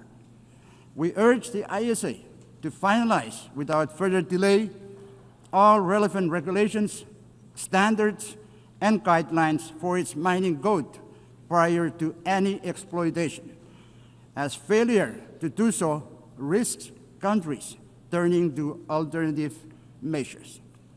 Madam President, small island developing states face unique and heightened vulnerabilities to climate change shaped by geography and scale. Disaster risk reduction and resilience strategies must reflect these realities. That is why the multidimensional vulnerability index is so vital to us. It recognizes our economic, environmental, and social fragilities, and it ensures that support reflects genuine need, not just income levels. The MVI provides a fairer framework for allocating resources. Development partners must base their decisions or 8 decisions on it, pairing it with traditional measures to better target climate and disaster support. Going forward, implementation demands 3 things: adoption by international bodies, continuous technical refinement, and strong commitment from partners to align financial and policy support with the vulnerabilities the MFI reveals. Only then can this tool deliver the resilience our small islands urgently need.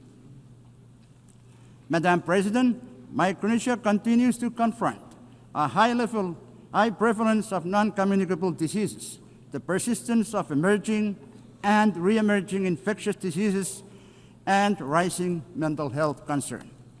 In response, we are reorienting our health systems around primary health care as the foundation for universal health coverage. We are investing in the rehabilitation of primary health care clinics, the development of our health workforce, and the use of telehealth to extend essential services to our most vulnerable and hard-to-reach populations. However, to realize the goal of universal health coverage, additional financial and technical support from the international community is indispensable. Madam President, gender equality and social inclusion are equally central to our development agenda. Our strategic development plan places this at its core, with the objective of ensuring equal access to services, equitable participation, and opportunities for all our citizens to thrive. Madam President, peace and unity are the foundation of our nation. Our FSM Constitution, or Micronesian Constitution, reminds us that we must, and I quote, live together in peace and harmony, to preserve the heritage of the past and to protect the promise of the future, end quote. Today, as conflicts continue to unfold across the world, we hold hope that they may be resolved through leadership rooted in peace. In our region, while we uphold peace and unity as guiding values, we find ourselves navigating the geopolitical and geostrategic competition among major powers. As leaders of the Pacific Islands Forum, we recently adopted the Ocean of Peace Declaration at the 54th annual meeting in Honiara. In doing so, we affirmed that no single member state can face the growing threats to peace and security alone. We must act together as one Pacific family. Madam President, Micronesia co-sponsored the first ever UN resolution on AI alongside 120 member states. While AI holds great promise for economic development, it also carries the risk that must be carefully managed.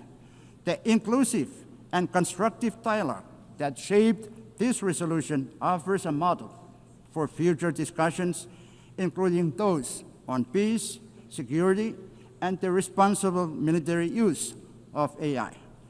As the digital world advances at an unprecedented pace, global cooperation is essential to ensure that AI systems remain safe, secure, and trustworthy.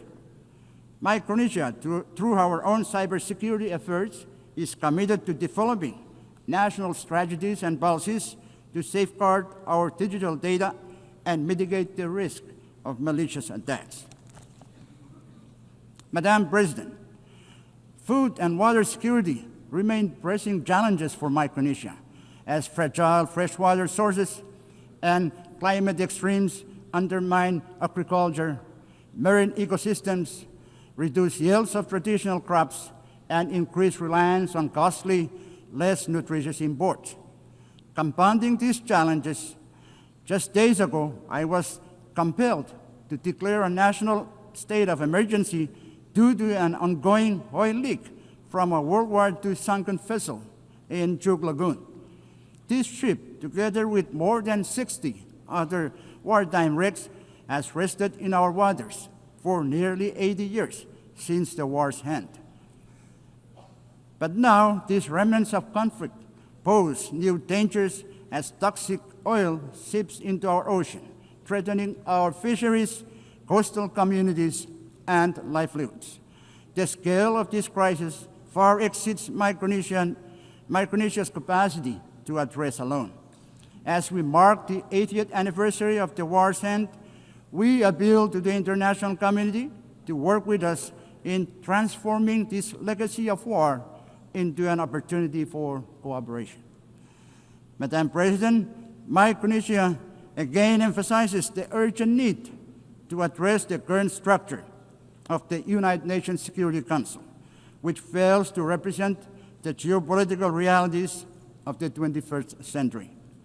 The exclusive nature of its permanent membership creates inequities and hampers effective responses to global crises.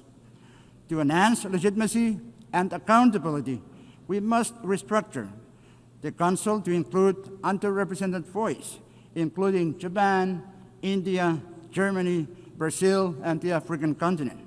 Such reforms would better reflect modern international dynamics and strengthen the Council's role in promoting peace and security. Madam President, 8 years ago, the United Nations was founded on a simple but enduring truth. Every nation, big or small, has a voice, a vote, and a role to play in shaping the world we share. Micronesia may be small, but our voice, our vote, and our place within the international community is committed to choosing that we are, in fact, better together. That truth must guide us still, because, big or small, every nation has the power to choose peace over conflict. Big or small, every nation has the power to choose peace over conflict. Big or small, every nation has the duty to protect our planet from harm. Big or small, every nation has the responsibility to defend justice and human dignity. Big or small, we always have been and always will be better together. I thank you. Muchísimas gracias al presidente. I would like to thank the President and Head of Government of the Federated States of Micronesia. The Assembly will now hear an address by His Excellency Taye Akse Selassie Amde, President of the Federal Democratic Republic of Ethiopia. I request protocol to escort His Excellency and invite him to address the Assembly.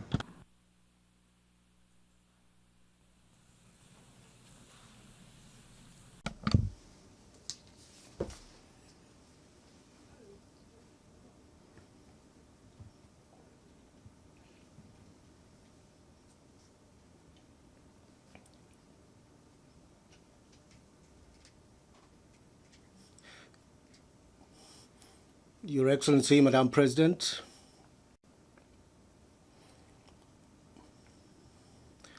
Your Excellency, Secretary General Antonio Guterres, ladies and gentlemen,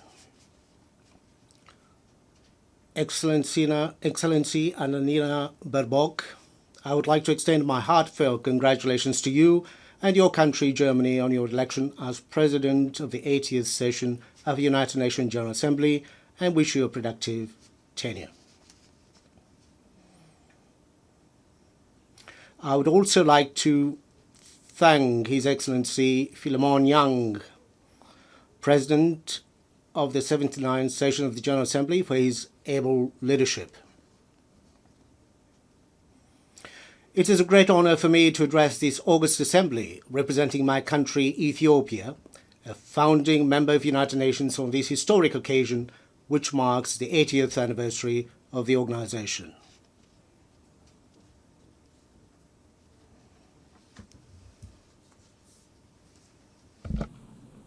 Madam President, looking back on the 80 years of its existence, the United Nations has considerable achievement to celebrate. Our sacrifice for decolonization has left a lasting legacy on the global body, making it truly universal with the admission of newly independent states. Armed conflicts are prevented, humanitarian catastrophes are averted, and deadly pandemics successfully contained. Global cooperation under the framework of the Millennium and Sustainable Development Goals has resulted in a reduction of extreme poverty and paved the way for climate action. These achievements, however, cannot conceal the outstanding need for reform and revitalization. The most glaring one is the inequitable representation of states in the global security, political, and financial architecture. The United Nations must also overcome the systemic problems it suffers from a lack of impartiality, selectivity, and double standards. The emerging controversy over the fundamentals of the international system and the principles of the United Nations Charter is risking the very foundation of international cooperation. These trends should not be normalized or serve as a baseline in the determination of our standards and targets. We are also deeply concerned by isolationist policies, unprecedented military buildup, arms race, and the disturbing trend of retraction from development and climate commitments. These worrying trajectories are counterproductive to the collective progress of humanity and undermine the very premises of peaceful interstate relations. It is Ethiopia's conviction that the remedy lies within our reach. No state can single-handedly manage global challenges. We therefore call on fellow member states, especially developed countries that have historical responsibilities, to reverse recent downward trends and intensify efforts towards the collective public good of development and peace. Madam President, Ethiopia supports the peaceful resolution of all conflicts. The path of violence must yield to the power of diplomacy. We affirm our historic position on the right of the Palestinian people for self-determination. Direct negotiation among the warring parties is an immediate necessity. Humanitarian assistance must reach to all the people in need. This is not a political preference, but a moral imperative. As Ethiopia has pronounced in its position during the adoption of the resolutions on the two-state solution, the international community should join hands to end the vicious cycle of violence and stalemate in order to give peace a chance. We wish to underscore any proposed peace and reconstruction plan in the Middle East should not create complications to adjacent countries and regions. More than any time before, the United Nations is indeed called upon to face events that greatly exceeds its powers and capabilities. It was in 1949, at the fourth session of the General Assembly, the Ethiopian delegation forewarned the risks of ineffectiveness and intrusion into the mandates of the General Assembly. This was caused by the excessive number of bodies and mechanisms created. It is in this light that we see the ongoing reform process under the UN 80 initiative as an opportunity to preserve the mandate of the General Assembly by rectifying its dispersion to a multitude of other bodies. Ethiopia reiterates Africa's long-standing call that there should be more decentralization and deployment of institutional and financial capacity to the global south, especially to the African continent, where the United Nations has most of its programs. Madam President, Africa, guided by Agenda 2063, is advancing development as its preferred security policy. The continent is scoring a higher rate of economic growth. Domestic revenue mobilization is on the rise. Africa's climate action in renewable energy development, emission reduction, and afforestation is indeed unmatched in any other parts of the world. Efforts to enhance public welfare, combat transnational threats, and decrease inequality are being intensified. Despite these achievements, the global crisis continues to impact Africa's capabilities to deliver on development aspirations.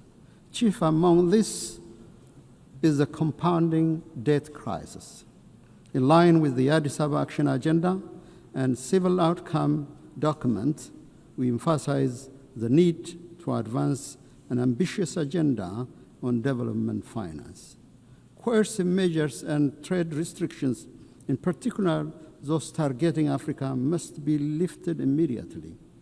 More importantly, Ethiopia calls for a new global action for debt cancellation, restructuring, and suspension.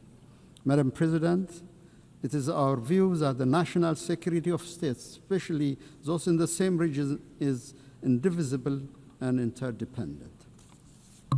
To this effect, we will intensify our efforts to combat global terrorists operating in our region. We call on the international community to extend the required support to the African Union peace missions, in particular the African Union Support and Stabilization Mission in Somalia. Now is not the time to retreat from global action in combating terrorism. Furthermore, we reiterate our call for urgent action to reform the United Nations Security Council. Africa's representation in both categories of membership of the Council must be given priority. There is no shortcut or half solution to this long-standing pursuit for justice. Distinguished delegates, excellencies, I have the distinct pleasure to share with this august assembly recent milestones of great significance achieved by the people of the Nile River Basin. With entry into force of the agreement on the Nile River Basin Cooperative Framework, the Entebbe-based Nile River Basin Commission is nearing establishment. This year, we also celebrated another milestone. On the eve of the Ethiopian New Year, Ethiopia commissioned the Grand Ethiopian Renaissance Dam, which transforms Ethiopia's renewable energy generation capacity. The Grand Ethiopian Renaissance Dam, with an installed capacity of over 5,000 megawatts, signifies our commitment to clean energy for all. Its true meaning is found in the lives it transforms. The Renaissance Dam brings light to 60 million Ethiopians who currently lack access to any form of clean energy. It promises power to Ethiopia's energy demand, which grows by more than 20% every year. It is a symbol of liberation of millions of Ethiopian women and girls, freeing them from the back-breaking search for firewood. The dam will be instrumental in the attainment of all of the Sustainable Development Goals. It boosts our capability to provide clean water to our people who live under chronic shortage, create employment to our youth, and ensure food security.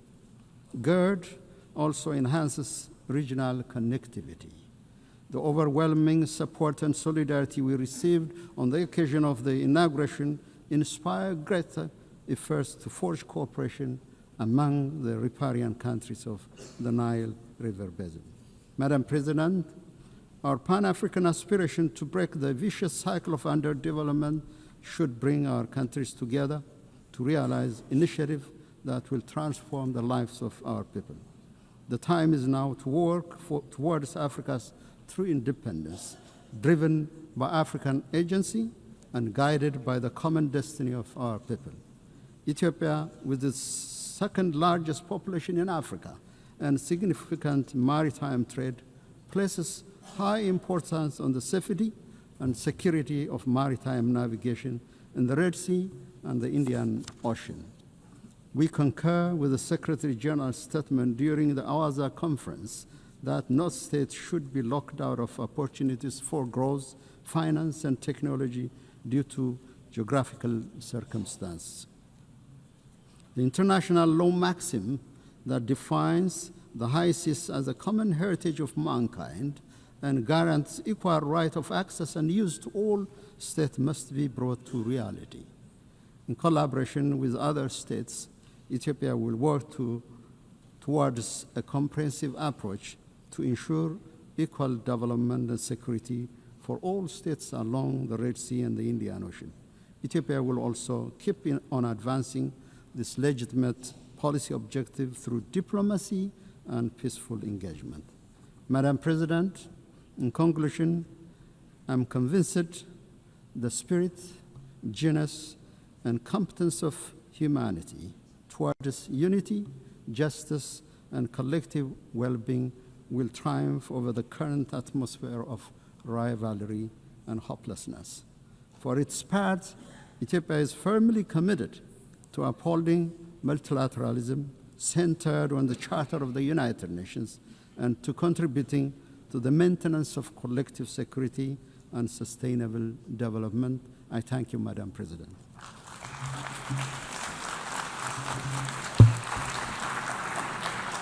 On behalf of the Assembly, I wish to thank the President of the Federal Democratic Republic of Ethiopia. On behalf of the Assembly, I wish to thank the President of the Federal Democratic Republic of Ethiopia.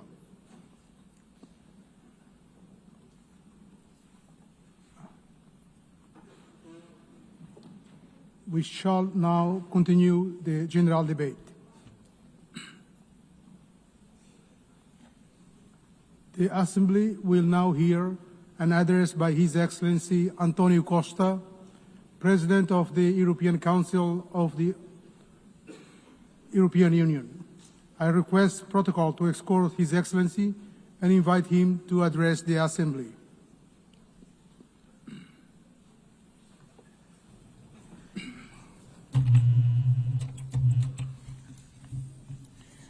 Senhor Presidente, Excellencies, ladies and gentlemen, the world faces a crucial choice. Do you want a rules-based international order that upholds multilateralism and the United Nations Charter, or a chaotic world based on unilateralism, violence, and disruption? The European Union knows where it stands. We are a project of peace, of reconciliation, of social justice. We are and will remain a steadfast defender of multilateralism, of the rules international-based order, and of the United Nations Charter. The alternative to this international rules-based order is a chaotic and violent world. As seen in Sudan, an unreported and devastating conflict with destruction of huge proportions, as seen in Gaza, as seen in Ukraine. In Gaza, where we witness an unimaginable suffering, children starving, families shattered, a humanitarian catastrophe that shocks the world's conscience. The use of starvation as a weapon of war is immoral and one that defies words. The European Union condemns terrorism in all its forms. The horrific attacks by Hamas cannot be forgotten. And we stand with Israel's right to security. Every country, every people have the right to live in security. The hostage must be released immediately. The Palestinian people have also the same right to security and to live in a viable state. A negotiated two-state solution is the only path to peace. Security for both peoples, dignity for both peoples, this is the solution we seek. The European Union has been an indispensable partner in the region. We are the largest provider of humanitarian aid to Palestinians. European funding has kept hospitals, schools, and institutions running. We have been, over the years, the largest supporter of the Palestinian Authority, supporting them in their reform agenda and in their efforts to ensure effective control of all the territory of Palestine. Dear friends, the European Union fully assumes its responsibilities, but we alone cannot stop this humanitarian catastrophe. Peace in the Middle East requires a collective response, and we need everyone to assume their responsibilities. We must act together and demand the unconditional release of all hostages, an immediate ceasefire, full and unimpeded humanitarian access, an end to illegal settlements, a renewed, credible commitment to a two-state solution. This was the strong message from the two-state conference hosted on Monday by France and Saudi Arabia, to which the European Union is fully committed. In Ukraine, a sovereign nation was brutally attacked by a permanent member of the Security Council, in clear violation of the United Nations Charter, a clear violation of sovereignty, territorial integrity, the respect of internationally recognized borders, and the right to choose its own destiny. Principles that bind all the members of the United Nations. This aggression threatens not only Ukraine, it threatens every nation in this assembly. If we accept Russia's invasion of Ukraine, no country will ever be safe. There is only one root cause to this war: Russia's refusal to accept Ukraine's right to choose its own destiny. For over 3 years, this war has claimed innocent lives, destroyed cities, and fueled global insecurity. Our collective security is tied to Ukraine's resilience. The European Union stands firm in supporting Ukraine in their fight for a just and lasting peace, in their efforts to bring an end to the killing and Russia to the negotiation table, in their future reconstruction, in providing security guarantees to prevent future attacks, in their path to full membership in the European Union. We will continue to apply pressure on Russia to end this war. We call for meaningful negotiations and an immediate ceasefire and a just and lasting peace. This is not Ukraine's fight alone. It is a fight for the principles we all hold dear. Excellence. Your Excellencies, the European Union is determined to build a world founded on the fundamental values that we share with the United Nations: peace, human rights, and sustainable development. Human rights are the foundation for global peace and stability. Social protection, decent jobs, gender equality, and the fight against poverty are not optional. Rather, they are the guarantees of human dignity, of social stability, and of lasting peace between nations. The European Union defends freedom, democracy, and human rights, values which today are threatened by disinformation and by the abuse of digital technologies. We need to have global standards for transparency and accountability mechanisms. They also need to be as dynamic as the technologies that we are trying to regulate, to make sure that digital technologies give citizens means to act, and not autocrats or the new technology oligarchs. The European Union is in favour of a human-centred approach to artificial intelligence. We are at the forefront of the first global regulatory framework in the world for responsible AI, and we are calling for an equivalent level of ambition in the international domain.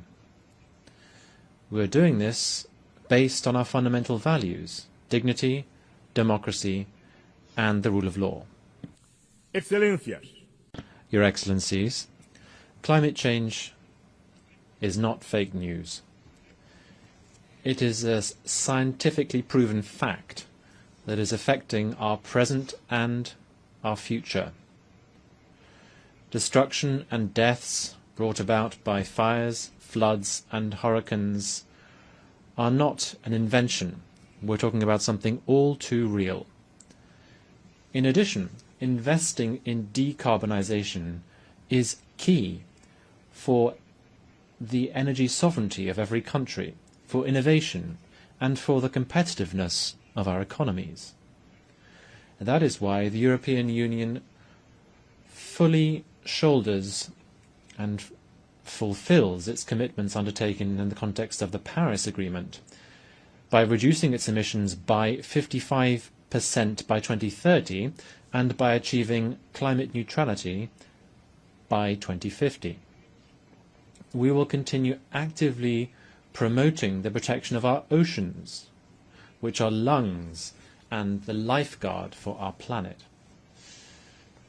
We welcome the ratification of the UN Treaty on the High Seas to safeguard biodiversity beyond national jurisdiction. Sustainable development also means building alliances, not dependencies. We are at the forefront of the fight against climate change. Through the European Union's Global Gateway programme, some 300 billion euros are being mobilized by 2027 in sustainable investments and connectivity throughout the world. This is a decisive contribution to help attain the Sustainable Development Goals. In addition, the European Union, together with its member states, accounts for some 42% of global development assistance. We are the main donors to the World Health Organization, UNICEF, and the United Nations Development Programme. We lead, and we will continue to lead, global solidarity, even at these times of major budgetary restrictions affecting the United Nations system. Lastly, we need to make headway in reforming the international financial architecture and in the management of debt. The international financial system needs to be fairer, more inclusive, and more tailored to current challenges, so that it can also help us to close the financing gap for development by following the path that has been set by the Seville commitment. Excellencies, the European Union is a global partner. The European Union and its member states are staunch political supporters and the largest collective donors to the United Nations. As the pillar of the multilateral system, we are working closely with other regional partners. That is why we are building stronger trade and industrial partnerships across the globe. We are advancing deals with Mercosur, Mexico, India, Indonesia, the Philippines, and Thailand. not just to boost trade, but to increase global predictability and resilience. The trade and investment agenda based on fairness, sustainability, digital innovation, labor rights, and climate alignment. Because trade deals, not tariffs, deliver real benefits for all countries, companies, and citizens. In the multipolar world, we are building a powerful global network of partnerships with Africa, Latin America, and the Caribbean, United States and Canada, the Arab world, Asia, and the Pacific, as well with our European neighbors. In today's multipolar world, there is no global south or global north. Both are plural. And the European Union will continue to work with all partners in the spirit of global solidarity and meaningful partnership. Because multipolarity needs an effective multilateral system, a rules-based international order under the United Nations Charter. And this commitment stems from our own history. Europe rebuilt itself from the ashes of World War II through peace, through reconciliation, and through integration. We know these principles work because they worked for us. At a time when international cooperation is being tested, the value of reliable partnerships has never been greater. The European Union is a reliable and predictable partner and stands firmly with the United Nations.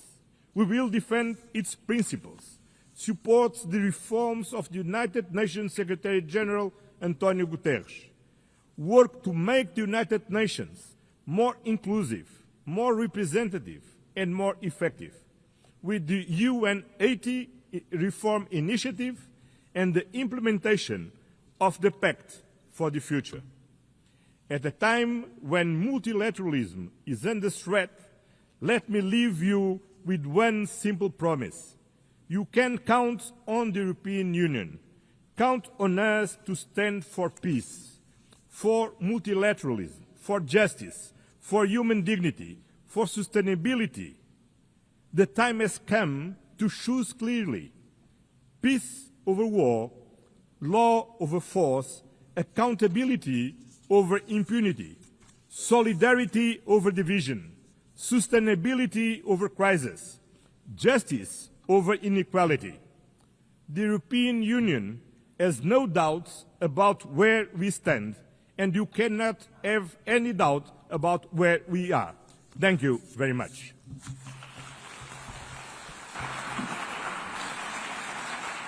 On behalf of the Assembly, I wish to thank the President of the European Council of the European Union.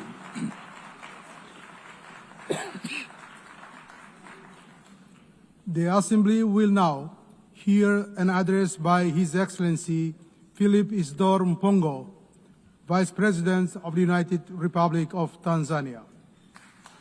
I request protocol to escort His Excellency and invite him to address the Assembly.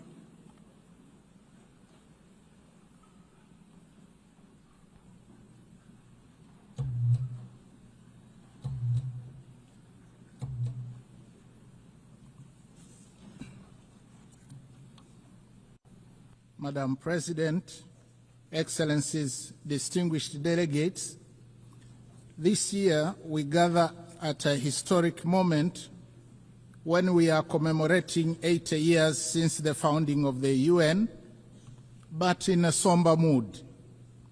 The theme of this general debate, that is better together, 80 years and more for peace, development and human rights, reminds us that determined cooperation remains our best vehicle for addressing urgent global challenges of this century and beyond. Yet, we are faced with chaos in the form of unilateralism with arrogance, barbaric wars, persistent poverty, injustice, pandemics, as well as an impending climate catastrophe. As we mark 80 years of the UN, we are called to rekindle the vision of its founders, anchored on two pillars. First, nations can overcome difficulties and accomplish more when they work together in solidarity. Second, peace is humanity's truest desire, which we must seek and pursue relentlessly on the basis of international law. By contrast, war is undesirable. It is a senseless path to resolving conflicts on which everybody loses, and its bitter fruits include unspeakable loss of innocent lives, too many orphans, widows, and refugees, as well as wanton destruction. Yet the United Nations Charter has guided us through many challenges over the past 80 years, reminding us to uphold peace, justice, cooperation, and dialogue to resolve conflicts. Today, as the world faces new tests, we must therefore hold firmly to these same principles, for it is only by respecting and living by the Charter that we can honor the past and build a safer and better future for all of us. Excellencies, the past 8 decades also remind us that change is the only constant in our world. The challenges of today are not the same as those of yesterday, nor will they be the same tomorrow. Thus, for the UN to remain relevant and is true to its noble mission, it must embrace change. Tanzania welcomes the UN 80 reform initiative unveiled in March this year, which seeks to enhance efficiency across the UN system and strengthening effectiveness. My country stresses the importance of upholding the principles of transparency, equity, and objectivity in the process, so as to renew trust and foster inclusive global governance. We thank the Secretary General for engaging member states in this endeavor. Nevertheless, Tanzania reiterates Africa's position on redressing the continent's underrepresentation in the Security Council and calls for admission of at least 2 permanent seats for Africa with veto power, as articulated by the Eswatini consensus. Tanzania also joined other countries of the Global South in demanding urgent and comprehensive reform of the global financial system. While we support the outcomes of the 4th International Conference on Financing for Development held in Seville, Spain this year, we renew the call for scaling up long-term concessional financing, revising sovereign credit rating frameworks, and rethinking debt sustainability assessments in order to unlock capital for investment in infrastructure, education, health, and climate adaptation. We reiterate our demand for increased voice and representation of Africa in the governance structures of the IMF and the World Bank. These noble demands have gone unheeded for a very long time and must be addressed now. Excellencies, SDGs remain our common plan for a better world. Yet, with only 5 years left before 2030, it has been established that over 80% of the targets are off track, with progress on more than half of the goals being weak and insufficient. The big elephant in the room, suffocating progress, is an estimated financing gap of $4 trillion per annum. Nevertheless, Tanzania remains committed and has made strides in implementing the 2030 agenda, with overall performance estimated at 60%. Examples include SDG 3, where maternal mortality declined from 750 deaths per 1,000 live births in 2000 to 104 in 2022. For SDG 6, access to clean and safe water increased in both rural and urban areas from 32 and 55% in 2000 to 79.9 and 94% respectively by 2024. On affordable clean energy, SDG 7, the number of villages connected to electricity increased from 8,587 in 2000 to 12,318 in 2024. Only 15 villages remain without electricity. However, significant challenges remain, especially on environmental sustainability, that is SDGs 13, 14, and 15. Going forward, we urge the international community to strengthen collective response to climate change, seizing the opportunity presented by COP30 in Belém, Brazil, prioritizing delivery on the pledges for climate action, including capitalization of the Loss and Damage Fund. We call for increased long-term concessional financing, technology transfer, and fairer trade terms to complement our zeal in domestic revenue mobilization, reversing capital flight, and pursuit of win-win partnerships in the exploitation of our natural resources. I am glad to inform the Assembly that in June 2025, we launched the Tanzania Vision 2050 that articulates our long-term development aspirations and dovetails quite well with the SDGs agenda. Excellencies, peace is not a bonus. It is a prerequisite for socio-economic development.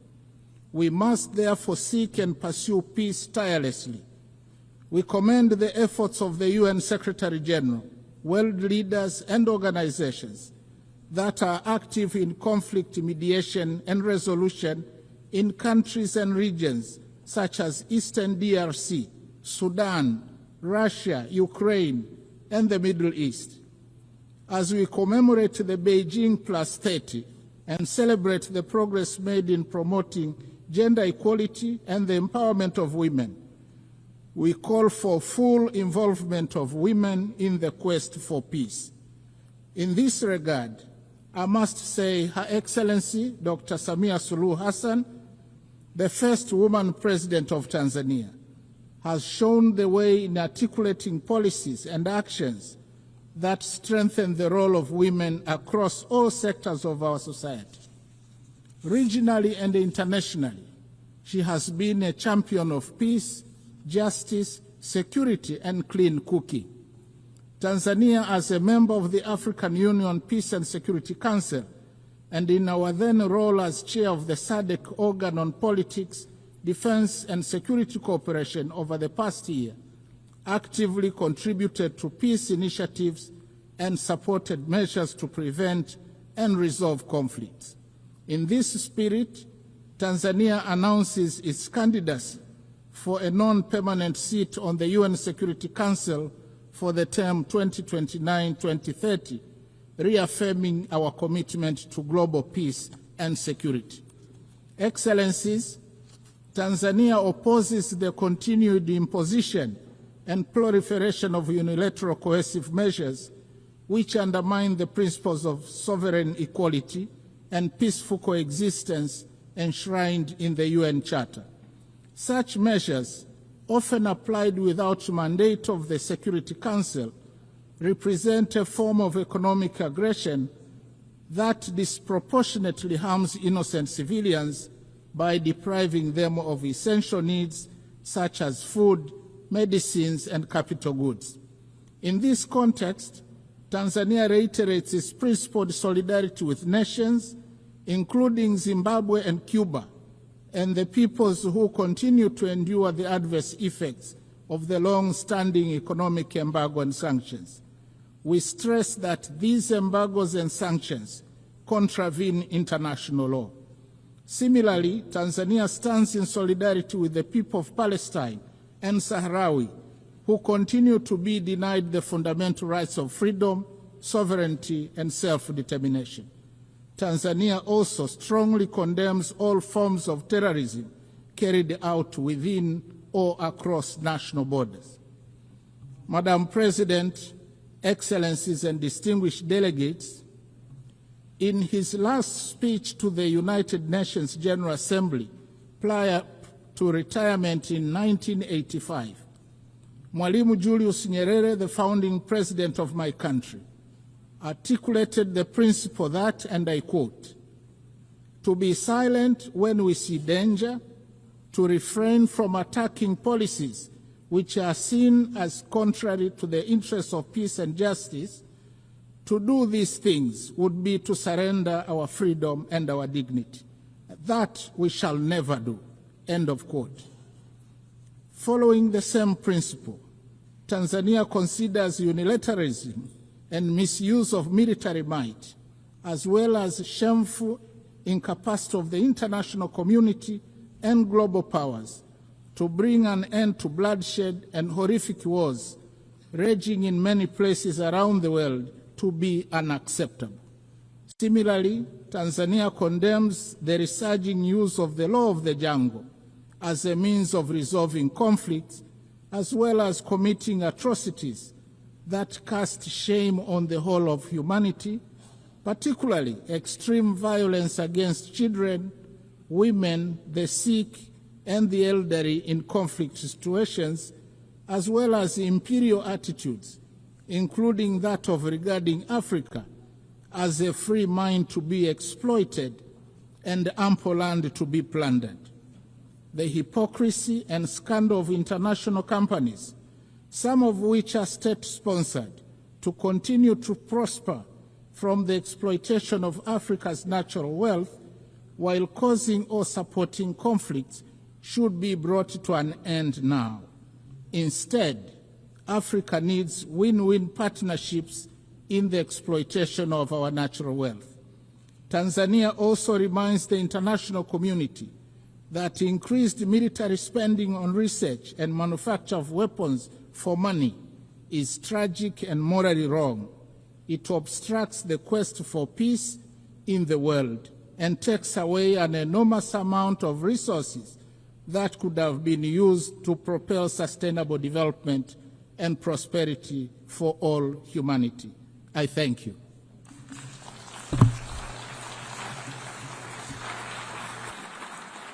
On behalf of the Assembly, I wish to thank the Vice President of the United Republic of Tanzania.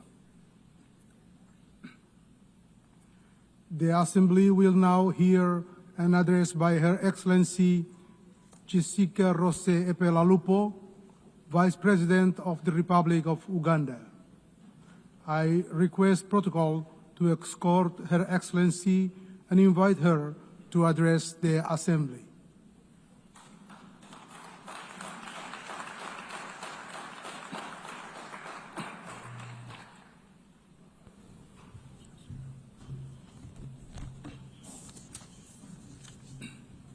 The President of the UN General Assembly, Excellencies, Heads of State and Government, distinguished delegates, ladies and gentlemen, I bring you warm greetings from His Excellency, General Yoweri Kaguta Museveni, who could not be present personally on this and on whose behalf I am privileged to address this 80th session of the UN General Assembly. Madam President, let me begin by warmly congratulating you on your election as the President of the 80th session of the UN General Assembly. Uganda assures you of its full support throughout your tenure, and I also extend our appreciation to His Excellency Philomen Yang for his capable leadership during the 79th session. We commend the Secretary General, His Excellency Antonio Guterres, for his continued commitment to the roles and responsibilities of the United Nations. This year marks 80 years since the founding of the United Nations, born out of the devastation of the Second World War, with the aim of preventing future wars and promoting global cooperation. This anniversary is timely and is a reminder of our shared responsibility to uphold multilateralism and strengthen global solidarity in addressing common challenges. The theme of this year's General Assembly, better together resonates well with our national objectives. Uganda firmly believes that multilateralism remains an essential framework for building collective solutions to global problems. We reaffirm our commitment to the Charter of the United Nations as the cornerstone of multilateralism, international diplomacy, and cooperation with the global mechanisms to promote and support the intertwined values of humanity, namely peace and security, human rights, and shared prosperity. We are equally committed to fast-tracking the achievements of the 2030 Agenda on Sustainable Development and implementation of the Pact for the Future. Madam President, Uganda continues to play an active role in advancing peace, stability, and security within our region, e.g. in Somalia, South Sudan, DRC, and the Sudan. Uganda remains committed to the peaceful resolution of regional conflicts. We remain the largest troop contributor to the African Union mission in Somalia since 2007, which has been succeeded by the African Union Transition Mission in Somalia, and now the African Support and Stabilization Mission in Somalia. As a country, we have invested both human and financial resources in promoting peace and stability unreservedly. These efforts require reliable and predictable funding. We therefore call on the international community to commit adequate resources for peace-building and peacekeeping missions to ensure that their sustainability, effectiveness, and success becomes a reality. In South Sudan, Uganda continues to support the peace process as one of the guarantors of the Comprehensive Peace Agreement, contributing to efforts aimed at restoring stability and unity in the country. On the peace efforts in the eastern part of the Democratic Republic of Congo, Uganda has been working with regional leaders on the Nairobi and Rwanda processes aimed at finding a lasting solution, and we also remain supportive of other complementary efforts by the international community. Madam President, we urge greater international support for regionally led peace-building and stabilization initiatives, recognizing them as vital foundations for inclusive and sustainable development. We also call for enhanced global cooperation in tackling the root causes of conflict, including inequality, climate change, pandemics, new technologies, transnational crime, and terrorism. Madam President, Uganda calls for the comprehensive reform of the United Nations Security Council to address the imbalance in its current configuration and make it more equitable, just, and democratic.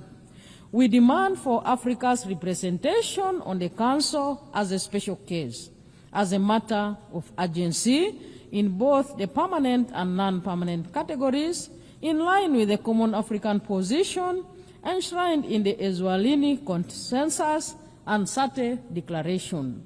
Africa must have 2 seats in the permanent category with all rights and privileges, and 2 additional seats in the non-permanent category. On the question of Palestine, we urge the international community to give renewed priority to the realization of the internationally endorsed 2-state solution. We appeal to the United Nations Security Council to play a decisive and just role in resolving the Palestinian issue, which is crucial for lasting peace in the Middle East and central to global peace and security. We join the international community in the long-lasting call to end the embargo on Cuba that has been tightened recently with unfair designation as a state sponsor of terrorism. Uganda is recognized globally for its progressive refugee policies. Madam President, we host the largest number of refugees in Africa, currently standing at 1.9 million. Uganda allocates land to refugees and integrates them into our national systems, sharing public services such as education and healthcare, etc.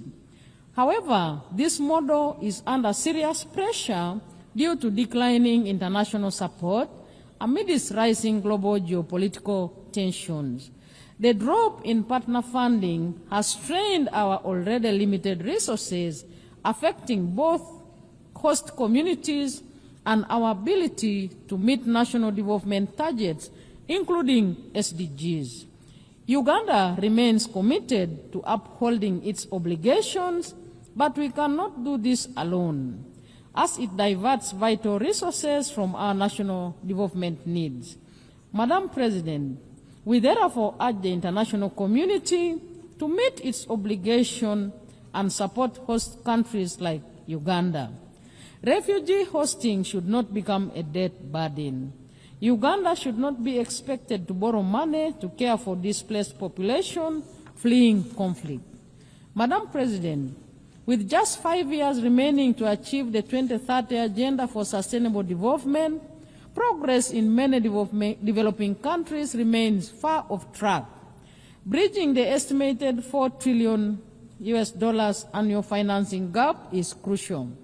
The failure to mobilize adequate resources highlights the shortcomings of current international financial cooperation.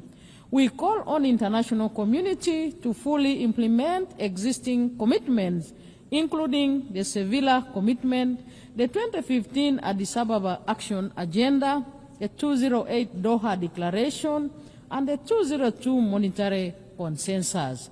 These agreements provide a framework for enabling developing countries to expand their physical and policy space and drive balanced and inclusive development. Accelerating the SDGs requires renewed commitment to multilateralism, global solidarity, and the strengthening of international cooperation mechanisms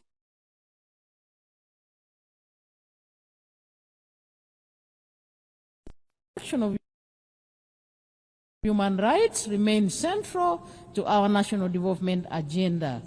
Our Constitution guarantees civil and political rights, freedoms of association, assembly and expression, and the right of every citizen to participate in democratic governance. Since the introduction of multi-party democracy, Ugandans have enjoyed regular, free and fair elections at all levels in Uganda.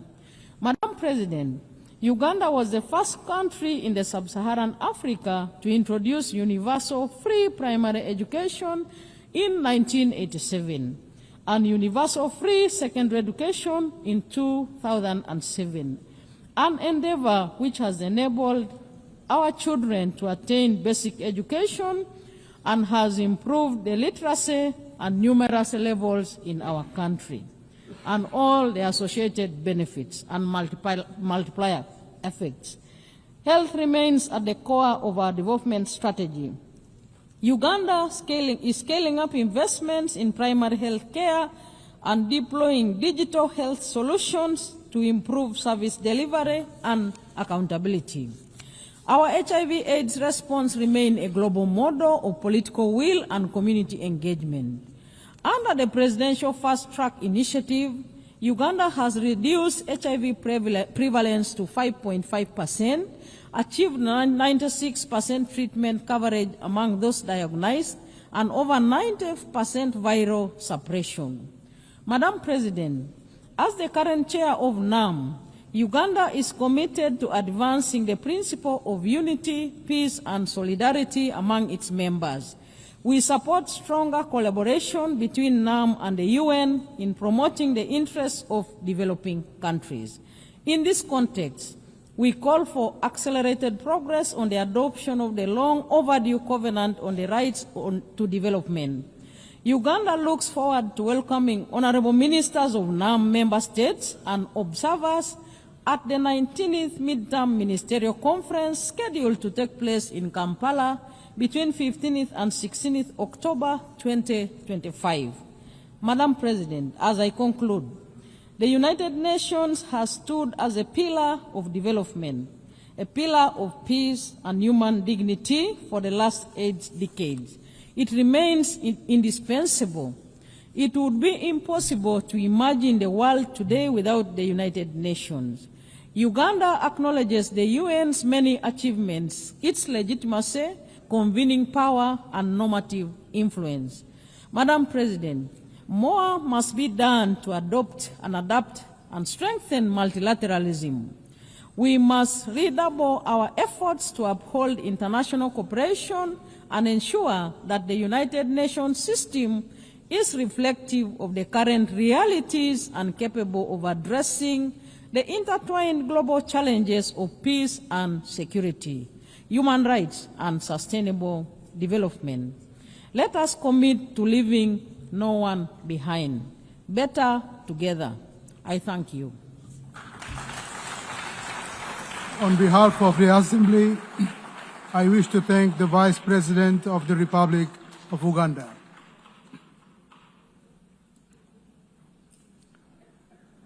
The Assembly will now hear an address by His Excellency Dick Schoof, Prime Minister of the Kingdom of the Netherlands. I request protocol to escort His Excellency and invite him to address the Assembly.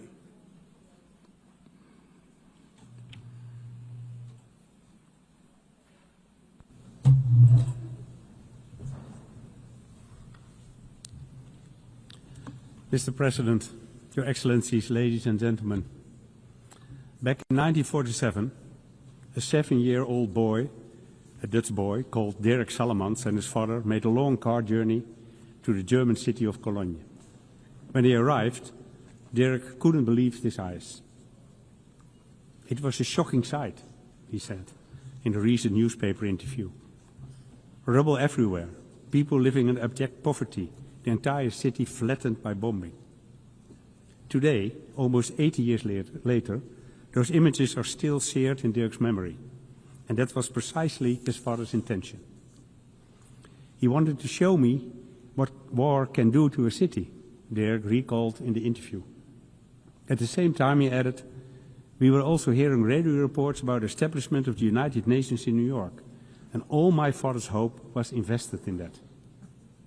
When the interviewer asked what exactly the hope was based on, Dirk recalled the opening words of the United Nations Charter, we the peoples. And indeed, it is the peoples of the world, the people, who task their governments with saving them from war, human rights violations, and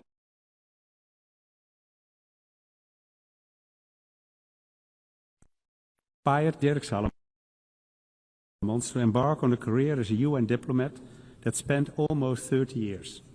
And it is those same words, 80 years on from the UN Charter, that still remind him and us of that task. Of course, the world has changed dramatically since then, and unfortunately we must acknowledge that the mission, no more war, has failed. In fact, this year, even as we celebrate the United Nations 80th anniversary, we have heard it said that the UN can no longer justify its existence. Anyone who says that, however, has forgotten where we came from. Without the UN, there will be no disarmament treaties, no International Court of Justice, no climate agreements on sustainable development goals. Without the UN, which is often the only organization capable of supplying aid in the toughest places on the earth, millions of people would be deprived of food, clean water, and medical aid. Over the past 80 years, we've taken the UN's achievement for granted. We've neglected to look back on where we've come from and all the milestones we have achieved along the way. And although the situation right now might be especially difficult, I know this too. It has never been easy. Every achievement was preceded by the lengthy consultations. Countries were often at loggerheads, and sometimes it was tempting to throw in the towel. But that never happened. And the reason can only be that, despite our many differences, we all understand what's at stake. That's the context in which I view the increasingly frank debate on the UN future. Yes, the world has changed. Yes, international relations have changed. And yes, The way we work together has changed. But I believe that this can lead us to only one conclusion, that we must change with times. And that's exactly what we do.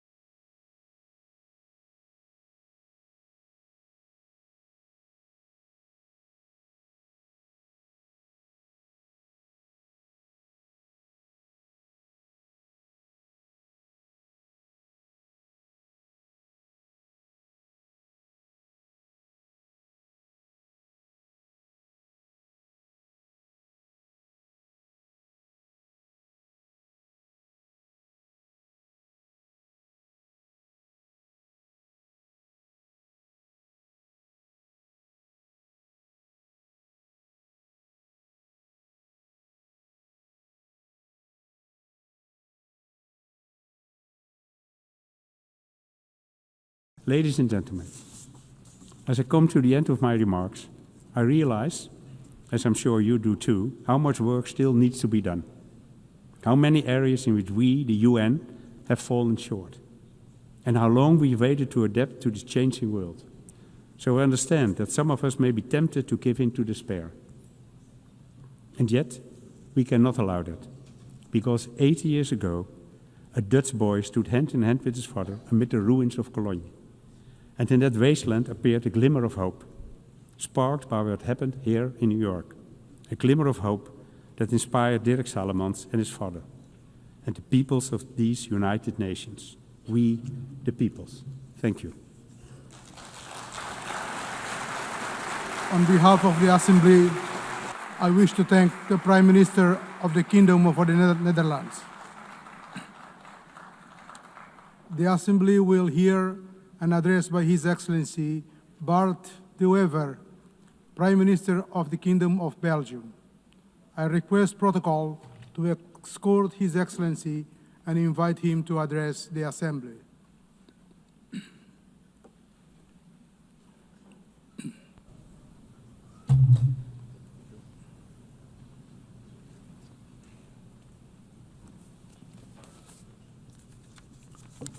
Mr. President, esteemed colleagues, ladies and gentlemen, it is the first time that I stand before you.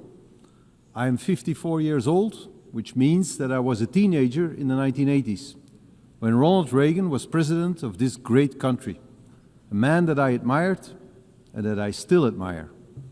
Today, I'm nostalgic of that time, because then I truly believed that the Western world was bound together by shared values and mutual respect. And I also believed that these values would eventually rule the entire world. Today, we are reminded of the Melian dialogue of the Greek historian Thucydides. He described how envoys from Athens forced the small neutral island of Melos to choose sides in the Peloponnesian War. If Melos refused, Athens would destroy it. Thucydides captured the brutal logic of power in one single sentence. The strong do what they can, and the weak suffer what they must. He may have been right about human nature, but that is not the world we want to live in today. Civilization means striving to be better than our basic instincts, to rise above them. The United Nations was born out of the most destructive war in human history to embody precisely that aspiration. And yet today, international organizations are under pressure. International law is under pressure. Respect for sovereignty is under pressure. Geopolitics often boil down to sheer ego politics, and I regret this deeply. That is why I stand before you today to advocate for a world anchored in mutual respect. A world of free and fair trade. A world of strong partnerships, respect and cooperation. A world based on international law. A world that tackles climate change. A world of peace, prosperity and progress. The United Nations remain crucial in pursuing that ambition. The United Nations are far from perfect, and this is why we support the UN 80 reform agenda, because the challenges we face are immense.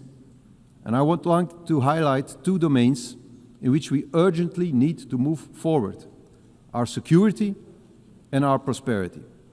First, security. All who cherish freedom must work to build resilient and vigilant societies. We face new forms of imperialism, new military threats, and violent conflicts that destabilize entire regions. This is not the path we choose, but neither can we afford to be naive. Those who wish for peace must be prepared to defend it. That is why we stand firmly with Ukraine.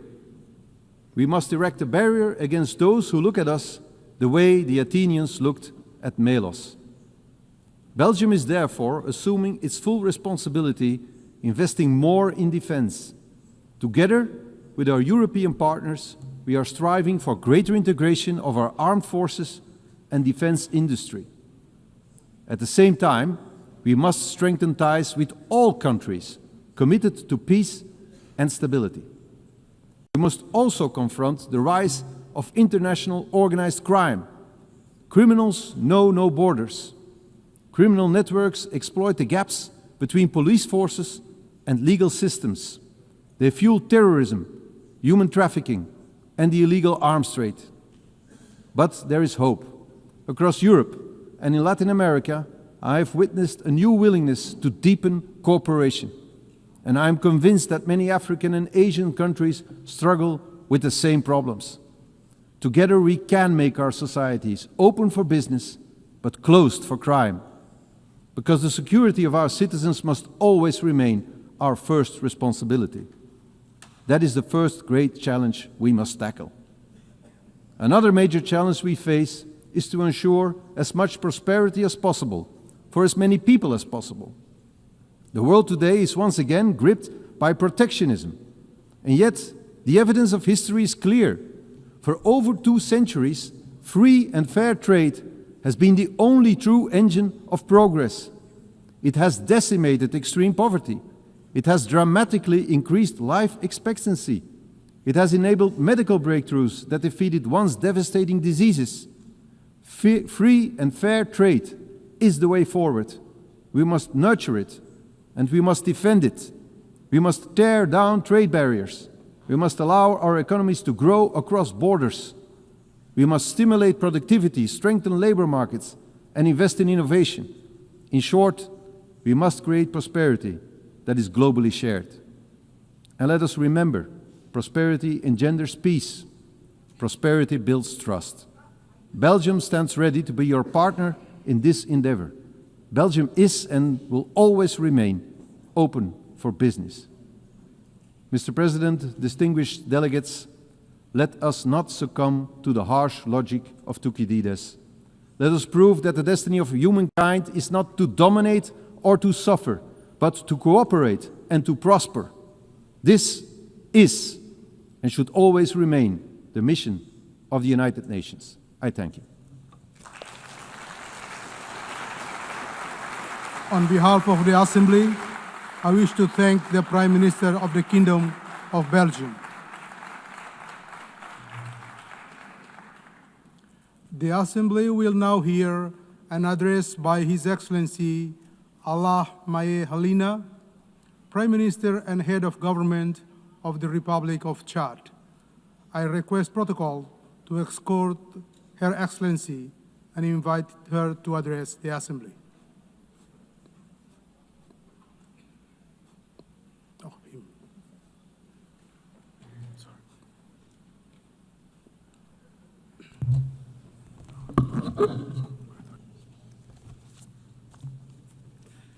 Madame la Présidente, Madam President of the General Assembly, ladies and gentlemen, heads of state and government, Secretary General of the United Nations.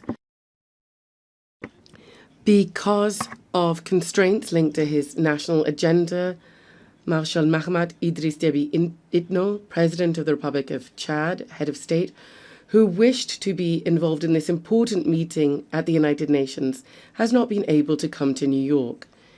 He would like to convey his sincere regret for not being here and has conferred upon me the task of delivering his message, which reaffirms Chad's commitment to the principles of multilateralism and the sovereignty of peoples.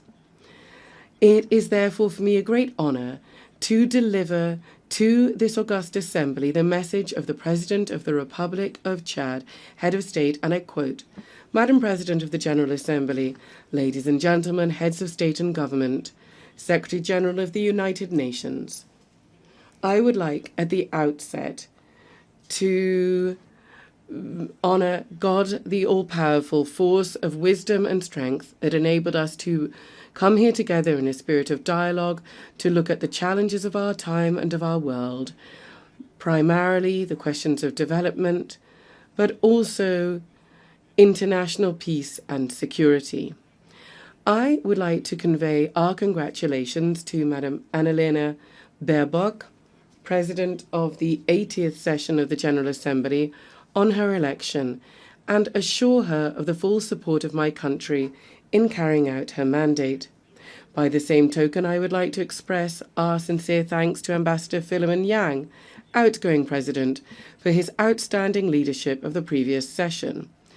Thus, I would also like to express our sincere appreciation and our full support to Secretary General Mr. Antonio Guterres for his unfailing efforts to fly the flag of multilateralism high, embodied by the UN, whose mission and even raison d'etre is currently being tried by numerous challenges that are constantly affecting our common bedrock of humanity. Madam President, Your Excellencies, ladies and gentlemen, I am speaking to you before this august assembly with the great weight of history and the force of a sincere conviction. The United Nations, 80 years after it was born, in the pain, so to speak, of wars, must come to life once again in the truth of our hopes. Better Together, 80 years for peace, development and human rights is more than just a celebration. It is something that strikes us an invitation to re-examine the role, the relevance and the political and moral legitimacy of our shared organization. It would be wrong to deny the historic merit of the UN. The UN has contributed to preserving global peace. It has helped decolonization. It has fostered human rights and provides a multilateral cooperation framework. Nonetheless, we need to underscore that 80 years after it was established, the UN is still far from having accomplished the aims that were conferred upon it by the Charter. Despite undeniable progress that I have mentioned, we have to note that the UN has never disappointed as much as it is today, in particular because of its inability to stop bloody conflicts that continue to prevail in several areas of the world, in Africa, in Asia, in South America. There is increasing defiance because too often major decisions taken by this organization seem to serve the interests of some great powers to the detriment of the aspirations of the countries of the South, because the Security Council remains a very fixed structure, a legacy of the post-war period, where Africa, the cradle of a fifth of humanity, remains excluded for all major representation, because sanction and intervention mechanisms are often selective and indignation seems to be conditioned on where it's happening geographically. We need to be bold enough to say here, peacekeeping missions of the UN have often failed in their promises and in their duty, be this in Haiti, in the CAR, in the Democratic Republic of Congo, or in Mali. The Blue Helmets, in certain cases, have been accused of inaction and even behavior that runs counter to the very principles of the organization that they represent. How can we understand that instead of protecting, some have been complicit in violations? How can we explain that after being there for decades, conflicts still persist and in some cases are worsening? These failures, often tragic, erode the legitimacy of the UN on the ground and in people's hearts. It is crucial for peacekeeping operations to be reformed very deeply and evaluated in a transparent way, refocused on their fundamental mission to protect civilians. Madam President, ladies and gentlemen, for more than 7 decades, the world is witness powerless to a human and political tragedy. I'm talking to you about the Israeli-Palestinian conflict, the current situation in Gaza with indiscriminate bombing, thousands of civilian deaths, and the systematic destruction of vital infrastructure is a collective failure of the international community. We're not just talking about a conflict anymore. We're talking about a humanitarian scandal and an unprecedented moral challenge. The latent war between Israel and Iran, regional tensions and the inability of the UN to bring a lasting solution undermines not only stability in the Middle East, but peace throughout the entire world. As long as justice has not triumphed in Jerusalem and Gaza, there will be no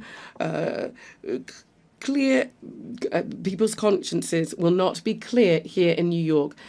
As long as international law is flouted in Palestine, it will be weakened elsewhere.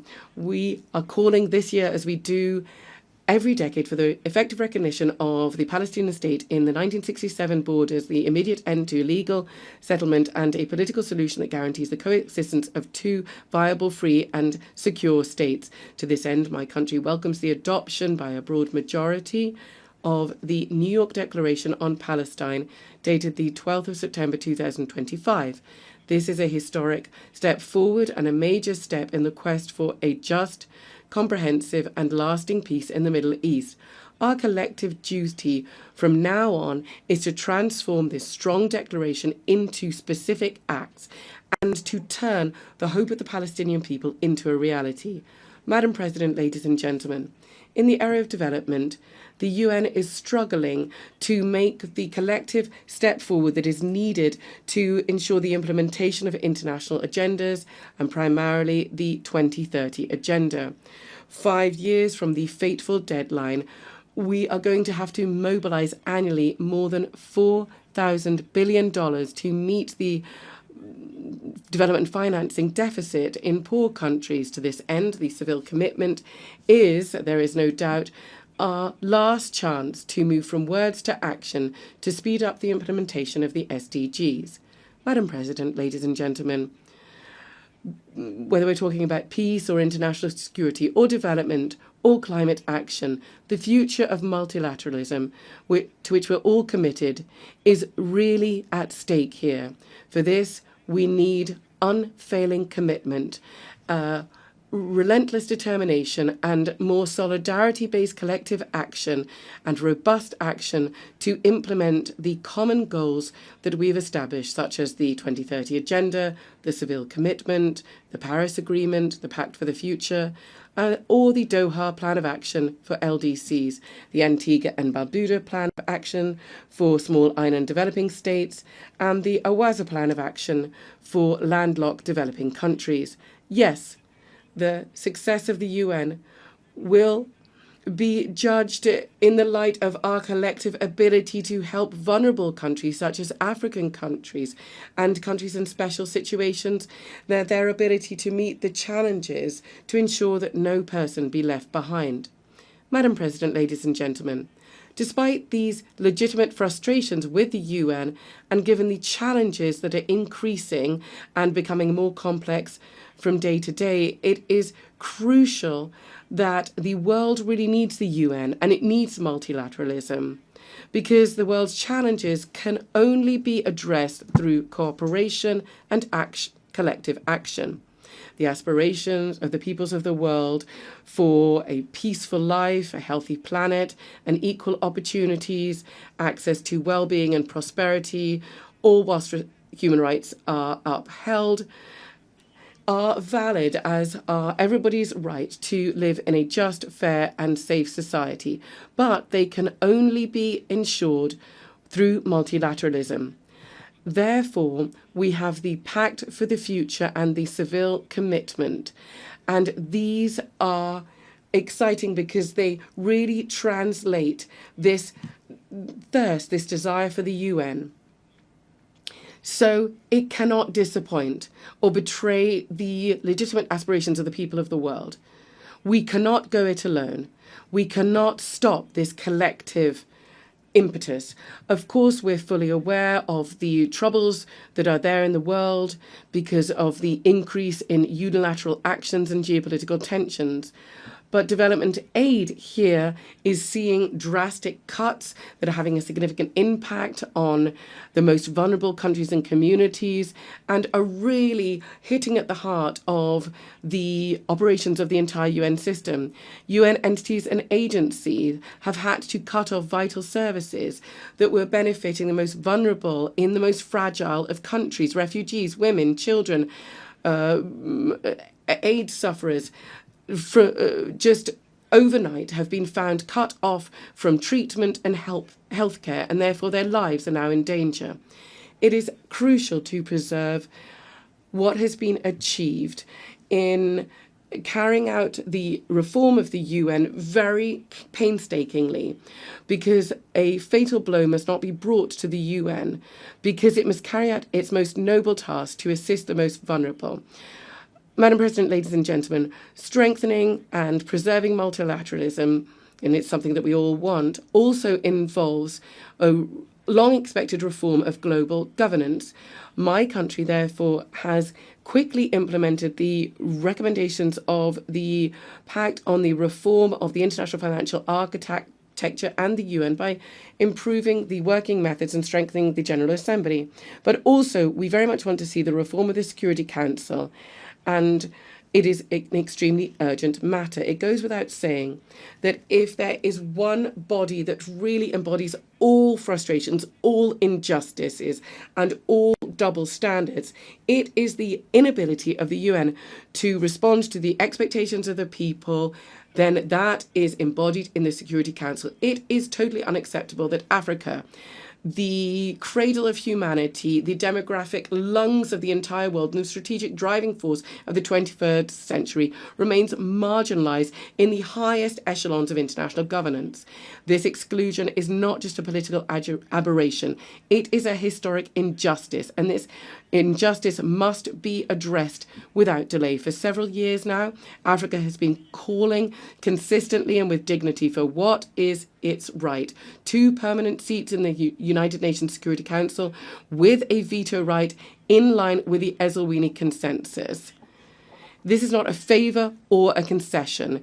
It is a call for justice, for representation, and for coherence. The world cannot claim to be in favour of peace, balance, and legitimacy while more than 1 billion people are held to one side, kept to one side of vital decisions for the future of the planet. We are not asking for permission in Africa. We are reaffirming our voice, our vision, and our vocation in Africa. Unfortunately, many people believe that a lot of the world is indifferent to the ills that Africans are facing, and the Security Council is just providing very basic service. There are multiple meetings on issues pertaining to the continent, but they have very little impact on people. The facts can attest to this. For example, 14 years have passed and Libya is still in a political impasse, and so it is pushing peace back into the annals of history. In Sudan, civilians have been abandoned to their sad fate because the Security Council has not been able to or has not wanted to shoulder its responsibility by bringing the warmongers to cessation of hostilities and to ensuring and bringing about a peaceful settlement of their disputes. This inability of the Council to fully play its role as the guarantor of international peace and security is a reason to speed up its reform, to adapt to the reality of today's world, and to make it more inclusive, more representative, more democratic, and therefore more effective. Ladies and gentlemen, Madam President, in a world that is constantly changing, where there is increasing interdependence and challenges transcend borders, my country, Chad, would like to reaffirm from this rostrum a fundamental truth. State sovereignty is the bedrock of international order. Sovereignty is not a privilege or a concession. It is an inalienable right enshrined in the United Nations Charter. It guarantees that each people can take ownership of their own destiny. It ensures the free determination of its political, economic, and cultural choices and the respect for its own identity. In this body of nations, each state is one particular note bringing about global harmony. Nobody should be silenced. Nobody should be constrained to be uniform. Sovereignty is the very precondition for dialogue, peace, and international justice. This is why we are calling for more fair global governance, where the states of the South, emerging nations, voices that have long been marginalized, can fully enjoy their rights to speak, to take part in decisions, and to enjoy dignity. Africa is calling for its legitimate place in global governance. The United Nations can not just accept symbolic arrangements anymore. A root and branch institutional reform is necessary. Madam President, my country, Chad, in the heart of Africa, is both witness to and part of the struggle for peace and security. We're at the crossroads of all contemporary challenges: security, humanitarian, climate challenges, but also major sources of hope. Our country is facing the persistent threat of terrorism, which is destabilizing the region of the Lake Chad Basin. Given the threat posed by Boko Haram, Chad has not received any external support and has had to deal with this on our own. This sacrifice bared by the people of Chad, which has often been done without receiving gratitude, bears witness to our country's commitment to bring about peace and security. It is time for the international community to recognize this reality and to support us in this struggle. Above and beyond security, Chad is also facing the tragic effects of climate change. We are seeing droughts and natural disasters affecting our food security and undermining our development. We are calling for heightened solidarity to provide equal access to financing, to green technologies and vaccines, which are critical to build resilient and fair societies. In this context, we urgently need to step up efforts to preserve our ecosystem, notably around the Lake Chad Basin, where the retreat of this lake is directly threatening the life of millions of people. Chad and many other countries in Africa have virtually no greenhouse gas emissions, and nevertheless they are bearing the brunt of a crisis that they did not cause. That is why we're calling for fairer global governance, where Africa can have its legitimate place. We're calling for effective climate justice and equal access to financing, to green technologies and vaccines. Madam President, distinguished ladies and gentlemen, Chad has been through many different political convulsions and is part of a sub-regional context which is marked by crises, conflicts and wars. But we were able to overcome this transition, holding our head high. Our country has been able to overcome the most pessimistic predictions, and we have been able to make progress based on dialogue, which has been part and parcel of this transition. From this rostrum, I would like to express our gratitude to God and to the people of Chad who have made this success possible. We would like to thank our partners, and in particular the UN, for their decisive support. Thanks to this multifaceted support, Chad has been able to take decisive steps forward towards democratic and inclusive governance. I'm certain that my compatriots will continue with this momentum and that we'll be able to overcome the remaining challenges. And in so doing, we will continue dialogue and national reconciliation to bring about peace and national unity, to defend our territory, and to overcome the challenge of achieving socio-economic development. All of these measures are part and parcel of the political program which led to my election in May of 2024. It is in this context that the government has just adopted the new National Development Plan for 2025-2030, which is the Chad Connection 2030. This focuses on 4 key domains, and it aims to carry out significant changes in our economy and in our society. In order to realize this ambitious program, Chad is intending to mobilize $30 billion US, of which 46% are expected to come from the private sector. I'd like to take this opportunity to invite all our partners to the roundtable for the mobilization of resources, which is scheduled for the 7th and 8th of November in Abu Dhabi in the UAE. As concerns the situation in Sudan, we'd like to express our deep concern about the war which is devastating that country and which is affecting the entire region with incalculable humanitarian, socio-economic, environmental and security consequences. When it comes to the humanitarian domain, for instance, the situation to the east of Chad is deeply alarming. Ladies and gentlemen, the impact of this crisis on people is also significant. We are seeing that the number of refugees from Sudan into Chad is more than 2 million, of whom 1.5 million have arrived since the 15th of April 2023. In the east, the west and the south, refugees, notably from Sudan, Nigeria and Cameroon have been coming in significant numbers. We have a sense of humanitarian duty, and we will continue to open our doors to welcome our brothers and sisters, notably from Sudan. But we cannot bear this significant burden for humanitarian assistance alone, and that is why I call upon the international community to help these people and to help Chad to overcome this challenge with support. In the military domain, the continuation of hostilities in Sudan will only extend the suffering of civilians from Sudan and exacerbate the humanitarian situation in combat areas and also in neighbouring countries such as Chad, who continue to see the further influx of refugees. Chad regrets the fact that the numerous appeals for a ceasefire have not been heard, and we urge the parties immediately to cease hostilities, to facilitate humanitarian access, and to engage once again in political dialogue.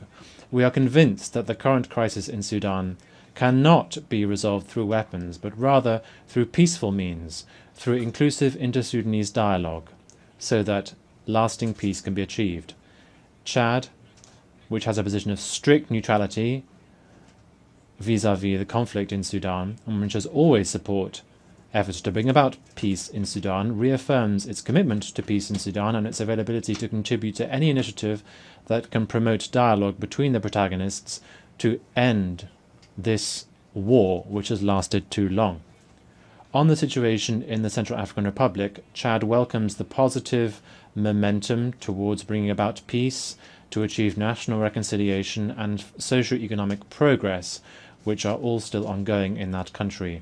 We welcome the policy that His Excellency Faustin Archange Touadéra of the CAR has been rolling out, thanks also to the mediation that Chad has had the honour to be part of. We reaffirm our commitment to the peace and stability of the CAR, and we are willing to further make efforts to support peace and reconciliation in that country.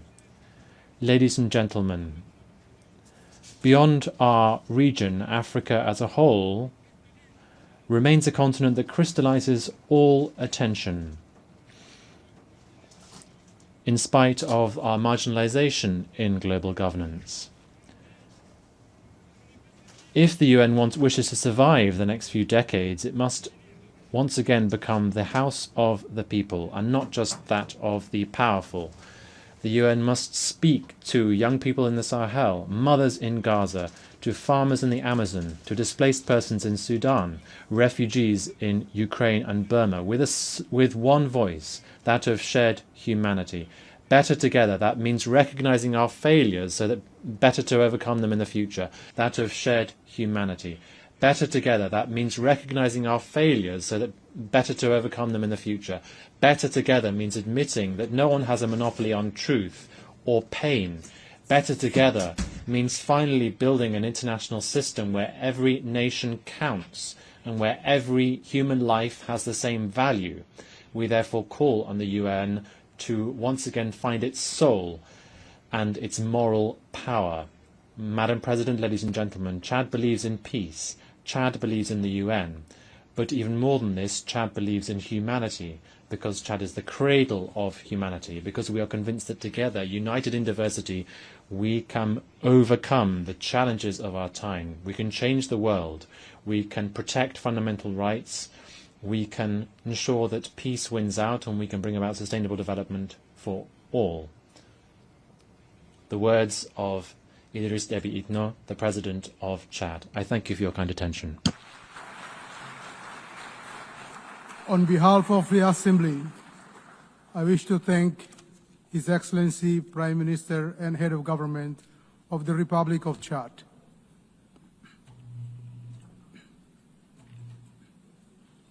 The Assembly will now hear an address by His Excellency Camille El Tayeb Idris, the Transitional Prime Minister of the Republic of Sudan. I request protocol to escort His Excellency and invite him to address the Assembly.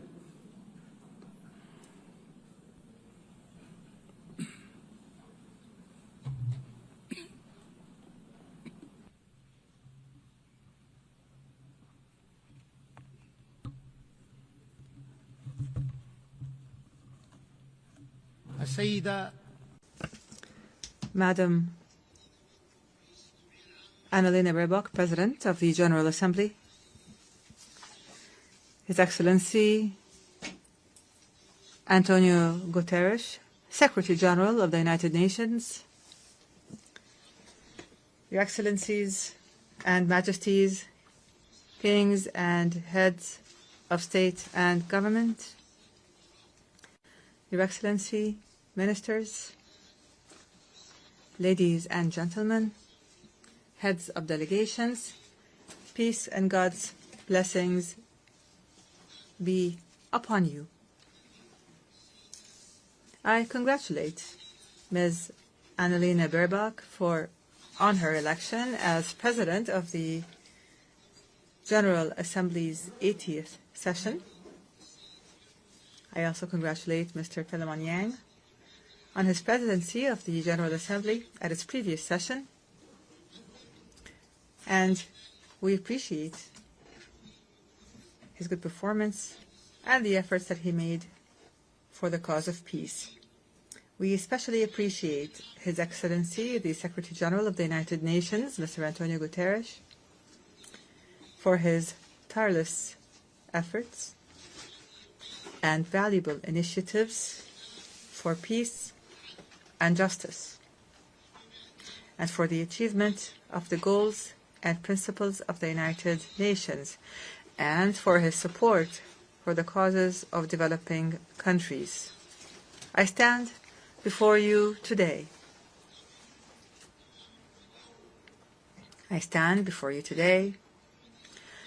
On behalf of the civilian government of the Sudan.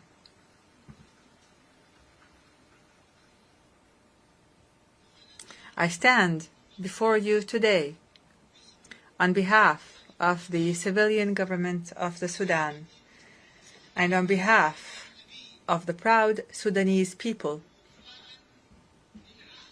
to fulfill the pledge made by His Excellency President Abdel Fattah al-Burhan, Chairman of the Sovereignty Council, at this August Global Forum, a pledge to appoint a civilian prime minister with independent powers to consolidate the values of civilian governance and democratic transition. I stand before you from the banks of the Nile, from the land where history runs as deep as the river itself, from where the deserts know the footprints of ancient kingdoms, ancient civilizations, and from where, in this present hour,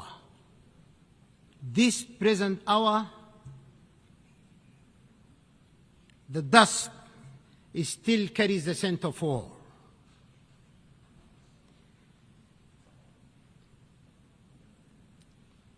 Sudan has bled. Our villages and cities have fallen silent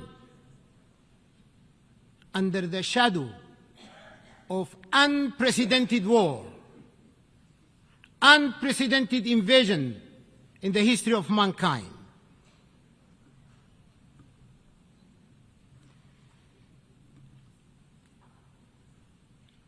Our children have known fear before they have known the meaning of life. And yet,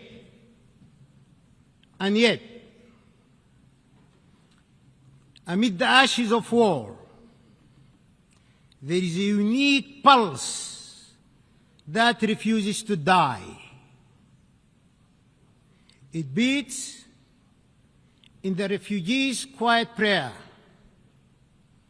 in the farmer who plants, though he may never reap, and in the mother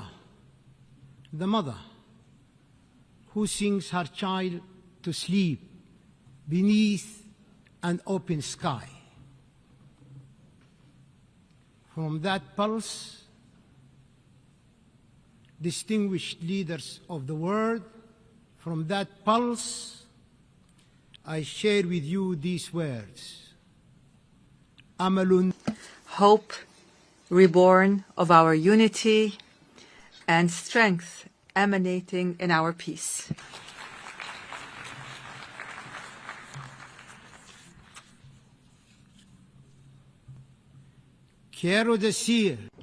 I wish to say,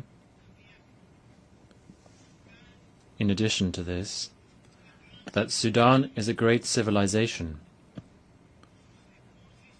Its resources are necessary for the entire world.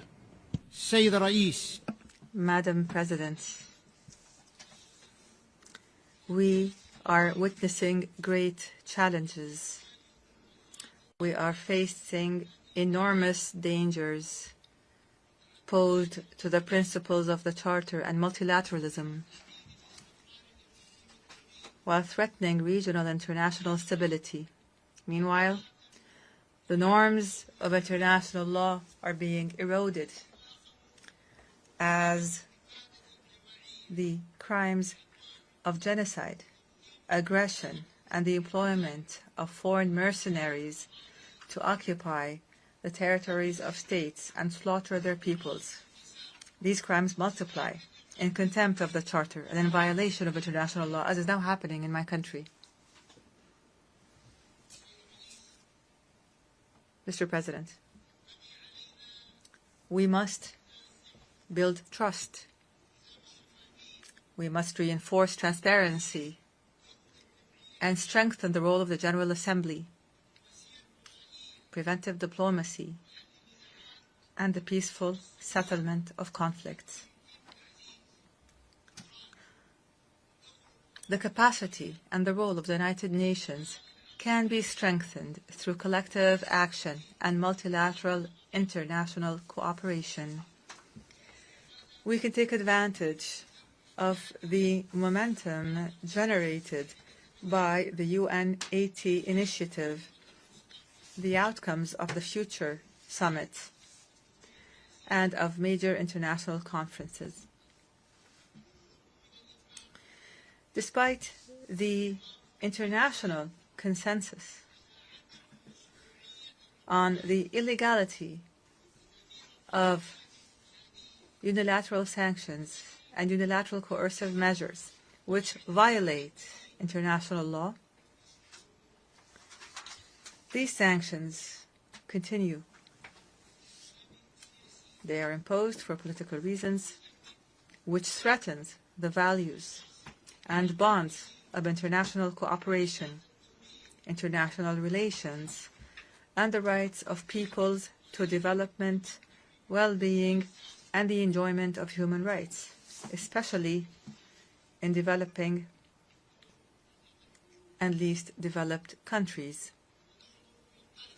We are concerned over the political exploitation of human rights and their use as a means to pressure our country without considering the economic aspects of human rights that are affected by these unilateral sanctions and measures.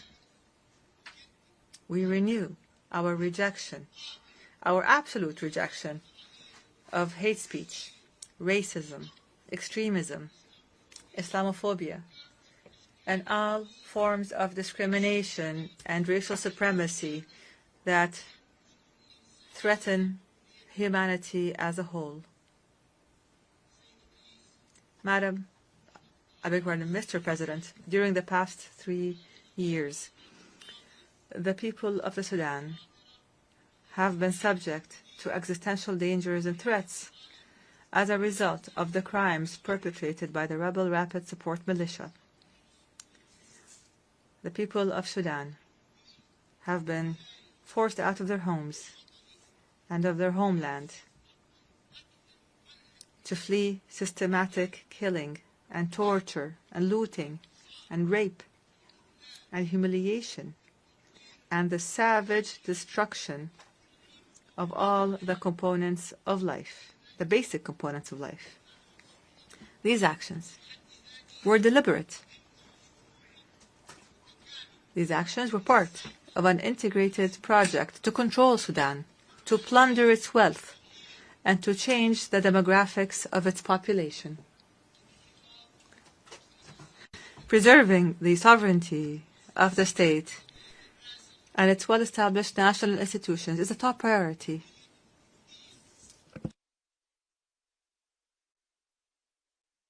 Is an existential issue for the Sudanese people. Therefore, the civilian transition and democratic transformation under the leadership of the civilian government of hope and the establishment of peace will not be achieved without ensuring that we have strong national institutions that preserve the sovereignty and territorial integrity of the state. The international community, and you are the leaders of this international community. You are the entire international family. The international community must work to stop the flows of lethal weapons, advanced ones, to the terrorist militia. It must condemn the militia, criminalize it, and classify it as a terrorist group, and must stop the flow of mercenaries.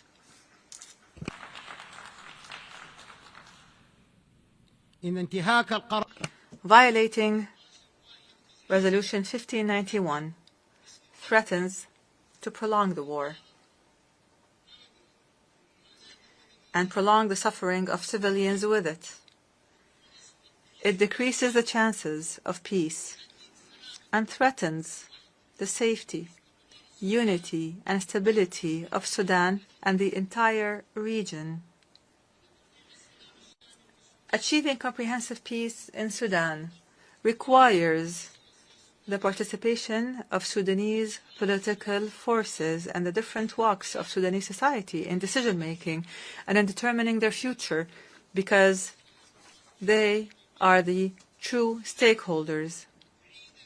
There must be no foreign interference or pressure, no hasty partial solutions, and no support for ethnic political extremism that plots to destroy Sudan. We affirm from this podium the commitment of the government of Sudan to the roadmap, which was drawn up by a group of national forces and civil organizations, and which we presented to the United Nations and to the mediators. This roadmap includes a ceasefire, accompanied by the withdrawal of the terrorist rapid support militia from the areas and cities it occupies. It includes lifting the siege of the city of Al-Fashir immediately. Lifting the siege on the city of Al-Fashir immediately, as well as the city's environs, in implementation of Security Council Resolution 2736, adopted over a year ago. Imagine this. This resolution was adopted by the Security Council over a year ago, and nothing has happened to this very day. Is this plausible? Let us take a moment to reflect. Children are dying. Women are dying. The elderly are dying because of starvation, and the international community is silent.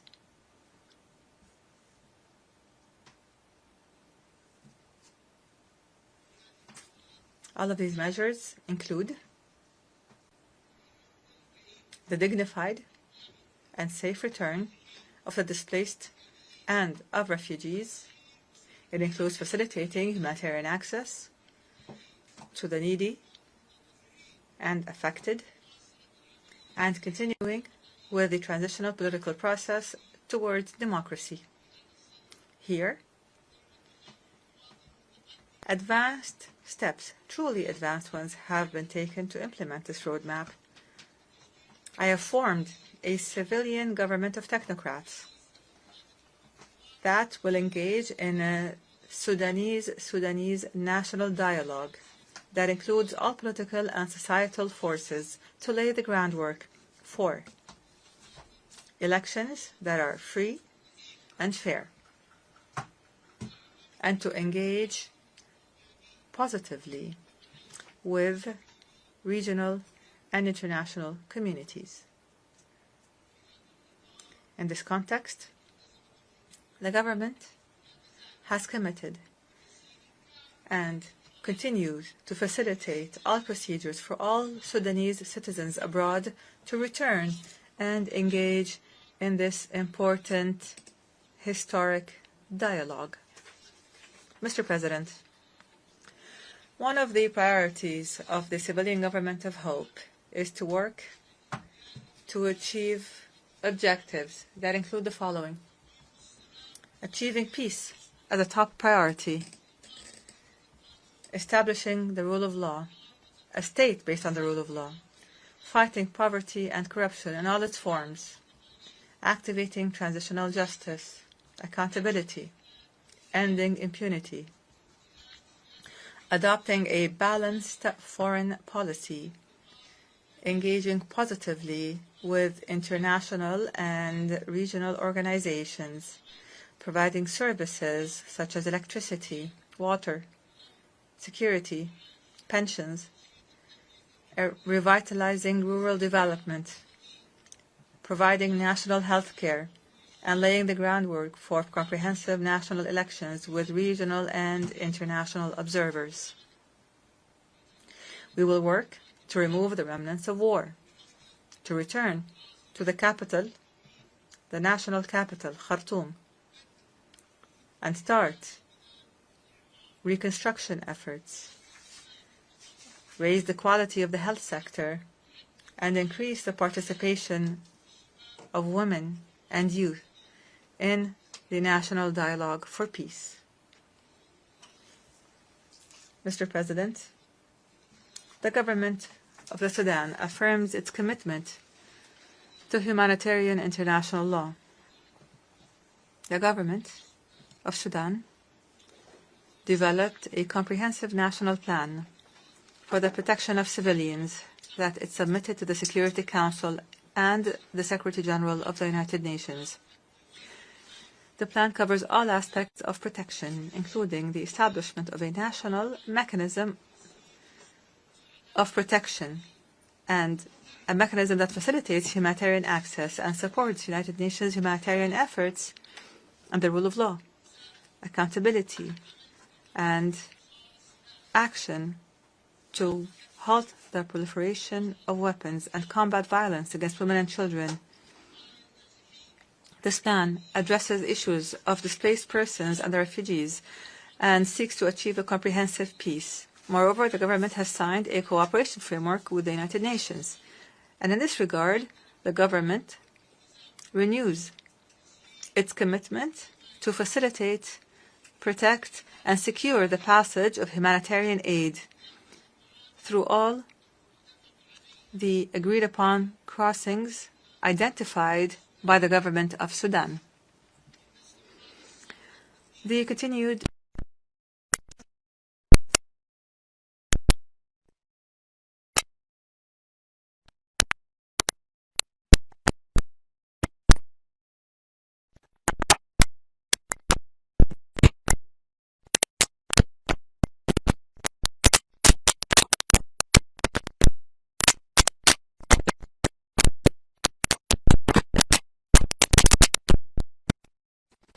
and the destruction of health facilities throughout the country. This silence is tantamount to an encouragement and to giving a green light for these militias to continue with their crimes and their violations. Our doors will remain open. Our doors will remain open to the United Nations and regional and international organizations. We call on the international community to support the choices of the Sudanese people and their civilian government and to support African solutions to conflicts through the will and national ownership and without any tutelage.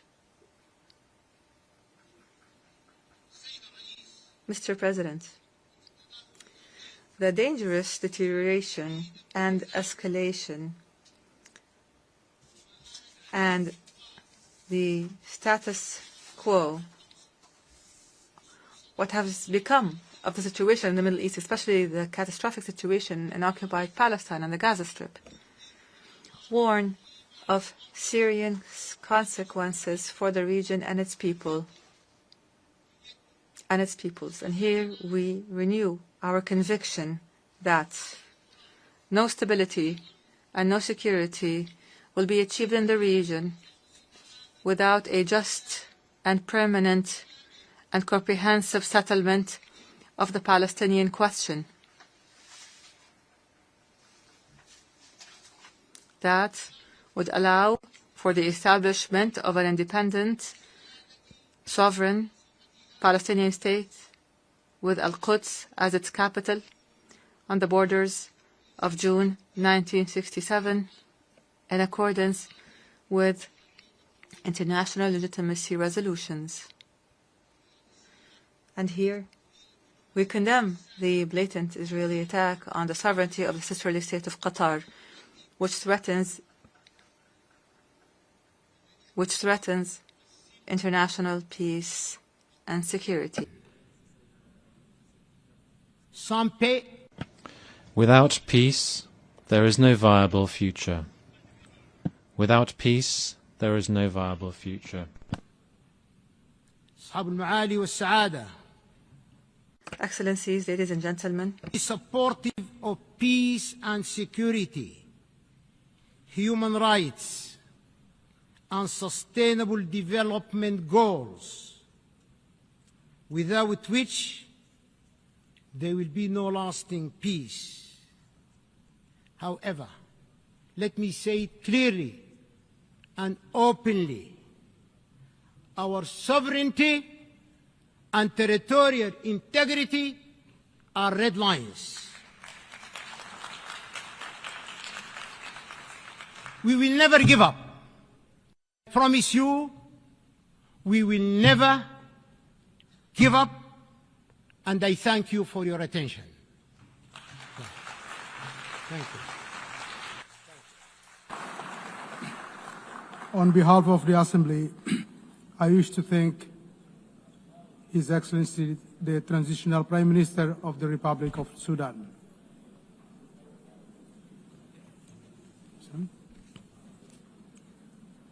The Assembly will now hear an address by His Excellency Américo de Oliveira dos Ramos, Prime Minister and Head of Government of the Democratic Republic of Sao Tome and Principe. I request protocol to escort His Excellency and invite him to address the Assembly.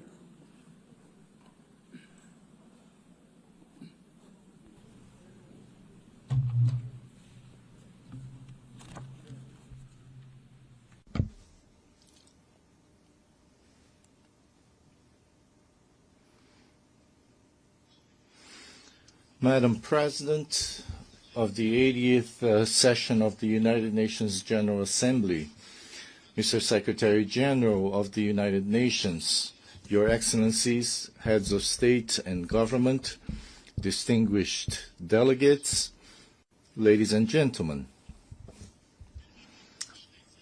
Allow me, Excellencies, to express the profound honor of addressing this distinguished Assembly on behalf of the Democratic Republic of Sao Tome and Principe.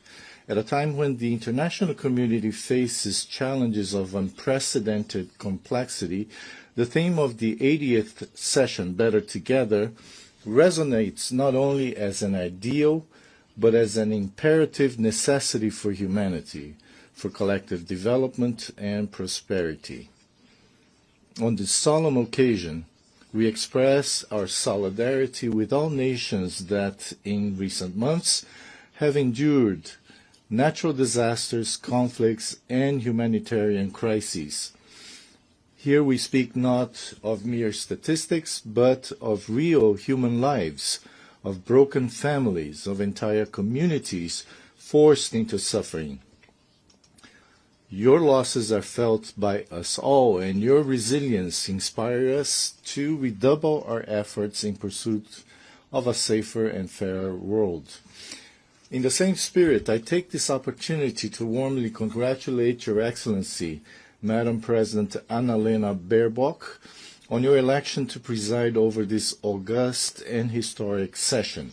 Your vast diplomatic experience and commitment to multilateralism are guarantees of wise and effective leadership.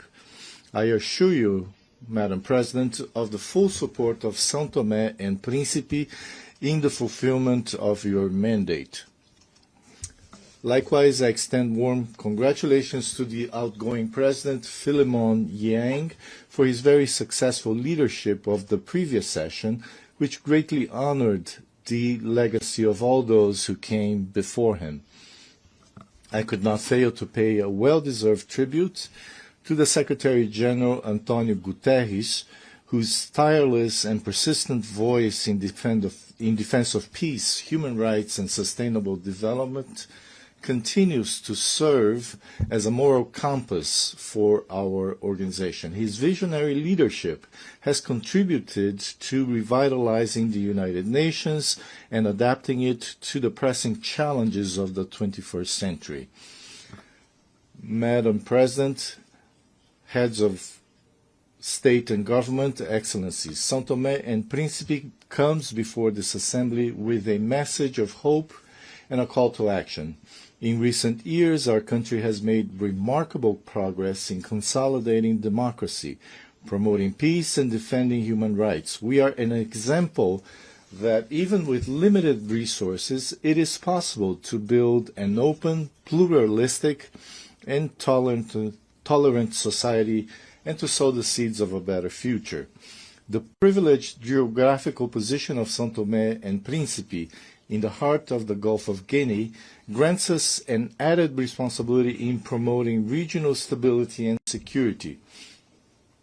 Our country has sought to establish itself as a natural bridge between continental Africa and the Atlantic island communities, facilitating dialogue, cooperation, cultural and economic exchange, combating piracy, and promoting safe trade routes that benefit the entire international community. Our democratic journey, which has become a reference in our sub-region, is marked by the regular holding under existing law of free and transparent elections, by the active participation of political actors and civil society, and by the guarantee of freedom of the press. We believe that democracy is a fundamental pillar of sustainable development and lasting peace. Domestically, the Sao Tomean state has responsibly undertaken reform processes in the fiscal, economic, judicial, and public administration sectors, implementing public policies aimed at improving human development indicators. Yet we recognize that the progress achieved remains fragile and constantly under threat. Excellencies, the recent graduation of Sao Tome and Principe to the category of middle-income country in December 2024, becoming the 8th to achieve such milestone, constitutes without a doubt a significant achievement and a just recognition of the efforts made by our people. This graduation is the fruit of concrete and measurable gains that attest to our progress. Between 2020 and 2022, our gross national per capita income reached $2,271, significantly surpassing the graduation threshold set at $1,306. At the same time, our Human Development Index showed remarkable progress, rising from 59.3 in 2002 to 91.4 in 2024, far above the threshold of 66 points. These indicators reflect advances in fundamental areas such as health, education, and macroeconomic stability. Nevertheless, while this achievement honors us, it also places us before new and demanding challenges that require appropriate responses. It is in this context that we appeal to the international community to ensure that this transition is carried out gradually and harmoniously, accompanied by continuous and transformative support, so that we may advance in the economic and productive sectors, preserve the gains achieved, and prevent our hard-won progress from being undermined. Aligned with our development efforts, we have defined a vision and the National Sustainable Development Strategy 2026-2040, anchored in sustainable tourism, which will be presented at the Investment Forum scheduled for December of this year in Brussels. On this occasion, we appeal to and invite our bilateral and multilateral development partners to participate actively in this important event, which represents a unique opportunity to establish lasting strategic partnerships. This forum will provide a privileged platform to present our national priority projects, attract foreign direct investment, and consolidate alliances that will accelerate our transition to a green and resilient economy. The implementation of the SDGs remains our primary priority. Despite challenges, we have made significant progress in areas such as health, education, and access to energy.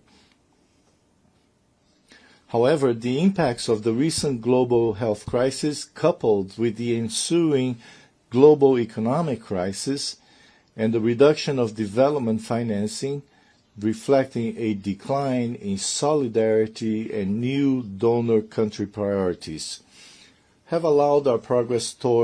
slowed our progress toward the SDGs. This requires a joint and redoubled effort from our country. Sao Tome and Principe remains firmly committed to the 2030 agenda. Our current performance places us 112th among 167 countries with a score of 64, reflecting the significant challenges we still face, notably in Sustainable Development Goal 8, decent work and economic growth. This highlights the urgency of diversifying our economy and creating more opportunities for our youth, the fundamental pillar of our future. We are fully aware that we still have a long road ahead. With satisfaction, we recognized our best performance in Sustainable Development Goal 14, Life Below Water, which constitutes tangible proof of our unwavering commitments to marine protection and the sustainable management of our ocean resources. Excellencies, Sao Tome and Principe reaffirms its commitment to the biosphere and to the protection of biodiversity, promoting public policies for the preservation and sustainable use of natural resources. We also note the conclusion of our rotating presidency of the Community of Portuguese-Speaking Countries, exercised under the theme Youth and Sustainability, which reflected our vision of a future built on inclusion, youth empowerment, and collective responsibility for protecting the environment. Sao Tome and Principe is proud to be a pioneer in global biodiversity conservation, with the island of Principe having been recognized by UNESCO in 2010 as a World Biosphere Reserve, an acknowledgement of the exceptional nature of our ecosystems and of our exemplary commitment to environmental preservation. We now look forward with equal anticipation to the conclusion of the ongoing process that will, at the 5th World Congress of Biosphere Reserves, designate the island of Sao Tome as a World Biosphere Reserve, along with the creation of 8 marine protected areas. Once completed, these initiatives will make Sao Tome and Principe the first country in the world with its entire national territory designated as a World Biosphere Reserve, alongside extensive marine biodiversity protection areas.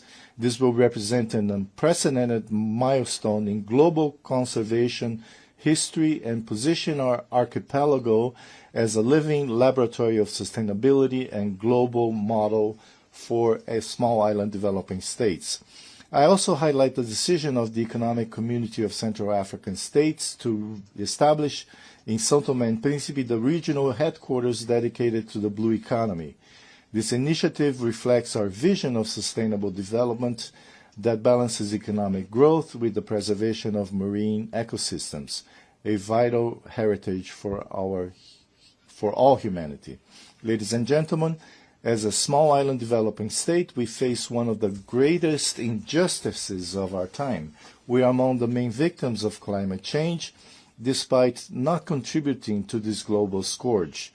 Our greenhouse gas emissions are practically negligible on the global scale, yet we suffer from heavy rains, floods, the destruction of infrastructure, displacement of populations, and social problems, all consequences of climate change driven by the irresponsible actions of the world's largest polluters. In light of this reality, we need new approaches to financing mechanisms that incorporate multidimensional vulnerability criteria, integrating environmental, climate, and structural risks that do not focus solely on per capita income. We require financial instruments that are more predictable and accessible, with concessional conditions, lower interest rates, and repayment terms compatible with our real capacity, as well as simplified procedures for accessing multilateral climate funds, namely the Green Climate Fund and the Adaptation Fund, whose current administrative complexity excludes countries with limited institutional capacity. These reforms are essential to ensure that international financing translates into tangible resilience and sustainable development for small island developing states. Excellencies, development requires a context of peace and security. We are deeply concerned by the proliferation of conflicts in various regions of the world, from Ukraine to Sudan, including the Sahel, the Great Lakes, and the Horn of Africa, causing immense human suffering and undermining development efforts in those regions of the continent. In this regard, we advocate for the peaceful resolution of all these conflicts, because only silencing the guns can create an environment in which a better future with peace and development for all peoples can be built. Sao Tome and Principe strongly condemns all forms of violence and aggression. We stand for full respect of international law and the Charter of the United Nations. We reiterate our call for a peaceful and lasting solution for the Israeli-Palestinian conflict based on the coexistence of two states with secure and internationally recognized borders. We urge the international community to intensify support for African peace and security initiatives, always respecting African leadership and endogenous solutions.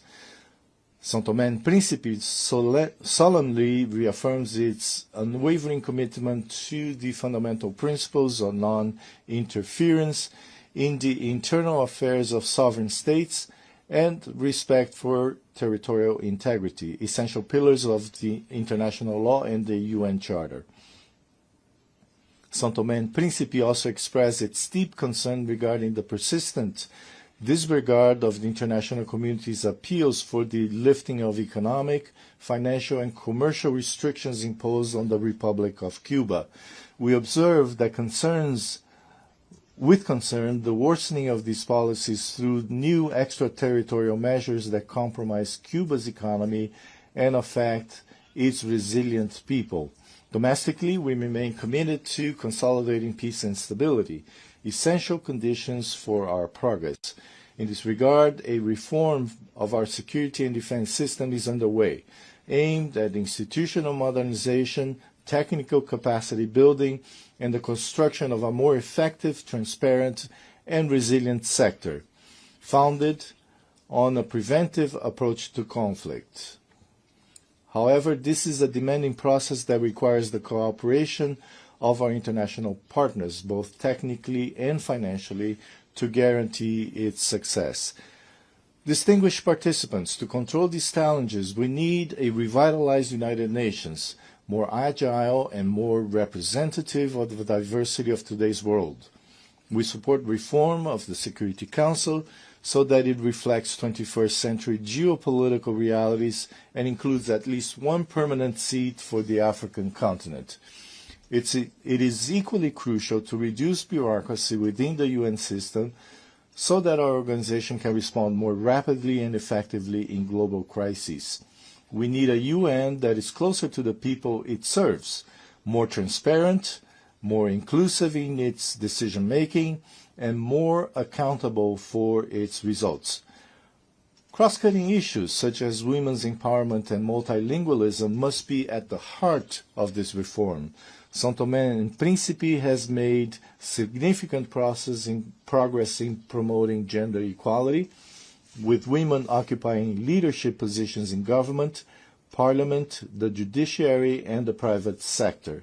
We cannot build a sustainable future without the full participation of women at all levels of decision-making. Sao Tomean women are the pillars of our society, leaders in their communities, and agents of change in their families. Madam President, in conclusion, I wish to reiterate the unwavering commitment of Sao Tome and Principe to multilateralism. In an increasingly polarized world, we believe that cooperation and solidarity are the only weapons capable of overcoming the challenges that threaten us all. As a small island, our voice may be modest, but we bring a message of great significance to the world. Our strength lies in the unity of peoples and in our capacity to converge efforts toward a common destiny.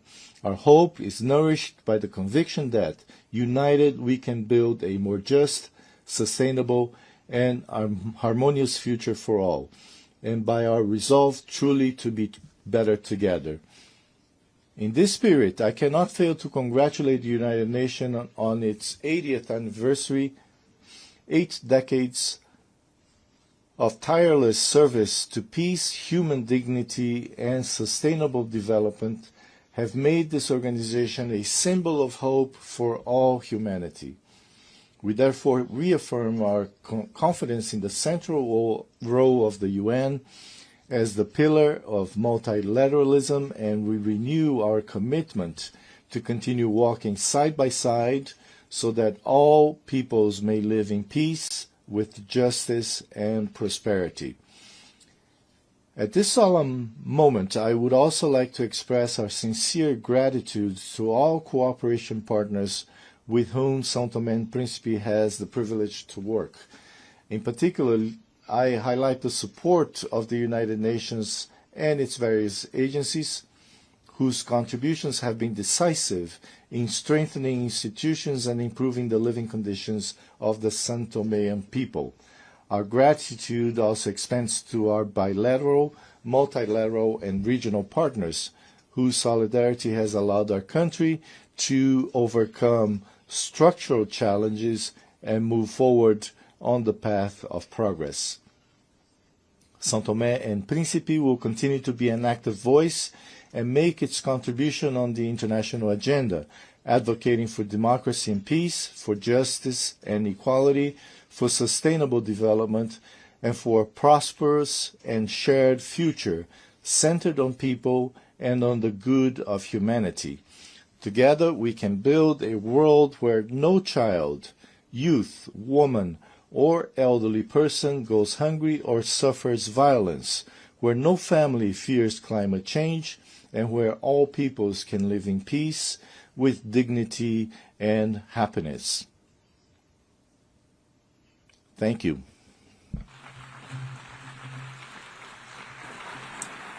On behalf of the Assembly, I wish to thank the Prime Minister and Head of Government of the Democratic Republic of Sao Tome and Principe.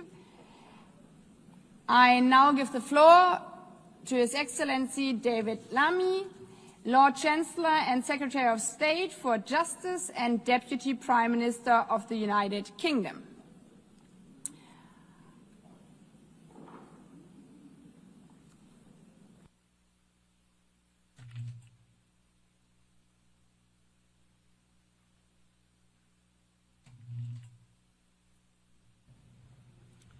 Well, thank you, President, Your Excellencies, colleagues, and friends.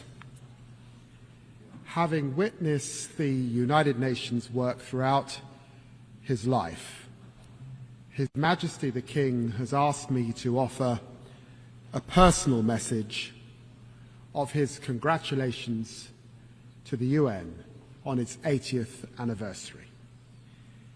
The United Nations is a powerful testament to our collective determination for a better world. The King recalls that on the eve of the first UN General Assembly, His Majesty's grandfather, King George VI, told the delegates gathered in London, "In the long course of our history, no more important meeting has ever taken place within its boundaries. Millions of people across the United Kingdom, the Commonwealth, and the wider international community share the view that the UN's founding principles and the work of its organizations remain essential, particularly as the world must face new and pressing challenges. Let us affirm these principles as the United Nations responds to today's reality and evolves for tomorrow's challenges."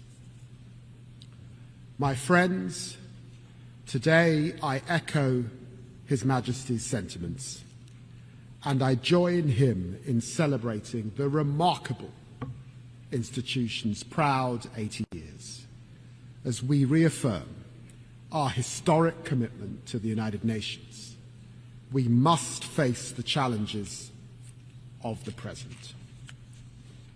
A present in which we in the United Kingdom do not stand up for one nation's rights whilst ignoring others, but act resolutely with the Charter as our compass. This is why I want to address directly the Israeli-Palestinian tragedy. What is happening in Gaza is indefensible. It is inhumane.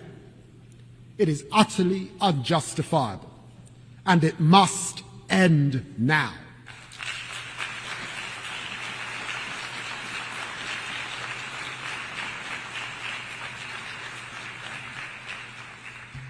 The people of Palestine, whose state we proudly recognize this week, and the people of Israel deserve better than the horrific acts by Hamas on October the 7th that left children without their parents and parents without their children. Better than the torment of families waiting desperately for the return of their loved ones from the most barbaric captivity. Better than the fanatical rule by Hamas, a vile, pitiless terrorist organization that must have no future in Gaza. Better than Israel's denial of life-saving humanitarian aid and the catastrophic famine that it has caused. As Israel escalates its military operations and displaces Palestinian families again and again and again, there can be no answer to these horrors but concerted diplomatic action to keep the hope of peace alive. As we work with leaders from across the region and beyond in support of the US's efforts to build a consensus around a durable plan for peace, we commend the momentum achieved by the United States, Arab and Muslim states. Annexation must be prevented, a process for peace advanced, and this terrible, terrible war ended. There can be no answer except for the hostages out now, aid in now, and a ceasefire now. And I vow to you that we will not rest until this day has come, and there are two states living side by side in peace and security.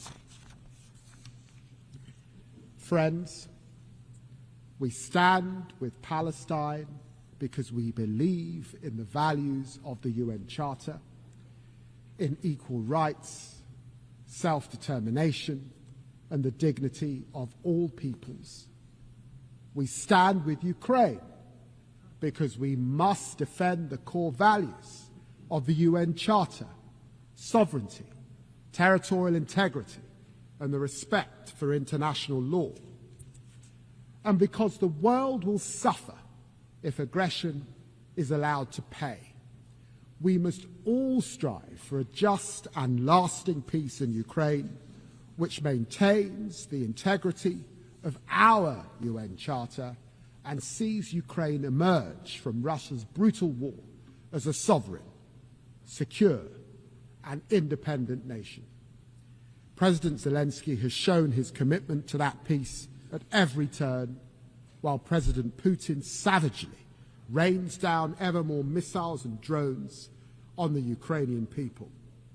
Our message to Ukraine is clear. We will stand with you today, tomorrow, and 100 years from now.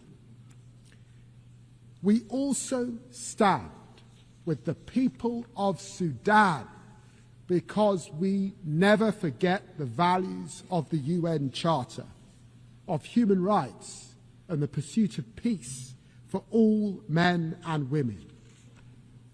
This is a conflict waged against Sudan's civilian population, millions displaced, more facing famine. As I speak, the long-besieged city of El Fasher is falling, its people facing unspeakable atrocities.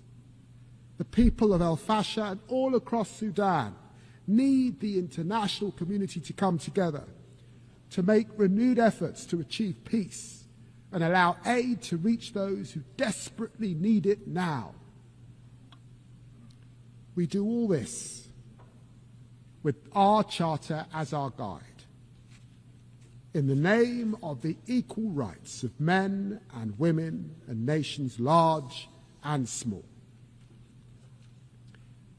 The United Nations and its reform are vital, because we need our United Nations more than ever to confront these tragedies and to face our historic opportunity as we are living through a moment of revelation. A new technological frontier is coming into view. We are entering a bracing new era of promise, power, and potential.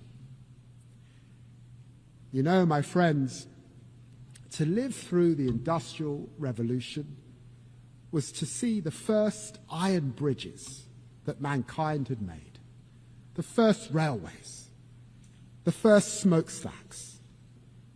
And to live today through the technological revolution as we are, it is to witness the coming of the internet, the spread of smartphones, and now the dawn of super powerful AI. This is a lightning strike of change, a technological revolution which our leading scientists think could only be compared to the Industrial Revolution, compressed into a decade. This is a moment of truth for us, our institutions, and our ability to work together. And I believe we must act. I see promise on this technological frontier. AI is the most powerful new lever we have to advance the Charter's vision of social progress, better standards of life. This is why it is at the very heart of my own country's growth plan. I believe that by embracing artificial intelligence, we can all build better businesses. We can better fight crime. Look, for example, at dirty money. By spotting fraud in real time, we can crack down on illicit finance, a fight we will lead at a UK-hosted summit next year. And AI is not hypothetically making lives better, it is already saving them. At Imperial College, a new AI stethoscope detects major heart conditions in seconds. In our National Health Service, AI mammogram trials double the speed of diagnosis. And AI research tools are unlocking new drug combos to fight cancer. On the horizon, the promise of fusion power, powering limitless servers through quantum computing, enabling ever stronger AI, could unleash ever more advanced biotech. This is the defining opportunity of our generation, and we must run towards it with hope. I believe in this promise. I believe in our UN values, which is why this promise must now be shared. We are witnessing a truly historic surge in investment in AI. This investment promises outstanding productivity gains and with it growth of historic proportions. Yet while this promise may well be diffuse, for now it remains concentrated. But there's not just possibility on the technological frontier. There are profound challenges as well, as AI is being used to consolidate repression, fuel disinformation, empower criminals across the internet. Authoritarian states, notably Russia, are manipulating large-scale, large language models so that chatbots answer in the voice of their propaganda across the world. Organized crime is using AI to supercharge their scams, deceiving victims on an unprecedented scale. This is the truth. AI can empower freedom, or it can entrench repression. AI can empower truth, or it can entrench lies. AI can empower law, or it can empower crime. Only by cooperation together can we set artificial intelligence on the right millennia-defining course. So my question is this: how can we most effectively share the glittering prizes of this new era across our global community? Well, this is how. We must invest. Invest, invest. We must partner, partner, partner. Because without a concerted effort, we risk a world of ever deeper inequality, where the benefits of this technology fail to reach those who need it most. That revolution in healthcare, that revolution in education, that revolution in opportunity, this we must share. This is the world we face, and we take it and its challenges as it is, but never lose sight of the world as it can be. This is why our approach to foreign policy is one of progressive realism, patiently advancing progress through pragmatism and persistence. I see this in the United Nations as it approaches the technological frontier. I salute the Secretary-General for championing the Global Digital Compact, which embodies both progress and realism. And this is why I commend the new independent international scientific panel on AI, which will provide evidence-based assessments to all. And I welcome the new global dialogue on AI governance.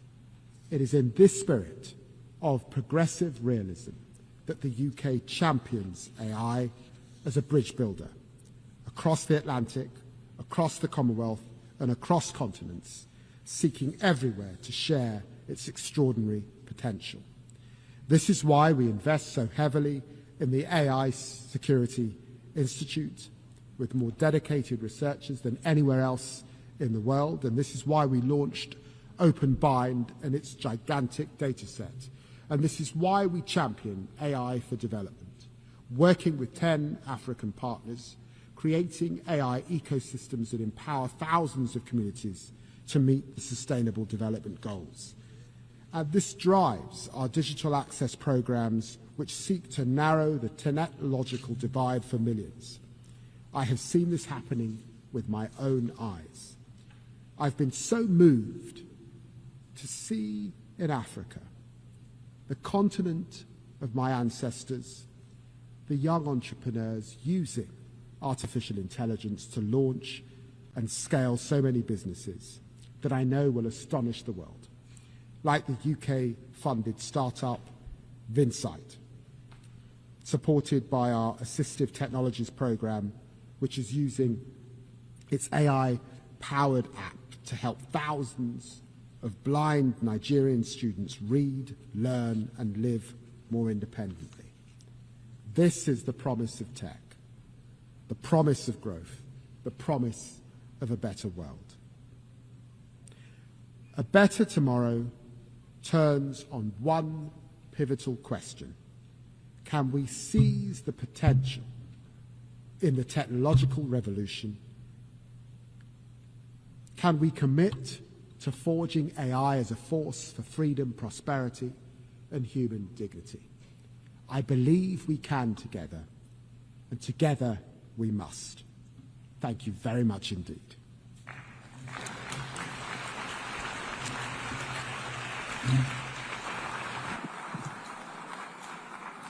I thank the Lord Chancellor and Secretary of State for Justice and Deputy Prime Minister of the United Kingdom. I now give the floor to Her Excellency Beate Meinl-Reisinger, Federal Minister for European and International Affairs of Austria.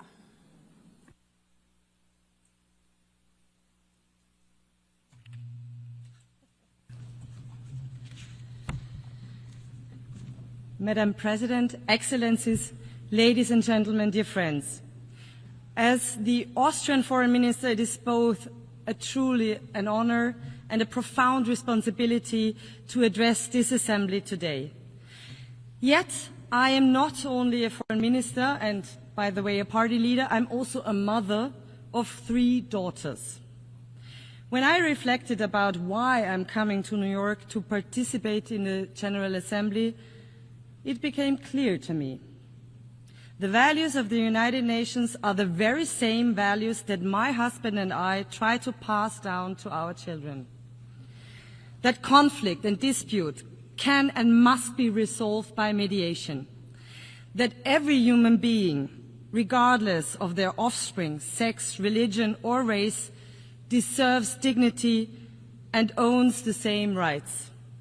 That rules have to be followed by everyone, and big problems can only be solved together, and that every one of us has the responsibility to act not only in their own interest, but to work for a better future for everyone.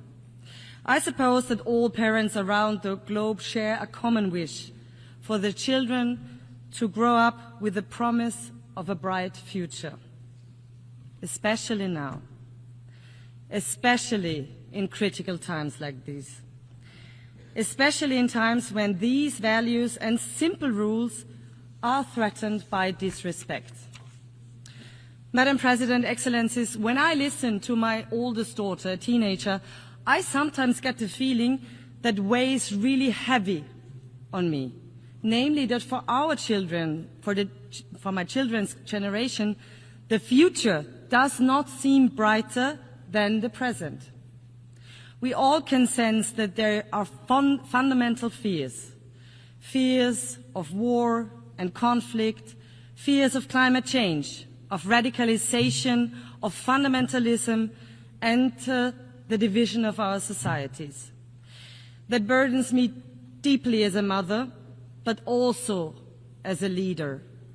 I believe that the most powerful and most important promise leaders can make is to do everything in their power to ensure that our future is at least a little better than the present.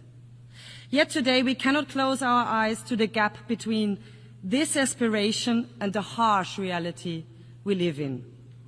For example, in Gaza, where devastation, starvation, and despair have reached terrible proportions. For Austria, it is clear the attacks of Hamas on Israel on October 7th were horrible and beyond imaginable brutality. They must be condemned by all of us. We have said it from day one and will continue to do so. Hamas must immediately and unconditionally free all hostages and its rule in Gaza and hand over its weapons. At the same time, nothing justifies the devastating humanitarian catastrophe we are witnessing in Gaza. Civilians must be protected at all times. There is no justification for violating international law, including international humanitarian law.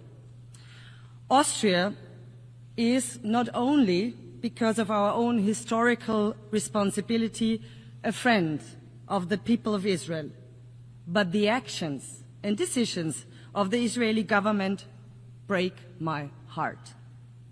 This war must end now. The hostages must be freed and humanitarian aid must reach the suffering civilians in Gaza as soon as possible.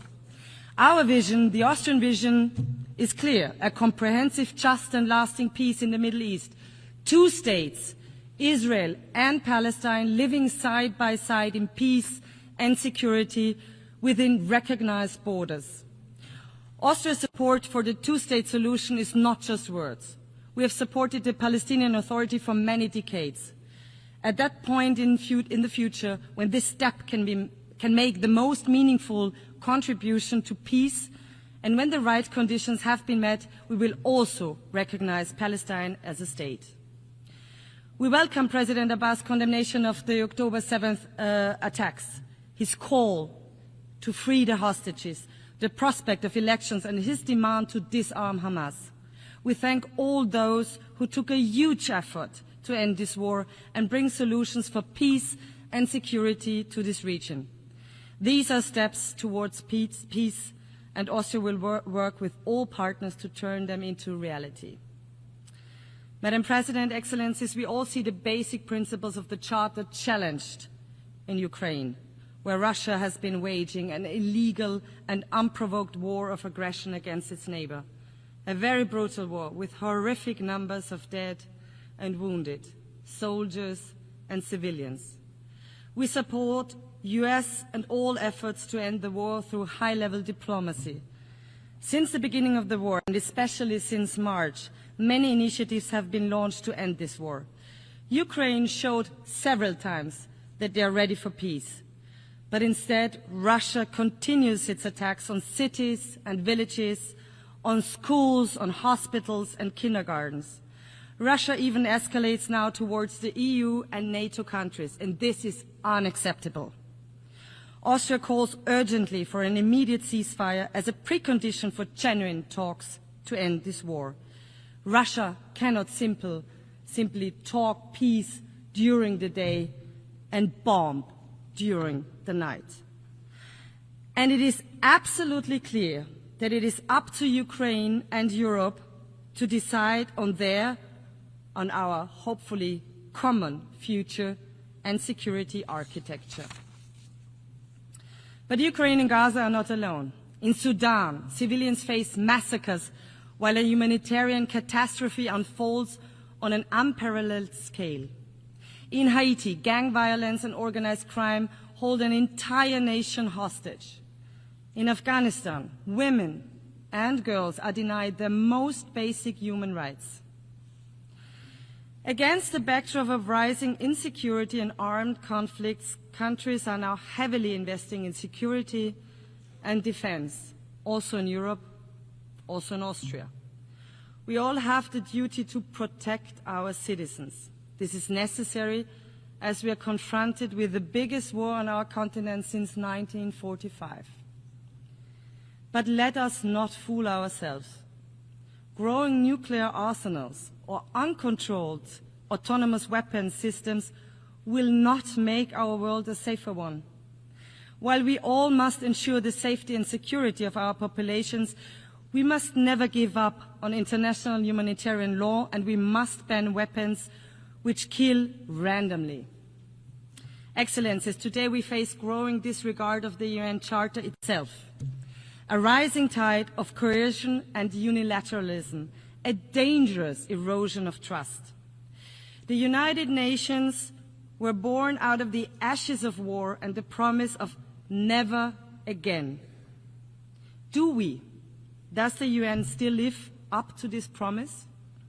Is the UN still fit for purpose? What we do today matters. We must not fail our ancestors. We must not fail our population. We must not fail our children. We must therefore ensure our activeness, an active world community and effective United Nations that can deliver. Austria is ready to do its part to fulfill the UN's promise, to engage in open and fair dialogue, to build true partnerships, to rebuild trust that has been eroded by reckless actions of one country without considerations of others. It is about time to rebuild partnerships. It is about time to rebuild trust.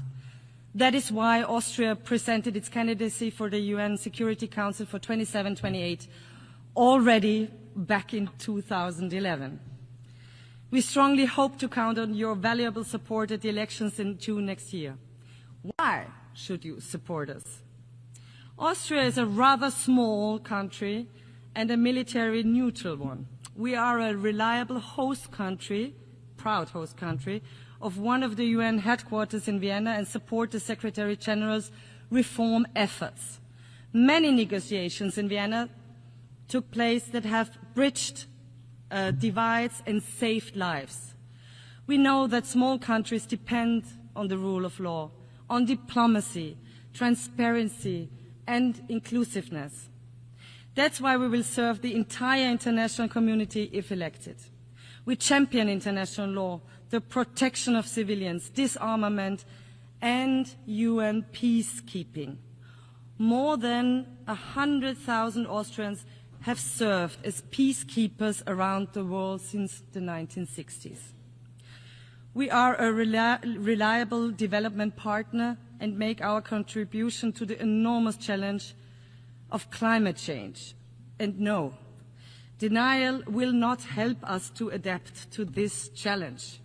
This is why Austria is proud to co-chair the UN Climate Security Mechanism this year. Excellencies, the people of the world, our populations, the children of the world, rely on us. They trust us to protect peace, prosperity, stability, and healthy United Nations that delivers answers to global challenges. 80 years ago, our predecessors gave the world a charter and a promise for a better future. Let us renew this promise and work hard so that the future is better than the present. Thank you very much.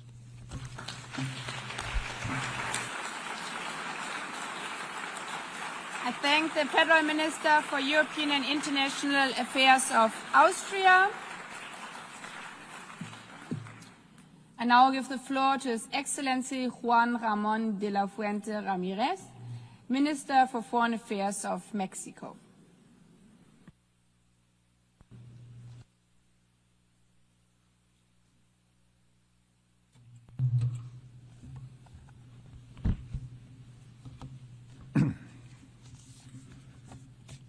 Señora.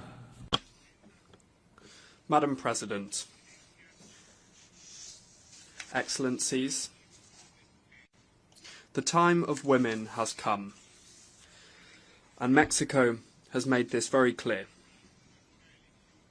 through the landslide election of Dr. Claudia Sheinbaum Pardo as the first female president of our country. It's an honour for me to participate in this assembly representing her, and being the voice of a government that is delivering the transformation of the public life of Mexico. I come from a country that was born in the wisdom, bravery and dignity of its original peoples, with a rich political history of extraordinary heroes and heroines who built a free, independent and sovereign country. Now, we must also say that we are becoming an ever more prosperous country with shared prosperity. The Mexican people are a fraternal people, both within and beyond our borders. We have shown this being an active and responsible member of the United Nations community under the premise of defending the dignity and the rights of individuals and nations who love peace, with full respect for the sovereign equality of states. The historic time that we are living through in Mexico, under the leadership of our first female president, is rooted in a vision that we have called Mexican humanism.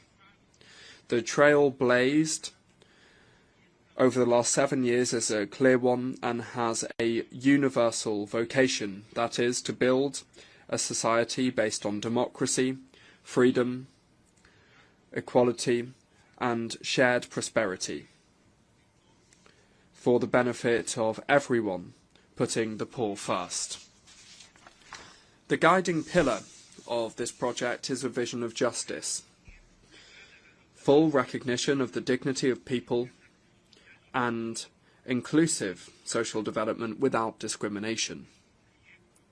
It is a project that establishes a separation between political and economic power, that moves towards achieving a moral economy that seeks coordination and cooperation with external actors, and doesn't accept any type of subordination, because national sovereignty is non-negotiable. This new way of doing politics has given voice and agency to those who were historically marginalised and forgotten. Women, girls, indigenous peoples and persons of African descent, youth, LGBT plus persons and the elderly. And the results speak for themselves. The UN itself has recognised that 13.5 million Mexicans were raised out of poverty thanks to a policy of labour justice and social programmes. Inequality is being reduced, peace is being built and violence contained, justice has reached indigenous peoples, there is democracy, freedoms, plurality and the right to dissent. Justice is being transformed, and today an indigenous person is president of the Supreme Court of Justice of our nation. We have the largest reforestation program in the world, with 1 billion trees planted. Girls, boys and youth are being included in social programs and have access to school. Elderly adults have a guaranteed and universal pension, and women are exercising power. These are some of the good things that we have achieved in this fourth transformation of public life in Mexico, and that deserve to be proudly proclaimed loud and clear from this podium, from this rostrum. As members of the international community, the challenges that we face are huge. Poverty persists in a world of exorbitant wealth. There are countries that spend more servicing their debt than they do in investments in health and education for their peoples, and expenditure on arms has tripled, has grown at tripled the rate of the global economy, just to mention a few. And the diagnostic has always been clear: the arms race, the immoral concentration of wealth, violations of international law and of human rights are the fuel that fuel the flames of war and violence. Mexico has not forgotten the lessons of history. 80 years ago, we participated in founding the United Nations, convinced of the moral obligation that we have as a nation to contribute to avoiding the scourge of wars.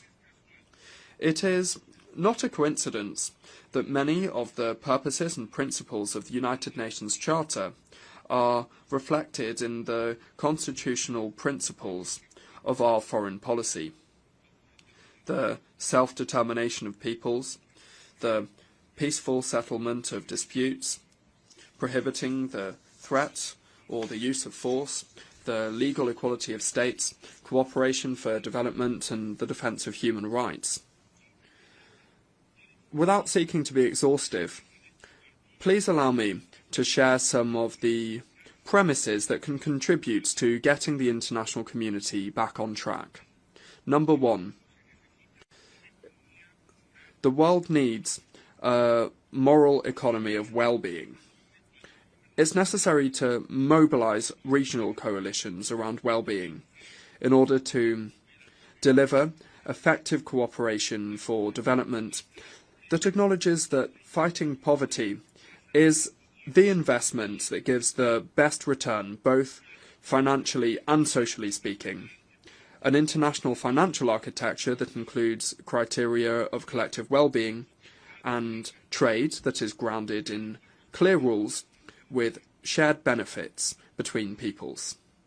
Number two, peace. Peace is built from the bottom up. Ensuring well-being involves addressing the structural causes of violence. Solving conflicts often begins in the home. It continues in education and then in decent jobs with fair wages and social security that enables the inclusion of the whole of the social fabric. The international community must take a look with a more critical and innovative spirit at what youth today have as alternatives. Similarly, it's the role of the international community to put an end to the arms race, not only when it comes to nuclear weapons, but also the illicit trafficking of firearms and the spiral of expenditure on arms that is feeding poverty and exacerbating conflict. In response to the staggering proliferation of weapons, it is necessary to respond with politics, mediation, diplomacy, law and dialogue. The United Nations must play a much more active role in the prevention and the solving of these conflicts. Multilateralism must become again the space where disputes are settled. And this leads us to our third premise. Number three, it's necessary to uphold international law alongside human rights. If we really want to avoid the proliferation of conflicts that have an impact on the lives and the dignity of people, we must respect international law, including international human rights law and international humanitarian law. Whether it's in the Middle East, in Europe, in Africa, in Latin America, or in any other part of the world, war is taking an intolerable toll, and it threatens triggering an even larger escalation of conflict that could even be profoundly destructive for the whole world. The wars in Gaza, in Ukraine, and in all the other places that they're taking place must end now. We will not tire in insisting on the urgent appeal for a ceasefire, to always achieve a negotiated solution with the participation of all parties directly involved. There can be no negotiated solution if any of the parties are excluded. The solution must be a diplomatic one, otherwise it will be hardly achievable. Mexico will always advocate for the peaceful settlement of disputes, and that's why we reject sanctions and trade embargoes that only harm the well-being of peoples and do not contribute to building regions of peace or prosperity.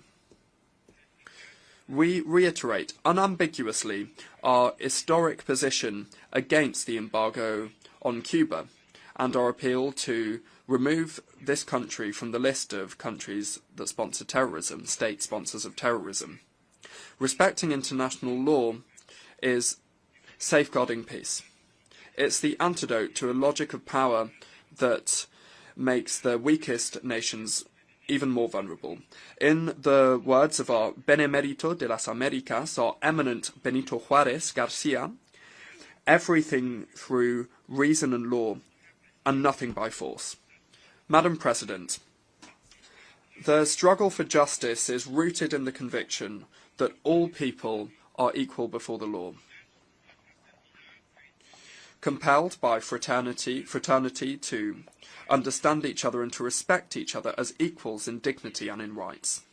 Mexico has a tireless commitment to human rights, to freedoms and to non-discrimination in the world.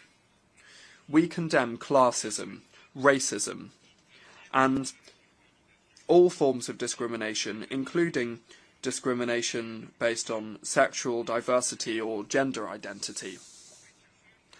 We particularly reject the criminalization of people who, for whatever reason, have been forced to leave their homes and forced to migrate, whether it's to seek refuge or to escape conditions of injustice or poverty.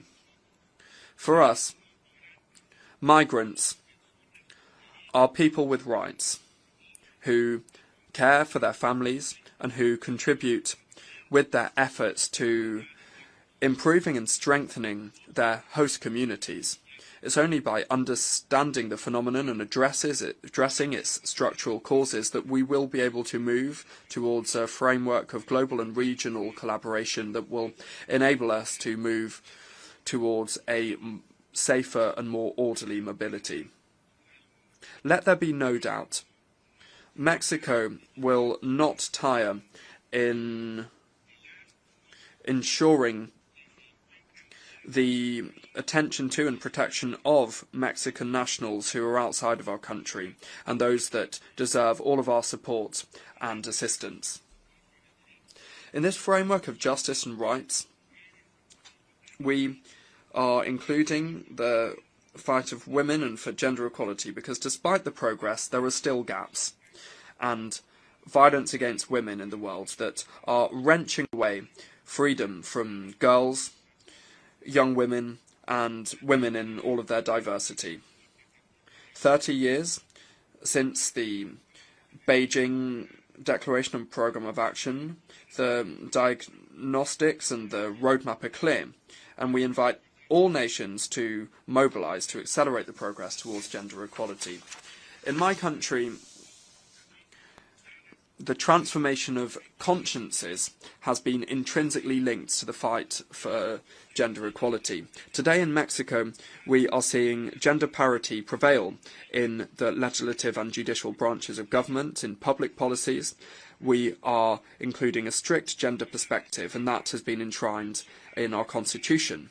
Madam President, 80 years since the United Nations was created, we must recognise the grave dilemma that it faces, and this is something that can not be delayed. The United Nations must assert itself once again as an institution that not only helps to contain war and prevents pandemics, but also shapes narratives that leads to public policies for human dignity.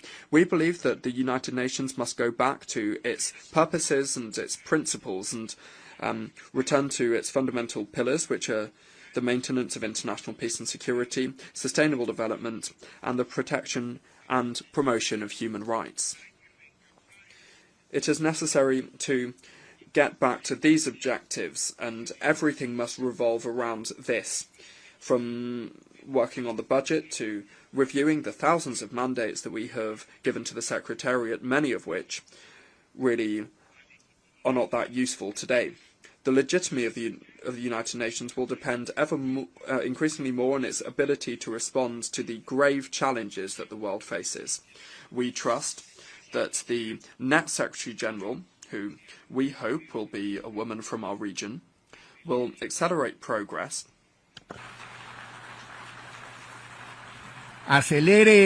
will accelerate the transformation process that we set forth, with the objective of ensuring peace and justice, as well as the well-being and freedom of people, the sustainability of the planet, and shared prosperity. In Mexico, Excellencies, colleagues, Madam President, in Mexico, the time of women has come, and it's going very well for us. We think that at the United Nations also the time for women has come. Thank you very much.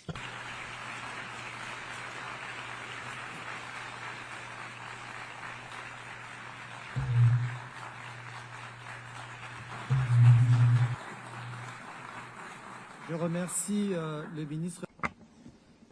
I, the Minister of Foreign Affairs of Mexico, and I now give the floor to His Excellency Olivier Nduhungirehe, Minister for Foreign Affairs and International Cooperation of Rwanda.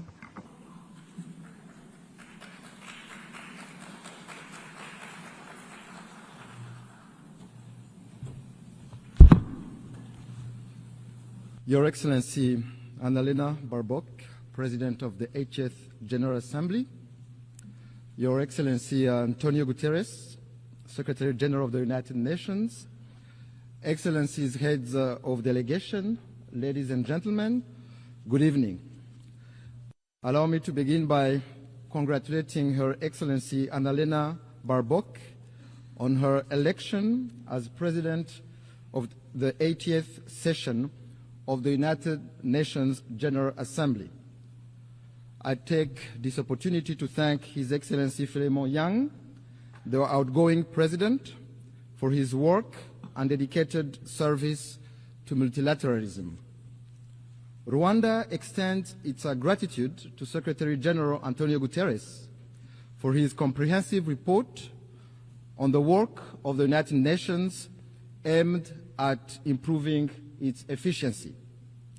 In this regard, Rwanda has formally expressed interest in hosting UN agencies as part of our shared commitment to a cost-effective and decentralized UN system.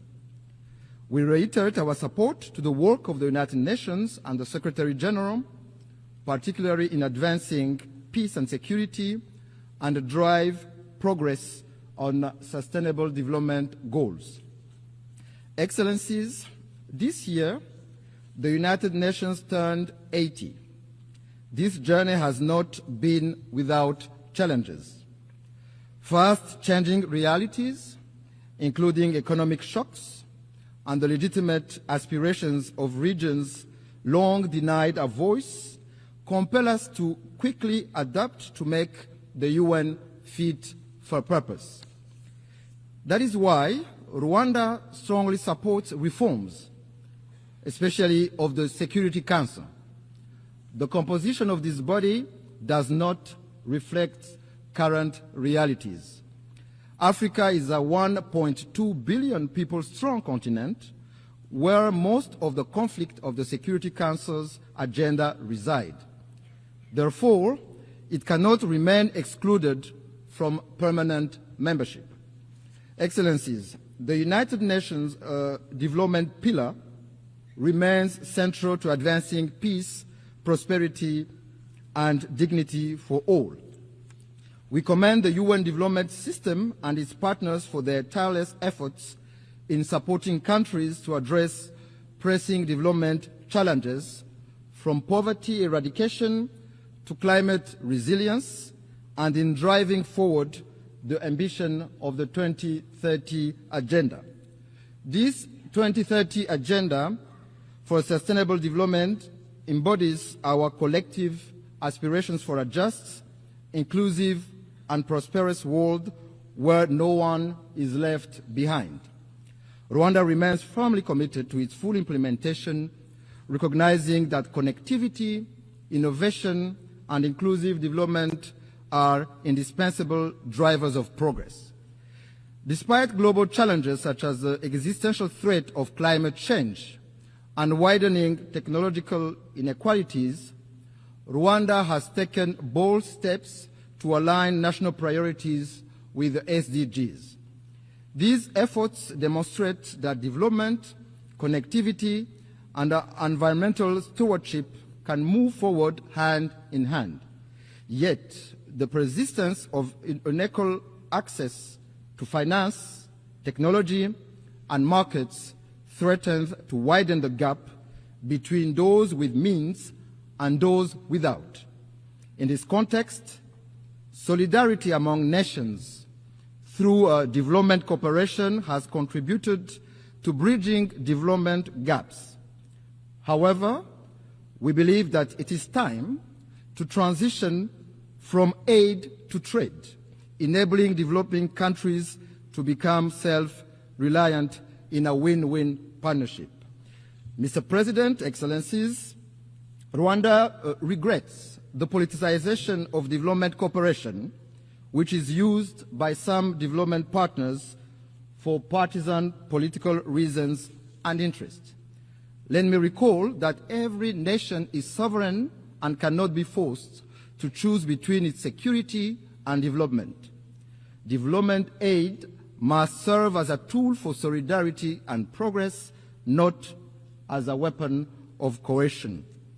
Excellencies, the history of the 1994 genocide against the Tutsi in Rwanda called on us to become global advocates for a peacekeeping that always puts civilians first. We pay tribute to the men and women who have worn the blue helmet and who have paid the ultimate sacrifice in the service of humanity. Their legacy is written in the history of the United Nations and lives on through the lives they helped save. But peacekeeping must be judged by its results. For the sake of the millions who look to the UN for protection, we must ensure that peacekeeping remains true to its purpose. That is why Rwanda champions robust peacekeeping, the responsibility to protect, and the implementation of the 2015 Kigali Principles on the protection of civilians. Moreover, Rwanda has led calls for sustainable peace financing both in Africa and globally. Among milestone achievements is the revitalization of the African Union Peace Fund, which now mobilizes over $400 million. As a direct result, the Security Council decided to finance 3/4 of African Union peace operations for the first time. Excellencies, beyond the UN, Rwanda contributes to peace support operations on a bilateral basis in the Central African Republic and Mozambique in an effort to promote South-South cooperation and Pan-African solidarity. Major progress has been recorded in both countries in the restoration of state authority, capacity building of local security forces, and the fight against terrorism. Excellencies, I may recall that the United Nations was established to spare succeeding generations from the scourge of war. Yet, 80 years on, conflict continues to erupt across every continent. Rwanda firmly maintains that for most of those conflicts, lasting peace cannot be achieved through military means. We have consistently held that only genuine, good faith dialogue offers a sustainable path towards global peace. However, peacekeeping alone is not enough. Too often, we deplore relapse into conflict because its root causes were not properly addressed. Prevention, mediation, and effective peacebuilding must be our first resort. This lesson is particularly urgent for the Great Lakes region of Africa. The current conflict in Eastern DRC is not new.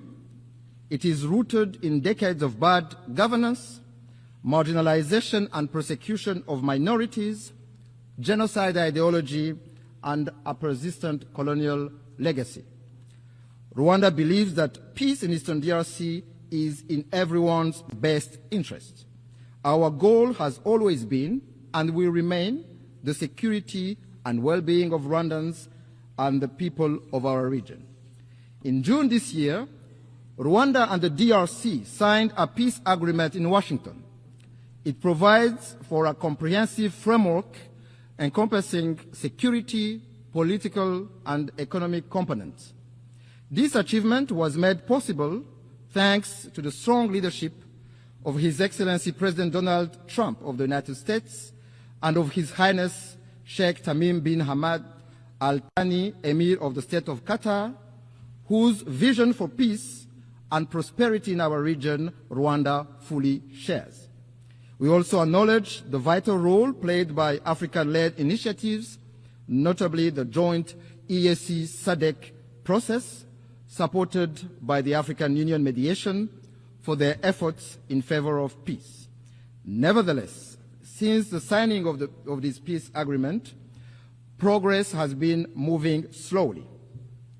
While promising meetings are taking place in Washington to implement the June peace agreement, the situation on the ground remains deeply troubling. The DRC's renewed militarization, coupled with its continued collaboration with genocidal and UN-sanctioned armed groups, such as the DRC-backed FDLR and Wazalendo militias, and the deployment of attack drones and fighter jets against civilian populations, particularly the Banyamulenge and other Congolese Tutsi, underscore the gravity of the crisis. This goes against the letter and spirit of the Washington Peace Agreement. Additionally, this coalition is supported by foreign forces, including mercenaries, in clear violation of the 1977 OAU Convention and the 1989 UN Convention against the use of mercenaries. Rwanda condemns these developments and calls on the DRC to reject the military solution and implement in good faith the Washington Peace Agreement, which is a golden opportunity to end this conflict that has lasted for far too long. Excellency, since 1999, the United Nations has maintained a robustly mandated peacekeeping mission in the Democratic Republic of Congo, named MONUSCO, to help address the crisis. Yet, despite its efforts, the mission has not succeeded in halting the proliferation of armed groups, especially the eradication of the DRC-backed FDLR. Instead, MONUSCO has ended up working alongside a military coalition that includes the FDLR, going against more than 20 Security Council resolutions calling for the neutralization of that group. There is an urgent need to review the legal conformity of MONUSCO's mandate. Of particular concern to Rwanda is the emergence of Wazalendo militia, armed and supported by the DRC government, which are committing countless abuses, including burning down whole villages of Congolese Tutsi, lynching and burning alive civilians and military officers, as well as arming children for ethnic cleansing. Their brutality, methods, and ideology bear an alarming resemblance to that of the genocidal militia of 1994 in Rwanda. Strong action is needed to put an end to this dangerous development before it is too late. Excellencies, human rights are a major pillar of the United Nations. Rwanda rose from the ashes of the genocide in 1994 by placing human dignity, unity, and accountability at the center of our governance. We thank the United Nations for establishing the International Day of Reflection of the 1994 genocide against the Tutsi, commemorated every April 7th. We also thank the Secretariat and the many member states who have established genocide memorials on their soil as a lasting pledge to never forget. Equally, we commend the work of the International Criminal Tribunal for Rwanda and the residual mechanism for prosecuting genocide perpetrators. However, Rwanda is deeply concerned about the persistence of genocide ideology and related crimes in eastern DRC under the watch of the international community and the UN itself. We call on the international community to not turn a blind eye once more for what is clear to see. The targeting, persecution, and massacre of Congolese Tutsi, including the Banyamulenge community, amounts to crimes against humanity which have all the early warning signs of a genocide. Indeed, genocide follows a pattern. It follows clear stages. It is not an umbrella term. It is defined by international law. Genocide targets a specific group for who they are, with the intent to exterminate them as such. In this regard, no amount of calculated cynicism can rewrite the truth and recast perpetrators as victims or victims as perpetrators. These are denialist behaviors often deployed by perpetrators. In the same vein, no claims from a government arming a genocidal militia will change the facts of history. Financing and providing weapons to a group with a proven genocidal record and ongoing intent is nothing less than complicity in the crime itself. I must say that if there are crimes in the DRC committed for economic gains, they have clear names. Those are corruption, bad governance, and the embezzlement of public funds. Mr. President, Excellencies, I wish to conclude by reaffirming that Rwanda stands ready to work alongside all member states to ensure that the United Nations remains a force for peace, justice, and sustainable development. While the challenges and solutions for multilateralism are clear, it is political will that must guide us today to build a UN fit for purpose. Together, we must build an organization capable of addressing the needs of billions across the globe, tackling human rights abuses, climate change, and responding to an increasingly interconnected world for successive generations to come. I thank you.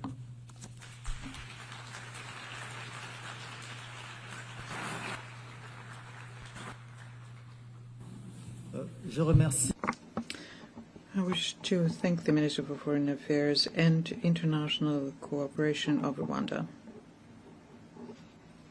I now invite Her Excellency Maria Gabriela Sommerfeld Rosero, Minister for Foreign Affairs and Human Mobility of Ecuador, to address the Assembly.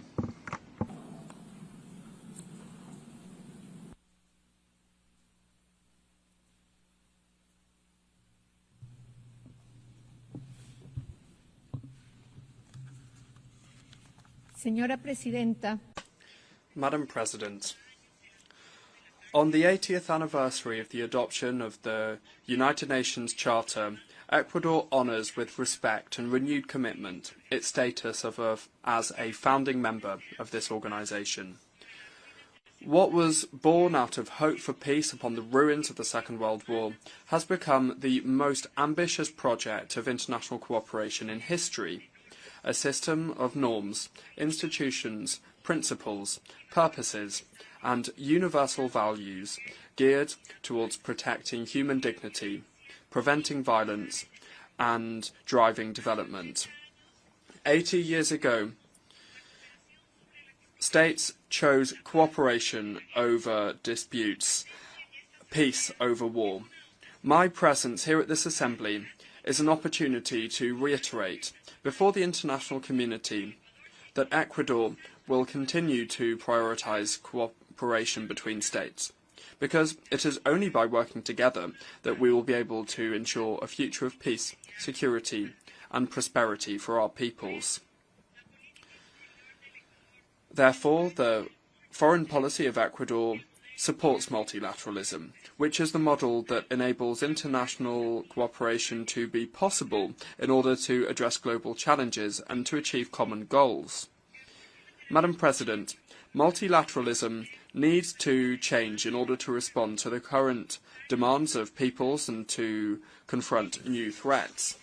Ecuador believes that the concept of international peace and security must be broadened and include the fight against transnational organised crime, which is a phenomenon that undermines governability, that feeds corruption, that perpetuates violence, and that erodes the perspectives of progress.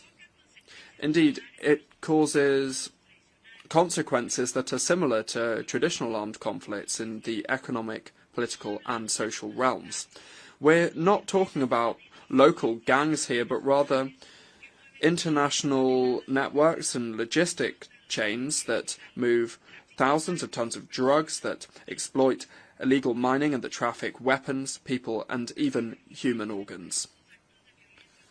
In light of the rise of the many acts of violence and narco-terrorism, the government of Ecuador recognised the existence of a non-international armed conflict in January 2024 and designated several of these groups as terrorists. We have deployed huge efforts and resources in order to safeguard our security and to put our citizens first. We are doing this by adopting programmes focused on the prevention of youth violence, including the recruitment, use and utilisation of boys, girls and adolescents. At the same time, we are implementing public policies to attract investment and jobs in order to ensure sustainable security.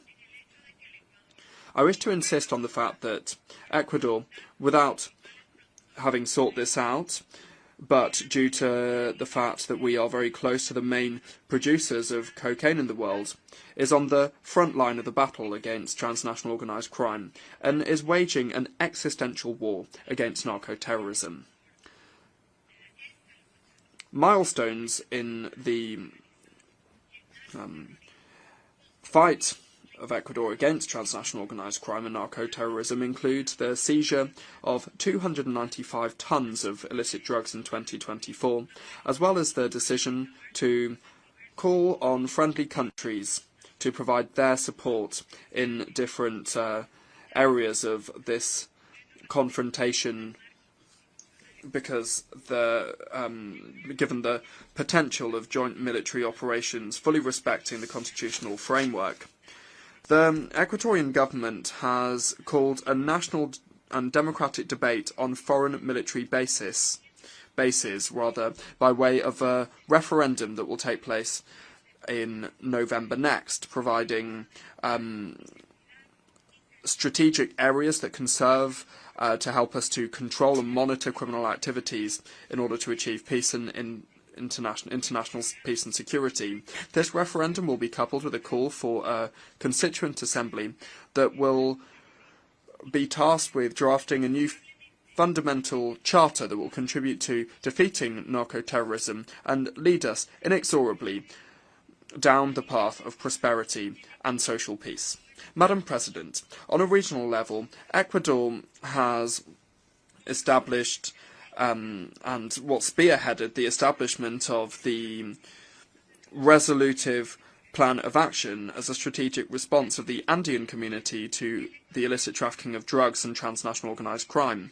On a multilateral level, Ecuador has spearheaded initiatives such as the presidency of the Latin American Community of Security and Intelligence, where we have promoted the updating of the operational action plans and organised the Latin American Security Summit, consolidating strategic alliances with the European Union and Ameripol.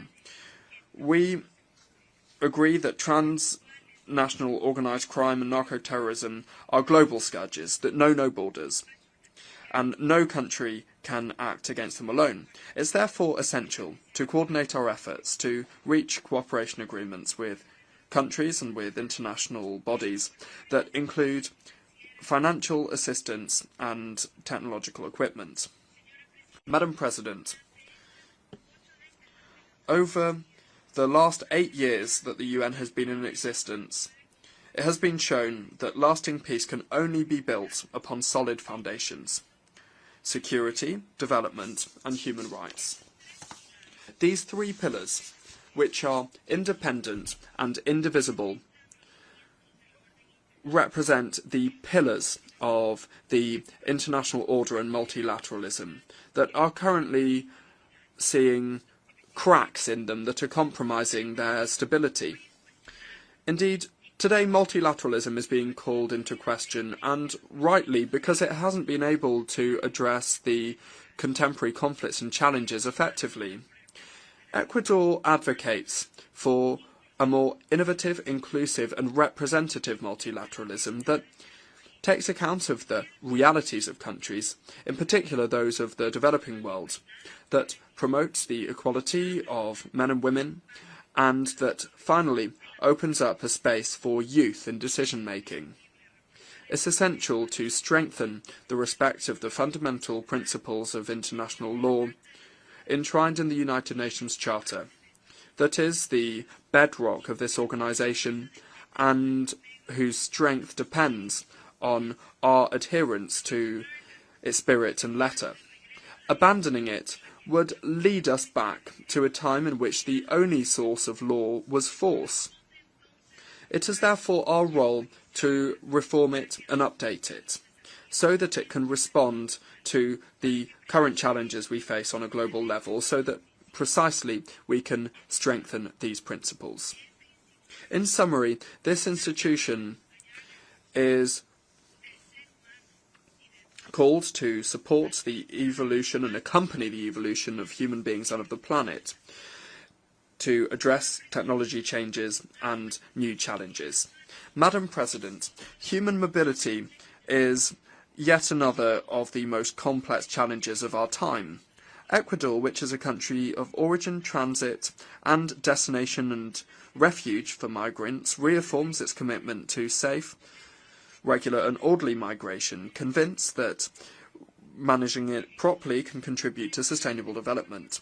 Ecuador strongly rejects irregular, unsafe and disorderly human mobility, because this often responds to the interests of transnational organised crime groups that can also be transnational in nature. Emerging technologies, in particular artificial intelligence, offer up unprecedented opportunities for human progress. However, they also offer up significant risks for security, equity and human rights. Ecuador believes that it's essential to move towards multilateral and ethical governance of these tools that would guarantee their inclusive access to them, that would avoid new digital gaps and that would ensure their use is guided by the common good. Climate change and the loss of biodiversity threaten our stability and development. As a mega-diverse country, Ecuador advocates for more environmental financing, for technology transfer and for international support for the conservation of unique ecosystems like the Amazon and the Galapagos Islands, which are the treasure of humanity. Financing for development is another great challenge.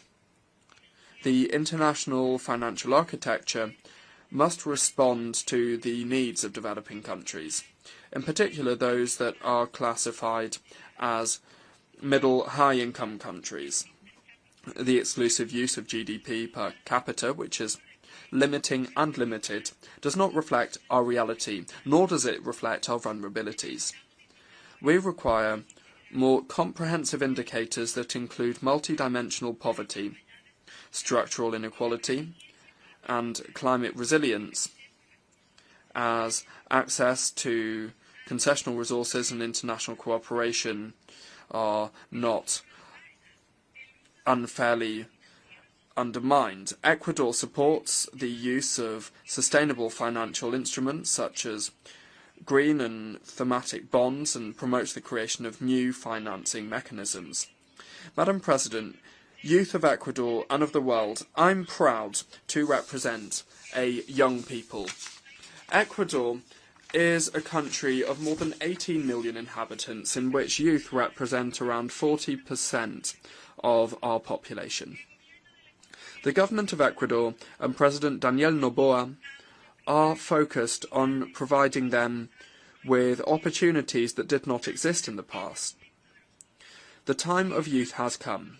If we provide them opportunities, we can promote and provide better attention to all citizens. It is a positive and multiplying effect.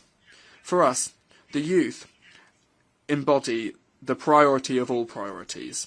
Today, youth see in the new Ecuador a country of opportunities and progress, in which there is a firm commitment to eradicating corruption and impunity, as well as the old politics and ideological struggles that perpetuate a status quo that is unsustainable and that benefits only a few people.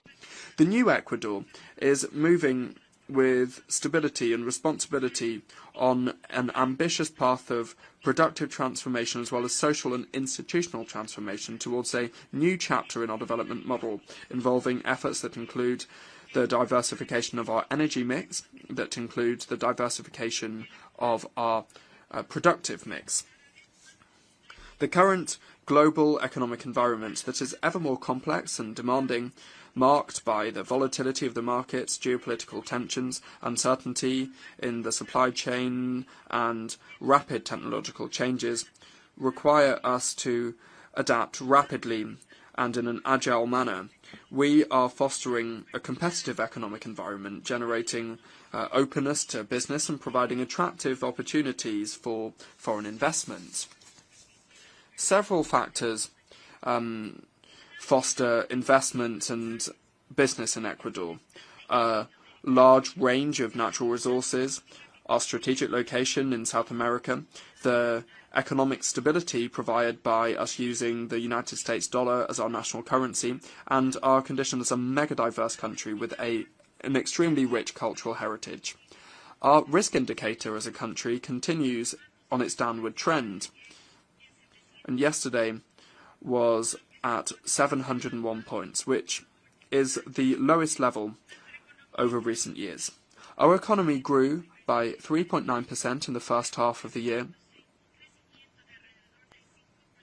achieving growth of, heralding growth for around 5% for the second half of the year.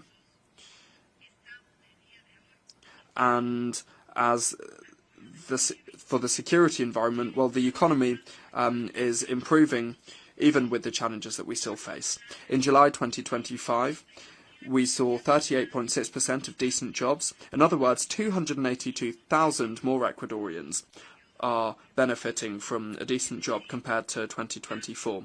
So that is a change of 3.7% compared to July 2024. These achievements are also to do with the laws that President Daniel Noboa and his cabinet have drafted and put to the National Assembly that seek to safeguard peace, transparency, and the fight against terrorism and crime, and also providing jobs, economic stability, and creating social programs and opportunities for development. Madam President, the 80th anniversary of the UN is a turning point. On this historic commemoration of the United Nations, I invite you to adopt a creative vision like the one that we had in 1945 that's able to renew and strengthen this institutionality grounded in an ethical model of democracy and changing to adapt to contemporary challenges. Global challenges such as transnational organised crime, narco-terrorism, migration and climate change require more multilateralism, more cooperation and more collective action. Ecuador reaffirms its commitment to the defence of peace and security, human rights and development. Thank you very much.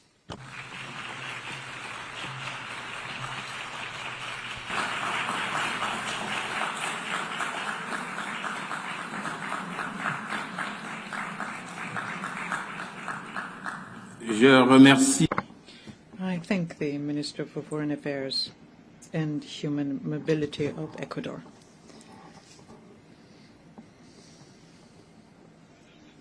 I now give the floor to Her Excellency Maria Malmer Stenegard, Minister for Foreign Affairs of Sweden. Je remercie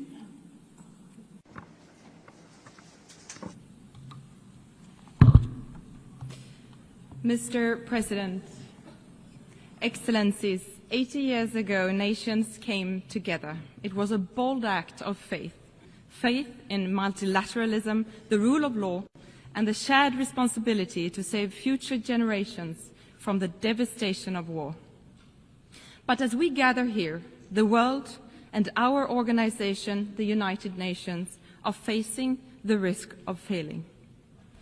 Leaders of several nations are choosing conflict over cooperation. Around the world, we are witnessing grave violations of the rules and principles that we have all agreed to. For too many, peace is fragile, justice abstract, and dignity denied. There is so much wasted potential. The UN was founded to curb aggression and the arbitrary exercise of power by the strong against the weak. That vision remains as valid today as it was then.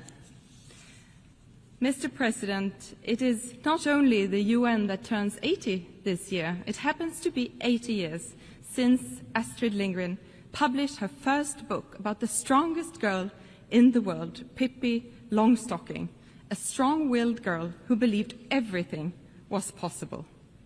Pippi has inspired generations of children, especially girls, to believe that strength and independence are not confined by expectation or tradition. I have never tried that before, so I should definitely be able to do it. Although not a direct quote, it captures the spirit of Pippi. Let us use the coincidence of anniversaries as a reminder that even in the face of unprecedented challenges, we must approach the impossible with boldness and resolve. Mr. President, Sweden is a committed defender of international humanitarian law, principles that safeguard human dignity even in the darkest of times, and they must be upheld without exception. We cannot be deterred by a few states' disregard for our charter. This is our time to act and to defend these fundamental rules and principles for us and for future generations. We need an efficient UN that defends the right of every state, big or small, to uphold its sovereignty, territorial integrity, and political independence. We need a strong UN that helps member states deliver on their commitments to respect, protect, and promote the human rights of every individual. And we need a focused UN. The UN must remain true to its core, securing peace, advancing human rights, driving sustainable development, and providing humanitarian relief. Mr. President, as a steadfast partner and major donor to the United Nations, Sweden remains committed to addressing global development challenges and to humanitarian efforts to provide protection and life-saving assistance. Sweden is also a strong supporter of UN peacekeeping and peace-building efforts. We actively take part in the Peacebuilding Commission. We chair the Liberia configuration, and we have contributed substantially to the Peacebuilding Fund since its creation. The Security Council must evolve to better reflect today's global realities. Sweden supports a balanced expansion of the Security Council by adding permanent and non-permanent seats, including African countries. We need to act together based on our shared principles and common goals. These include our commitments under the Pact for the Future adopted last year. Looking ahead, we will seek a candidate for the next UN Secretary General who leads the way and builds on important reform initiatives. And let me be clear, Sweden's choice is always merit-based. But isn't it strange that for 80 years no woman has been elected, especially if the selection is based on merit.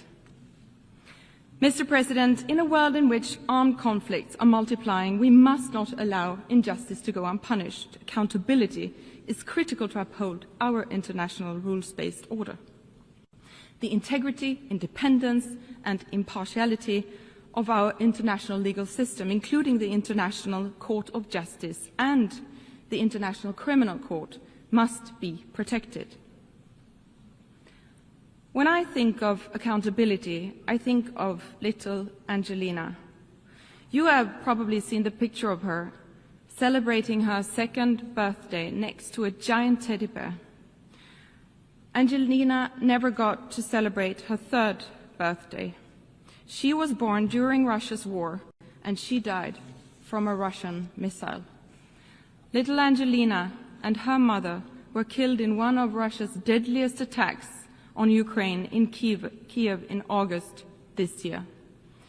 The only one saved from the rubble was her giant teddy bear. Russia's war of aggression against Ukraine is a blatant violation of the very foundation of this organization. A permanent member of the Security Council has brutally invaded another UN member state. This cannot be tolerated. Holding Russia accountable is essential for all of us to deter further aggression and to preserve the global order. From the very outset, Ukraine has sought a just and lasting peace based on international law, including the UN Charter. Sweden remains unwavering in its support of Ukraine's sovereignty and territorial integrity. Mr. President, on October 7, 2023, Hamas carried out the worst mass murder of Jews since the Holocaust. Men, women, and children were brutally murdered and kidnapped by Hamas terrorists.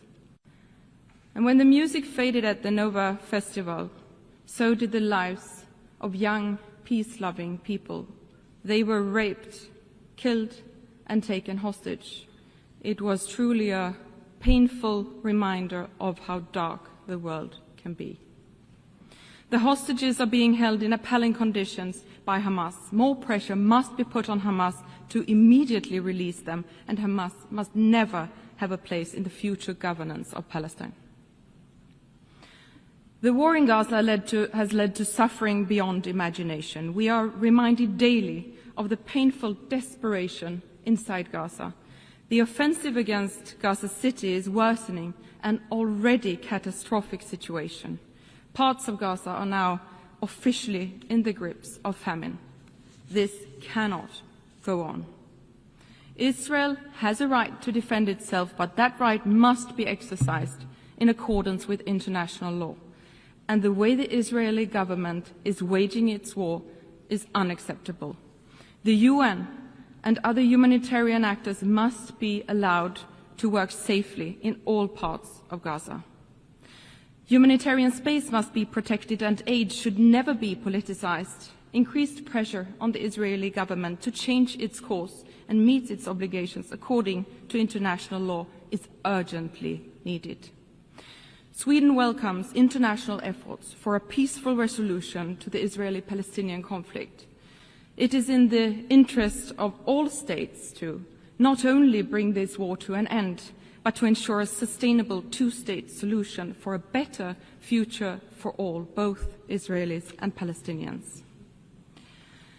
Mr. President, the situation in Sudan is deeply alarming. It is the largest humanitarian crisis in the world and not given enough attention.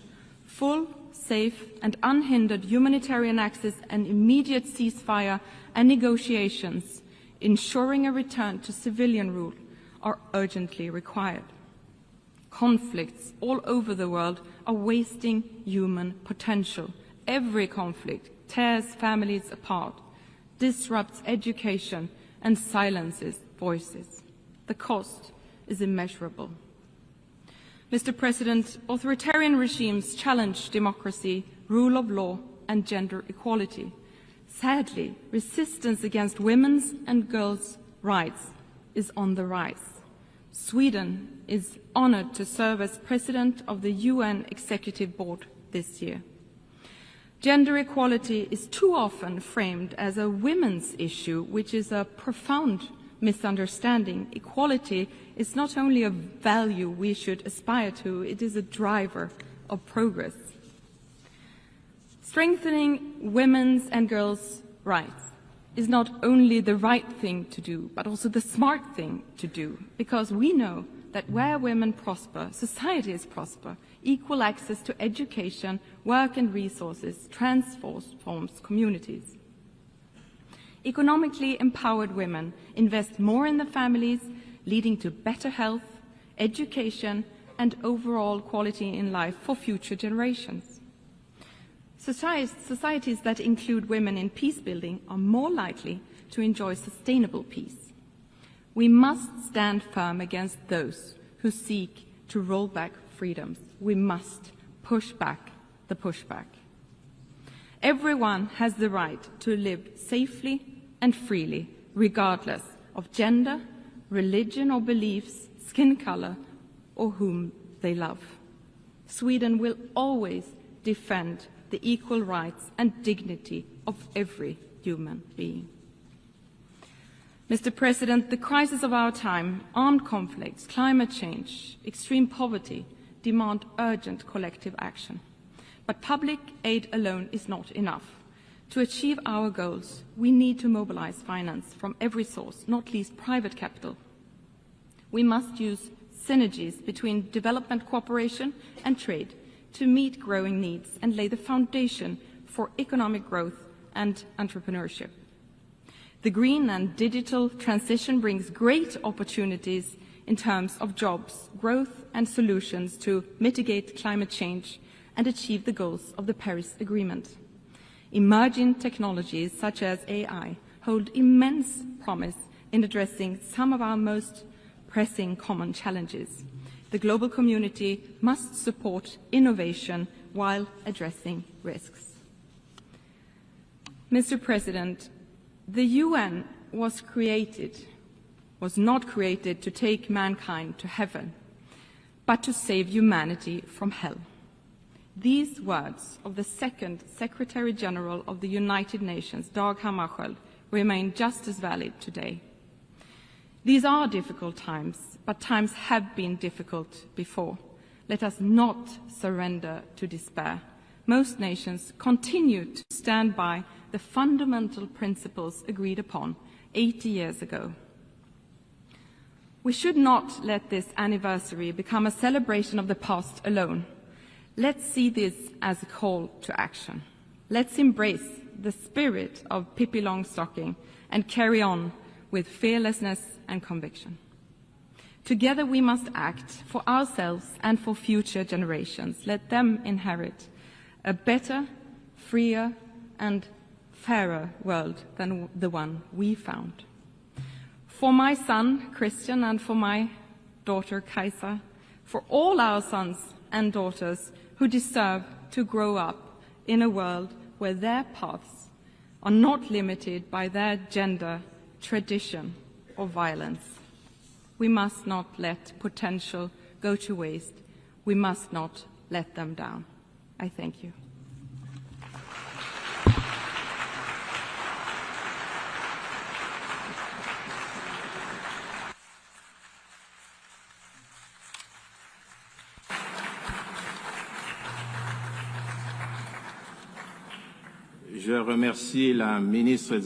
I thank the Minister of Foreign Affairs of Sweden.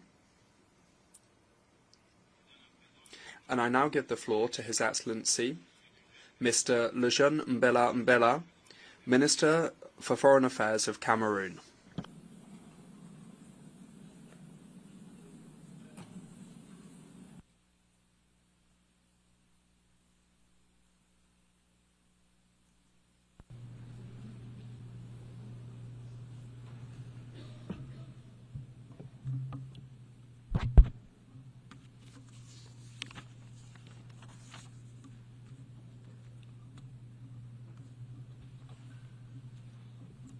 Madam President,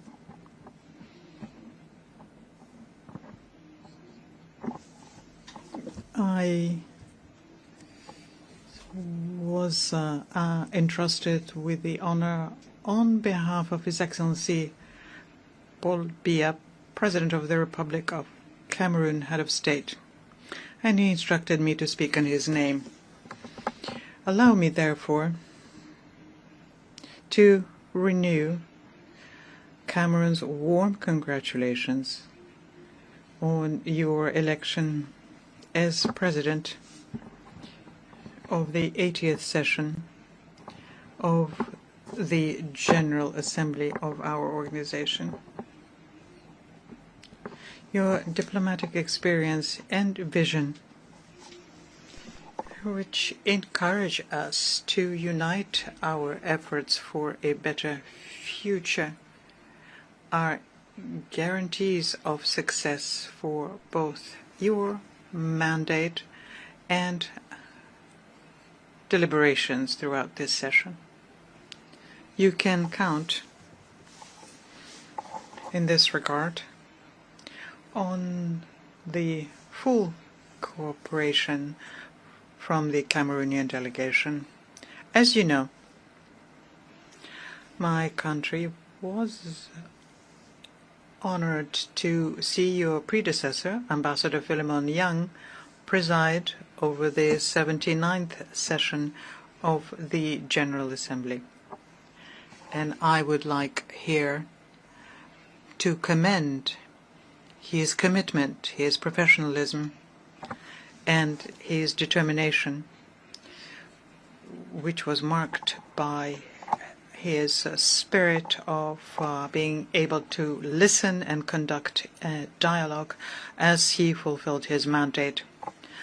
Let me also reiterate to Mr. Antonio Guterres, Secretary General of the United Nations, the sincere appreciation of Cameroon for his tireless efforts at the helm of our organization and for his clear commitment to strengthen multilateralism in international context, which happens to be particularly difficult and complex. Madam President, Excellencies, Heads of State and Government, Mr. Secretary General, and distinguished representatives, we meet this year at a pivotal moment for our organization, which is celebrating its 80th anniversary. And anniversaries are usually joyful occasions, but we must acknowledge that this particular one leaves us with questions. This is an opportunity for us to take stock and reflect on how we can make the United Nations more effective in fulfilling its missions and recommendations and promises contained in the Charter. You therefore proposed in this regard, Madam President, that we pool our will, our efforts, and our resources. And you believe, and rightly so, that we are better together. Cameroon shares this vision and welcomes the theme we have chosen for our discussion, which is, I quote, "Better Together, 80 years and more for peace, development, and human rights." End of quote. This theme is more than just a slogan. It is a relevant program that we must translate into concrete actions at both the national and international levels. The union of our forces is the very foundation of the UN Charter. Its founding fathers understood that maintaining international peace and security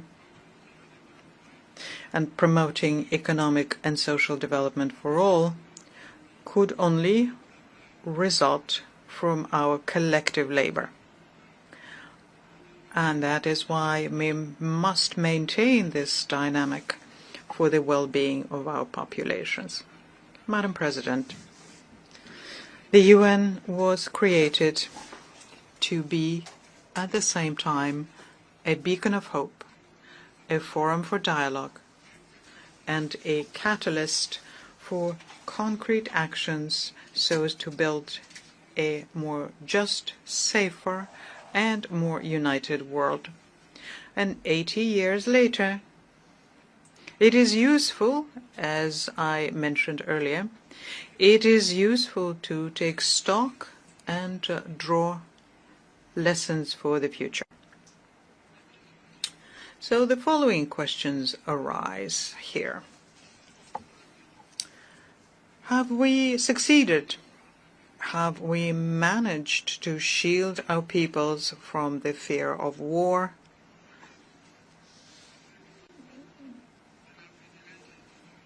Uncertainty about their future? Have we succeeded to shield our peoples from famine? The current international situation, which is marked by numerous crises, offers a clear and negative answer to these questions. Indeed, in 2025, the global security environment remains, unfortunately, characterized by a proliferation of conflicts and threats of all kinds to human security, including the nuclear threat, which we once thought to be a thing of the past.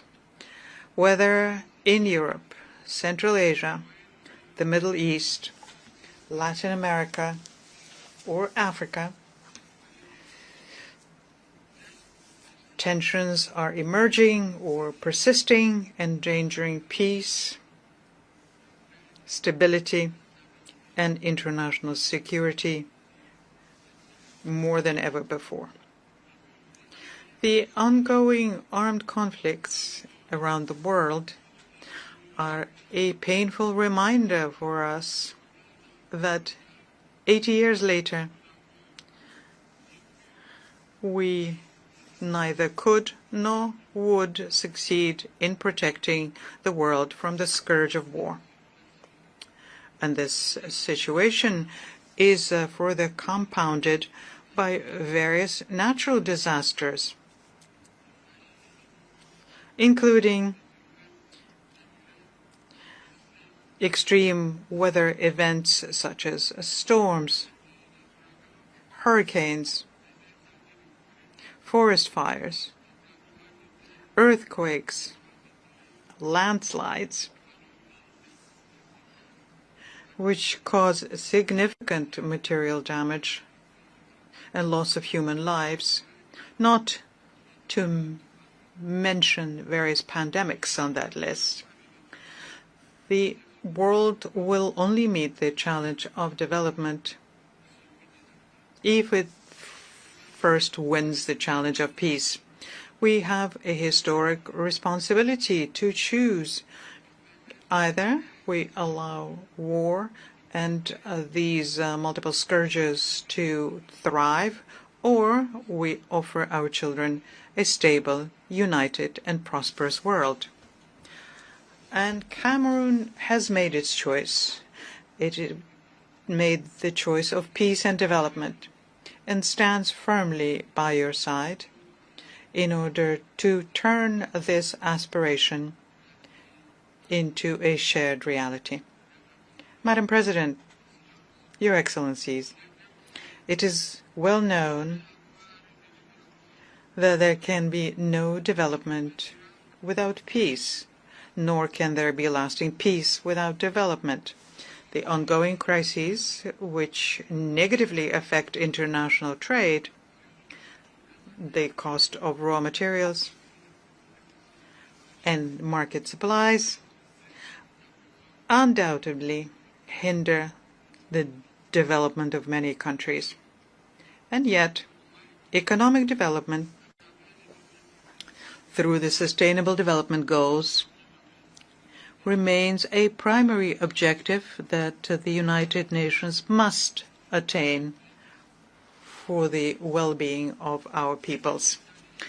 In recent years, however, we have seen with regret that millions of people still live in extreme poverty, facing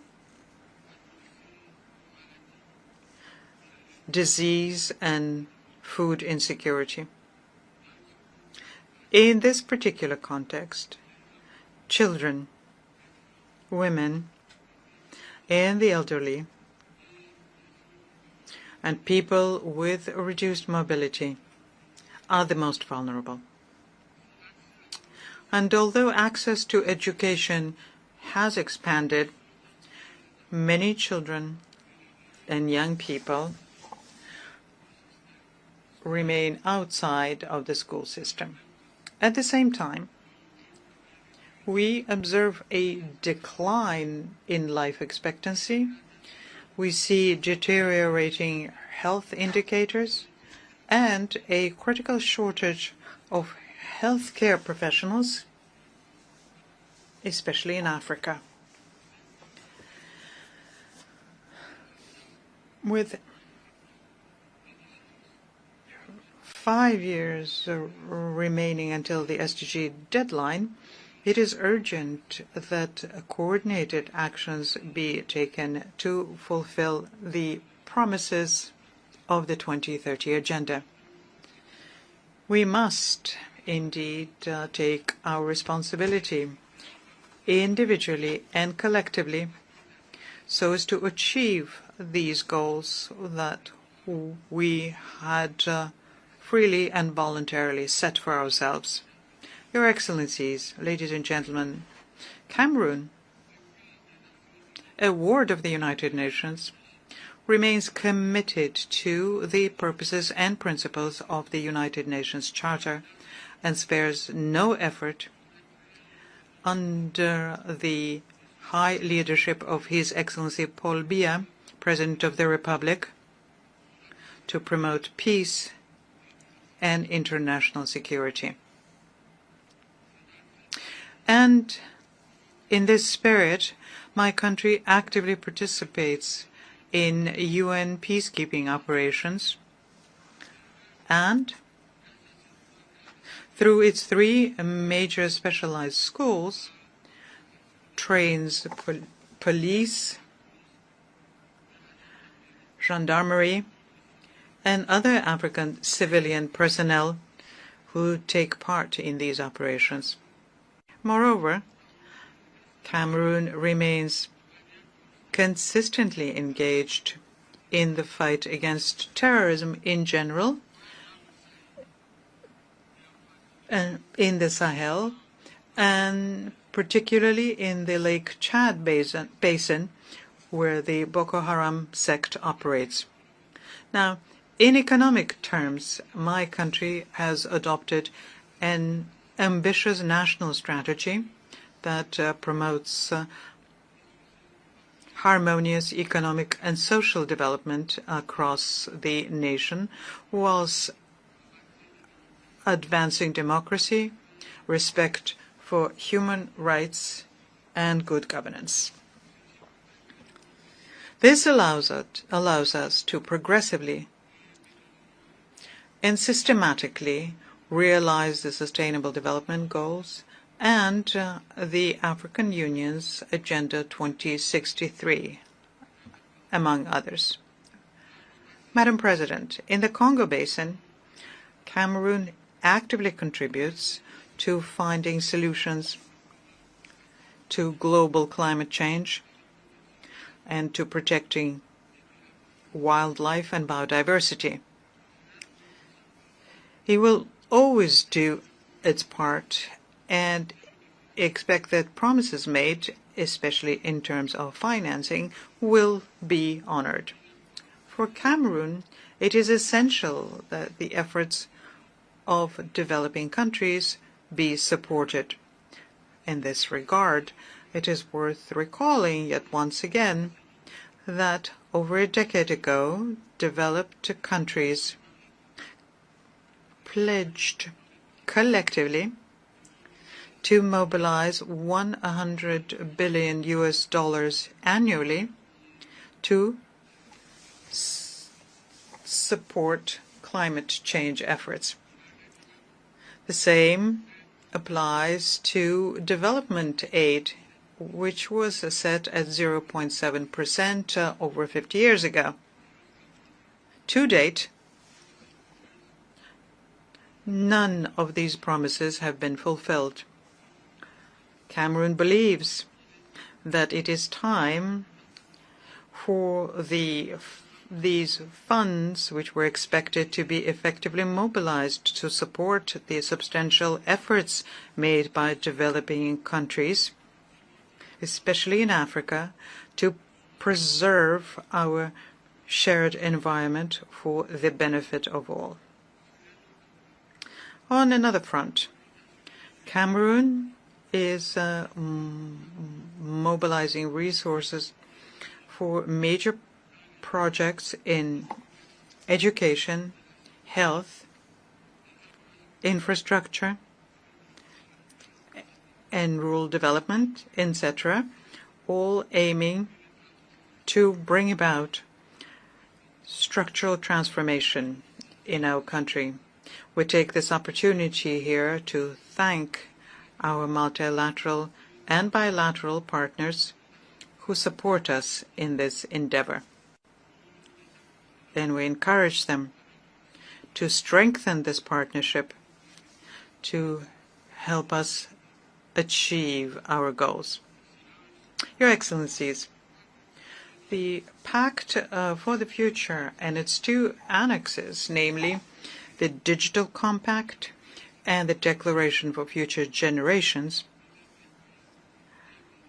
require that we implement them.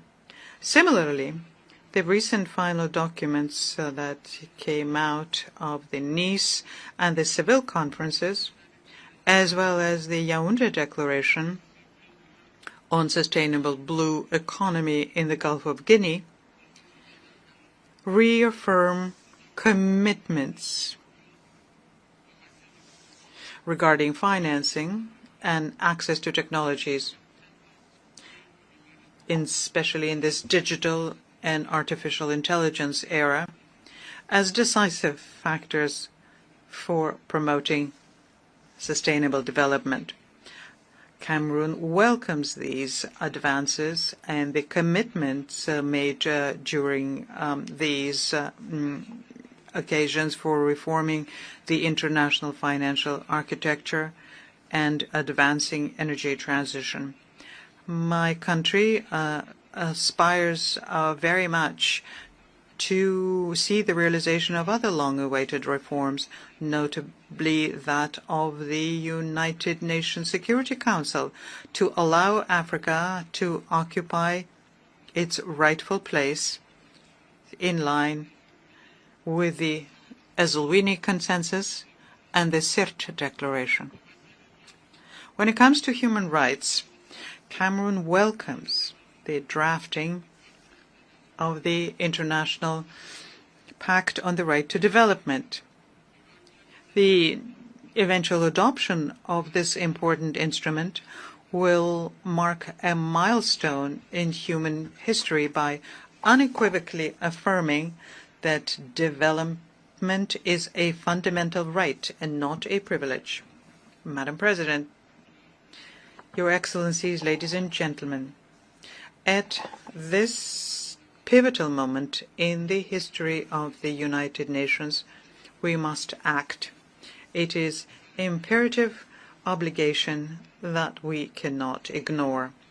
This requires, in my view, respecting our commitments to development financing, fulfilling our promises for peace, and ensuring the effectiveness of our choices in human rights and humanitarian assistance.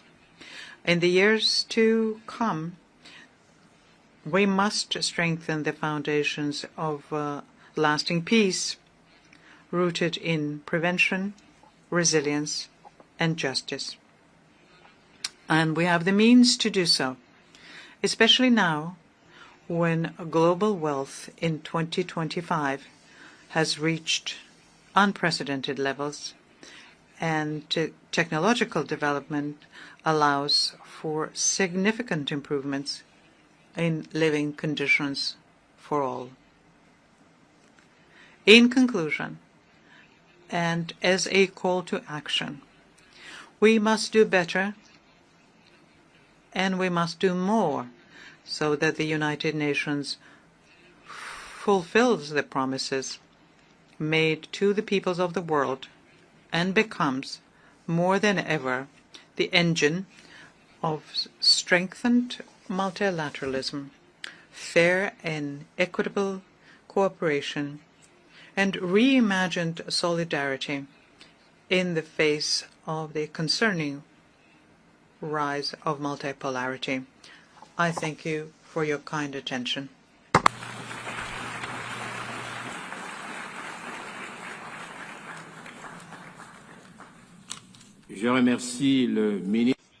I thank the Minister for Foreign Affairs of Cameroon.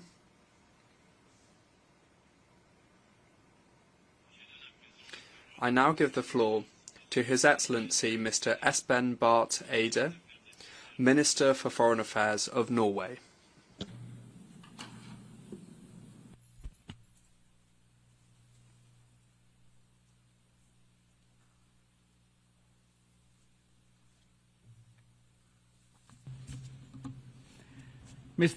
Mr. President, Excellencies, distinguished delegates.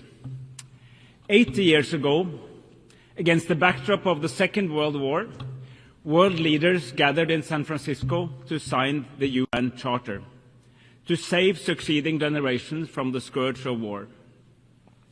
This once-in-a-generation moment brought the idea of the United Nations to life. Let us imagine for a moment that we are there in San Francisco in 1945 as the UN was negotiated. Participants who were at my age would have experienced the First World War, the short-lived Roaring Twenties, the Great Depression of the 1930s, fierce trade wars, the rise of fascism and Nazism, the Second World War, the Holocaust, and the nuclear bomb. And all of that in their own adult life. If events like these constitute your life experience, you do not believe that the world is a rose garden. Those who shaped the United Nations were not guided by naive idealism. Quite on the contrary, this was a deep realist recognition that mankind simply could not continue as before. Centuries of great power rivalry, competing spheres of interest, and imperialism had not forged peaceful coexistence. The founders, however, were indeed visionaries, as they believed that a better world was possible. Our founders realized that the world needed shared norms and principles in order to avoid yet another world war. They were adamant not to repeat the debacle of the interwar years. This noble insight shaped the United Nations Charter. Simply put, the Charter rests on three sets of principles. Peace and security should be achieved through recognizing the sovereign equality of states, the prohibition of the use of force, and through peaceful settlement of disputes. Economic and social development should be ensured through close international cooperation and through finding common solutions to common problems. The dignity and worth of all human beings should be established through mutual commitment to universal human rights. Our United Nations, imperfect as it is, has since provided an unrivaled global arena for seeking common solutions to common challenges. There is little doubt that the world would have been a more brutal and less prosperous place without the United Nations. Since 1945, interstate wars have been fewer and further apart. Former colonies gained independence and became sovereign states of their own. Hundreds of millions have been brought out of poverty. President, however, at 80, we find our United Nations in crisis. This crisis is both political and financial. Political, because core principles of the Charter are under threat. The world is more divided, more dangerous, and more unpredictable than it has been for decades. Respect for international law is eroding. Gross violations go unchecked. This, in turn, weakens the trust in our institutions. It is a vicious cycle. The crisis is also financial, because several member states are significantly reducing their economic contributions, and this, in turn, makes it difficult to accomplish the core mission of the United Nations. President, savage wars are raging in several corners of our world.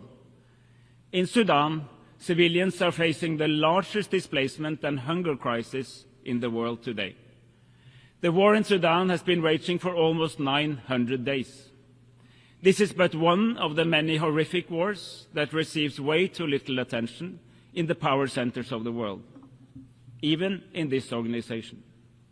In Ukraine, Russia has violated the most fundamental principles of international law. There is simply no other way of seeing it. Russia's invasion of the sovereign state of Ukraine is a blatant violation of Article 2.4 of the UN Charter. While Ukraine is in its full right to defend itself, as affirmed by Article 51. Norway and so many other states stand firmly with Ukraine's fight for freedom and independence. We do so in solidarity with the brave Ukrainian people, but we also do so to uphold the respect for international law, an interest shared by all states, large and small. In Palestine, Israel is in clear violation of international law. Life in Gaza is living hell. For almost 2 years, we have witnessed extreme levels of death, starvation, forced displacement, and massive suffering. The fact that these atrocities continue is a disgrace to all humanity. In the West Bank, the illegal occupation, settlements, and settler violence continues unchecked. The Palestinian authorities are under massive stress, its finances strained, and its capacity to operate is severely restricted. The war must end now. Massive humanitarian aid must reach those in need now. The remaining hostages must be released now, and the illegal occupation must end now. But, colleagues, there is an alternative to this never-ending cycle of violence. We have made important steps just these past few days. At the conference on Palestine in this hall on Monday, member states further developed the roadmap to a settlement to the deeper conflict between Israel and Palestine. By now, 159 member states have recognized the state of Palestine as a contribution to the realization of the two-state solution. However, the recognition of Palestine is only one of the elements needed to reach such a two-state solution. There are many pieces in this puzzle. Palestinian governance and economy must be strengthened. Hamas must be demobilized. We need security guarantees to both Israel and Palestine. And key Arab states aim to normalize their relation with Israel as part of a broader agreement. In order to put together these pieces of the puzzle, the Global Alliance for the Implementation of the Two-State Solution was launched here in New York last year during the last UNGA. It continues to gather support for a comprehensive settlement. It is our firm conviction that both Israel and Palestine have the right to live in peace and security, side by side in two states. Excellencies, ladies and gentlemen, A world order based on international law is not a luxury, it's a necessity. When we condemn Russia's blatant violations of international law in Ukraine, we must also speak just as clearly against Israel's violation of the rules in Palestine.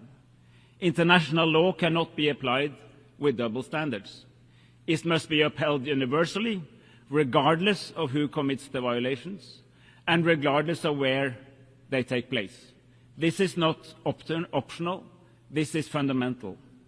We must also defend the institutions that safeguard accountability, the International Court of Justice and the International Criminal Court. Just as important as the sacrosanct integrity of borders and the sovereign equality of states is our mutual commitment to human rights. The UN Charter commits us to respect and promote these fundamental freedoms for all, without distinction to race, gender, language or religion. Human rights are universal. They are our best hope for a world that rejects injustice, inequality, violence and brutality.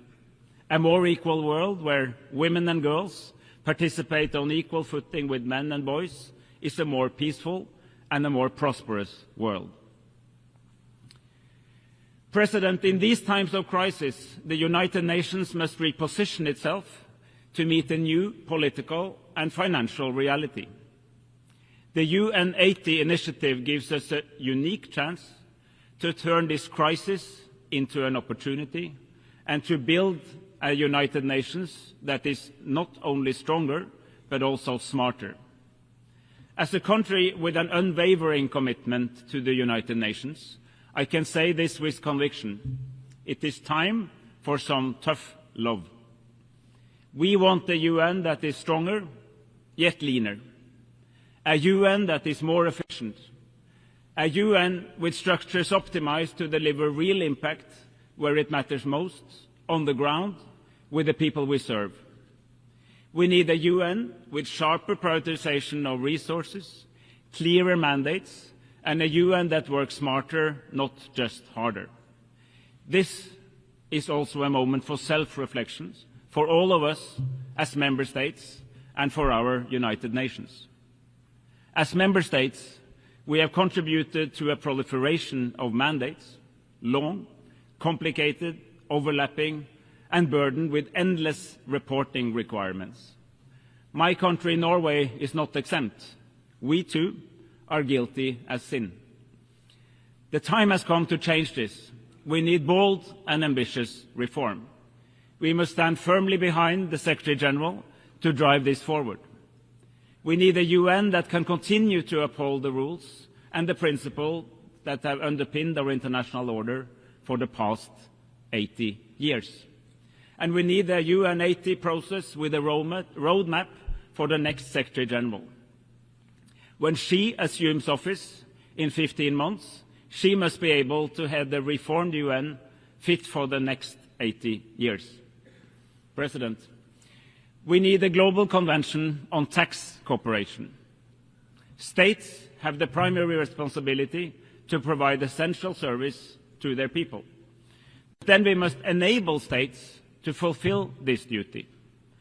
The capacity to tax both citizens and companies is paramount. It is the backbone of public service delivery, the engine of resource redistribution, and the cornerstone of sustainable development. We know what works, but we must assure that it can work for all. Colleagues, let there be no doubt. The climate crisis is real. It is here, it is man-made, and it's affecting the lives of millions of people around the world.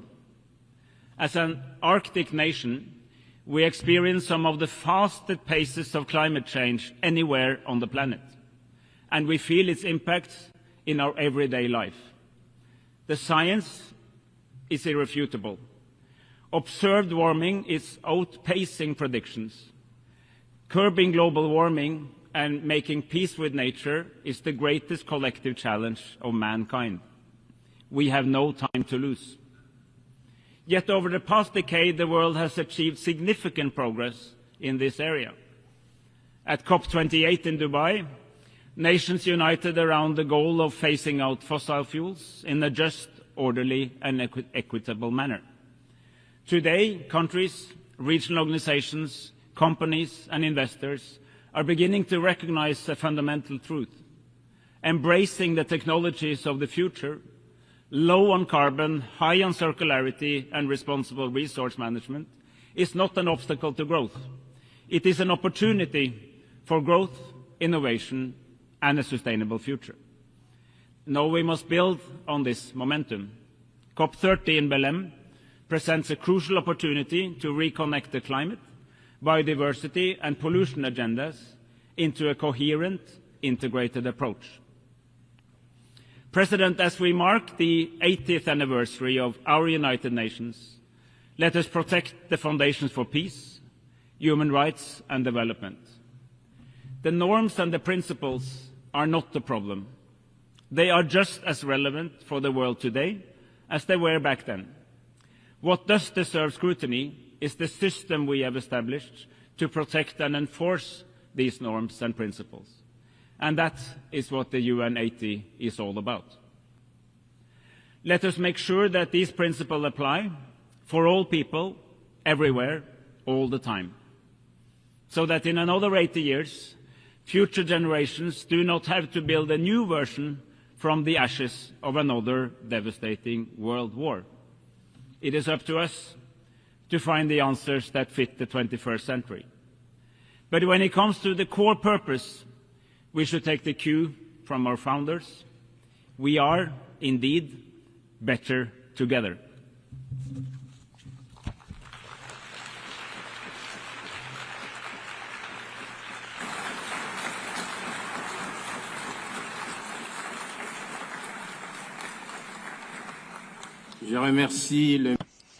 I thank the Minister for Foreign Affairs of Norway. We have heard the last speaker in the general debate for this meeting. We will continue the general debate tomorrow at 9 a.m. in this hall. The meeting is adjourned.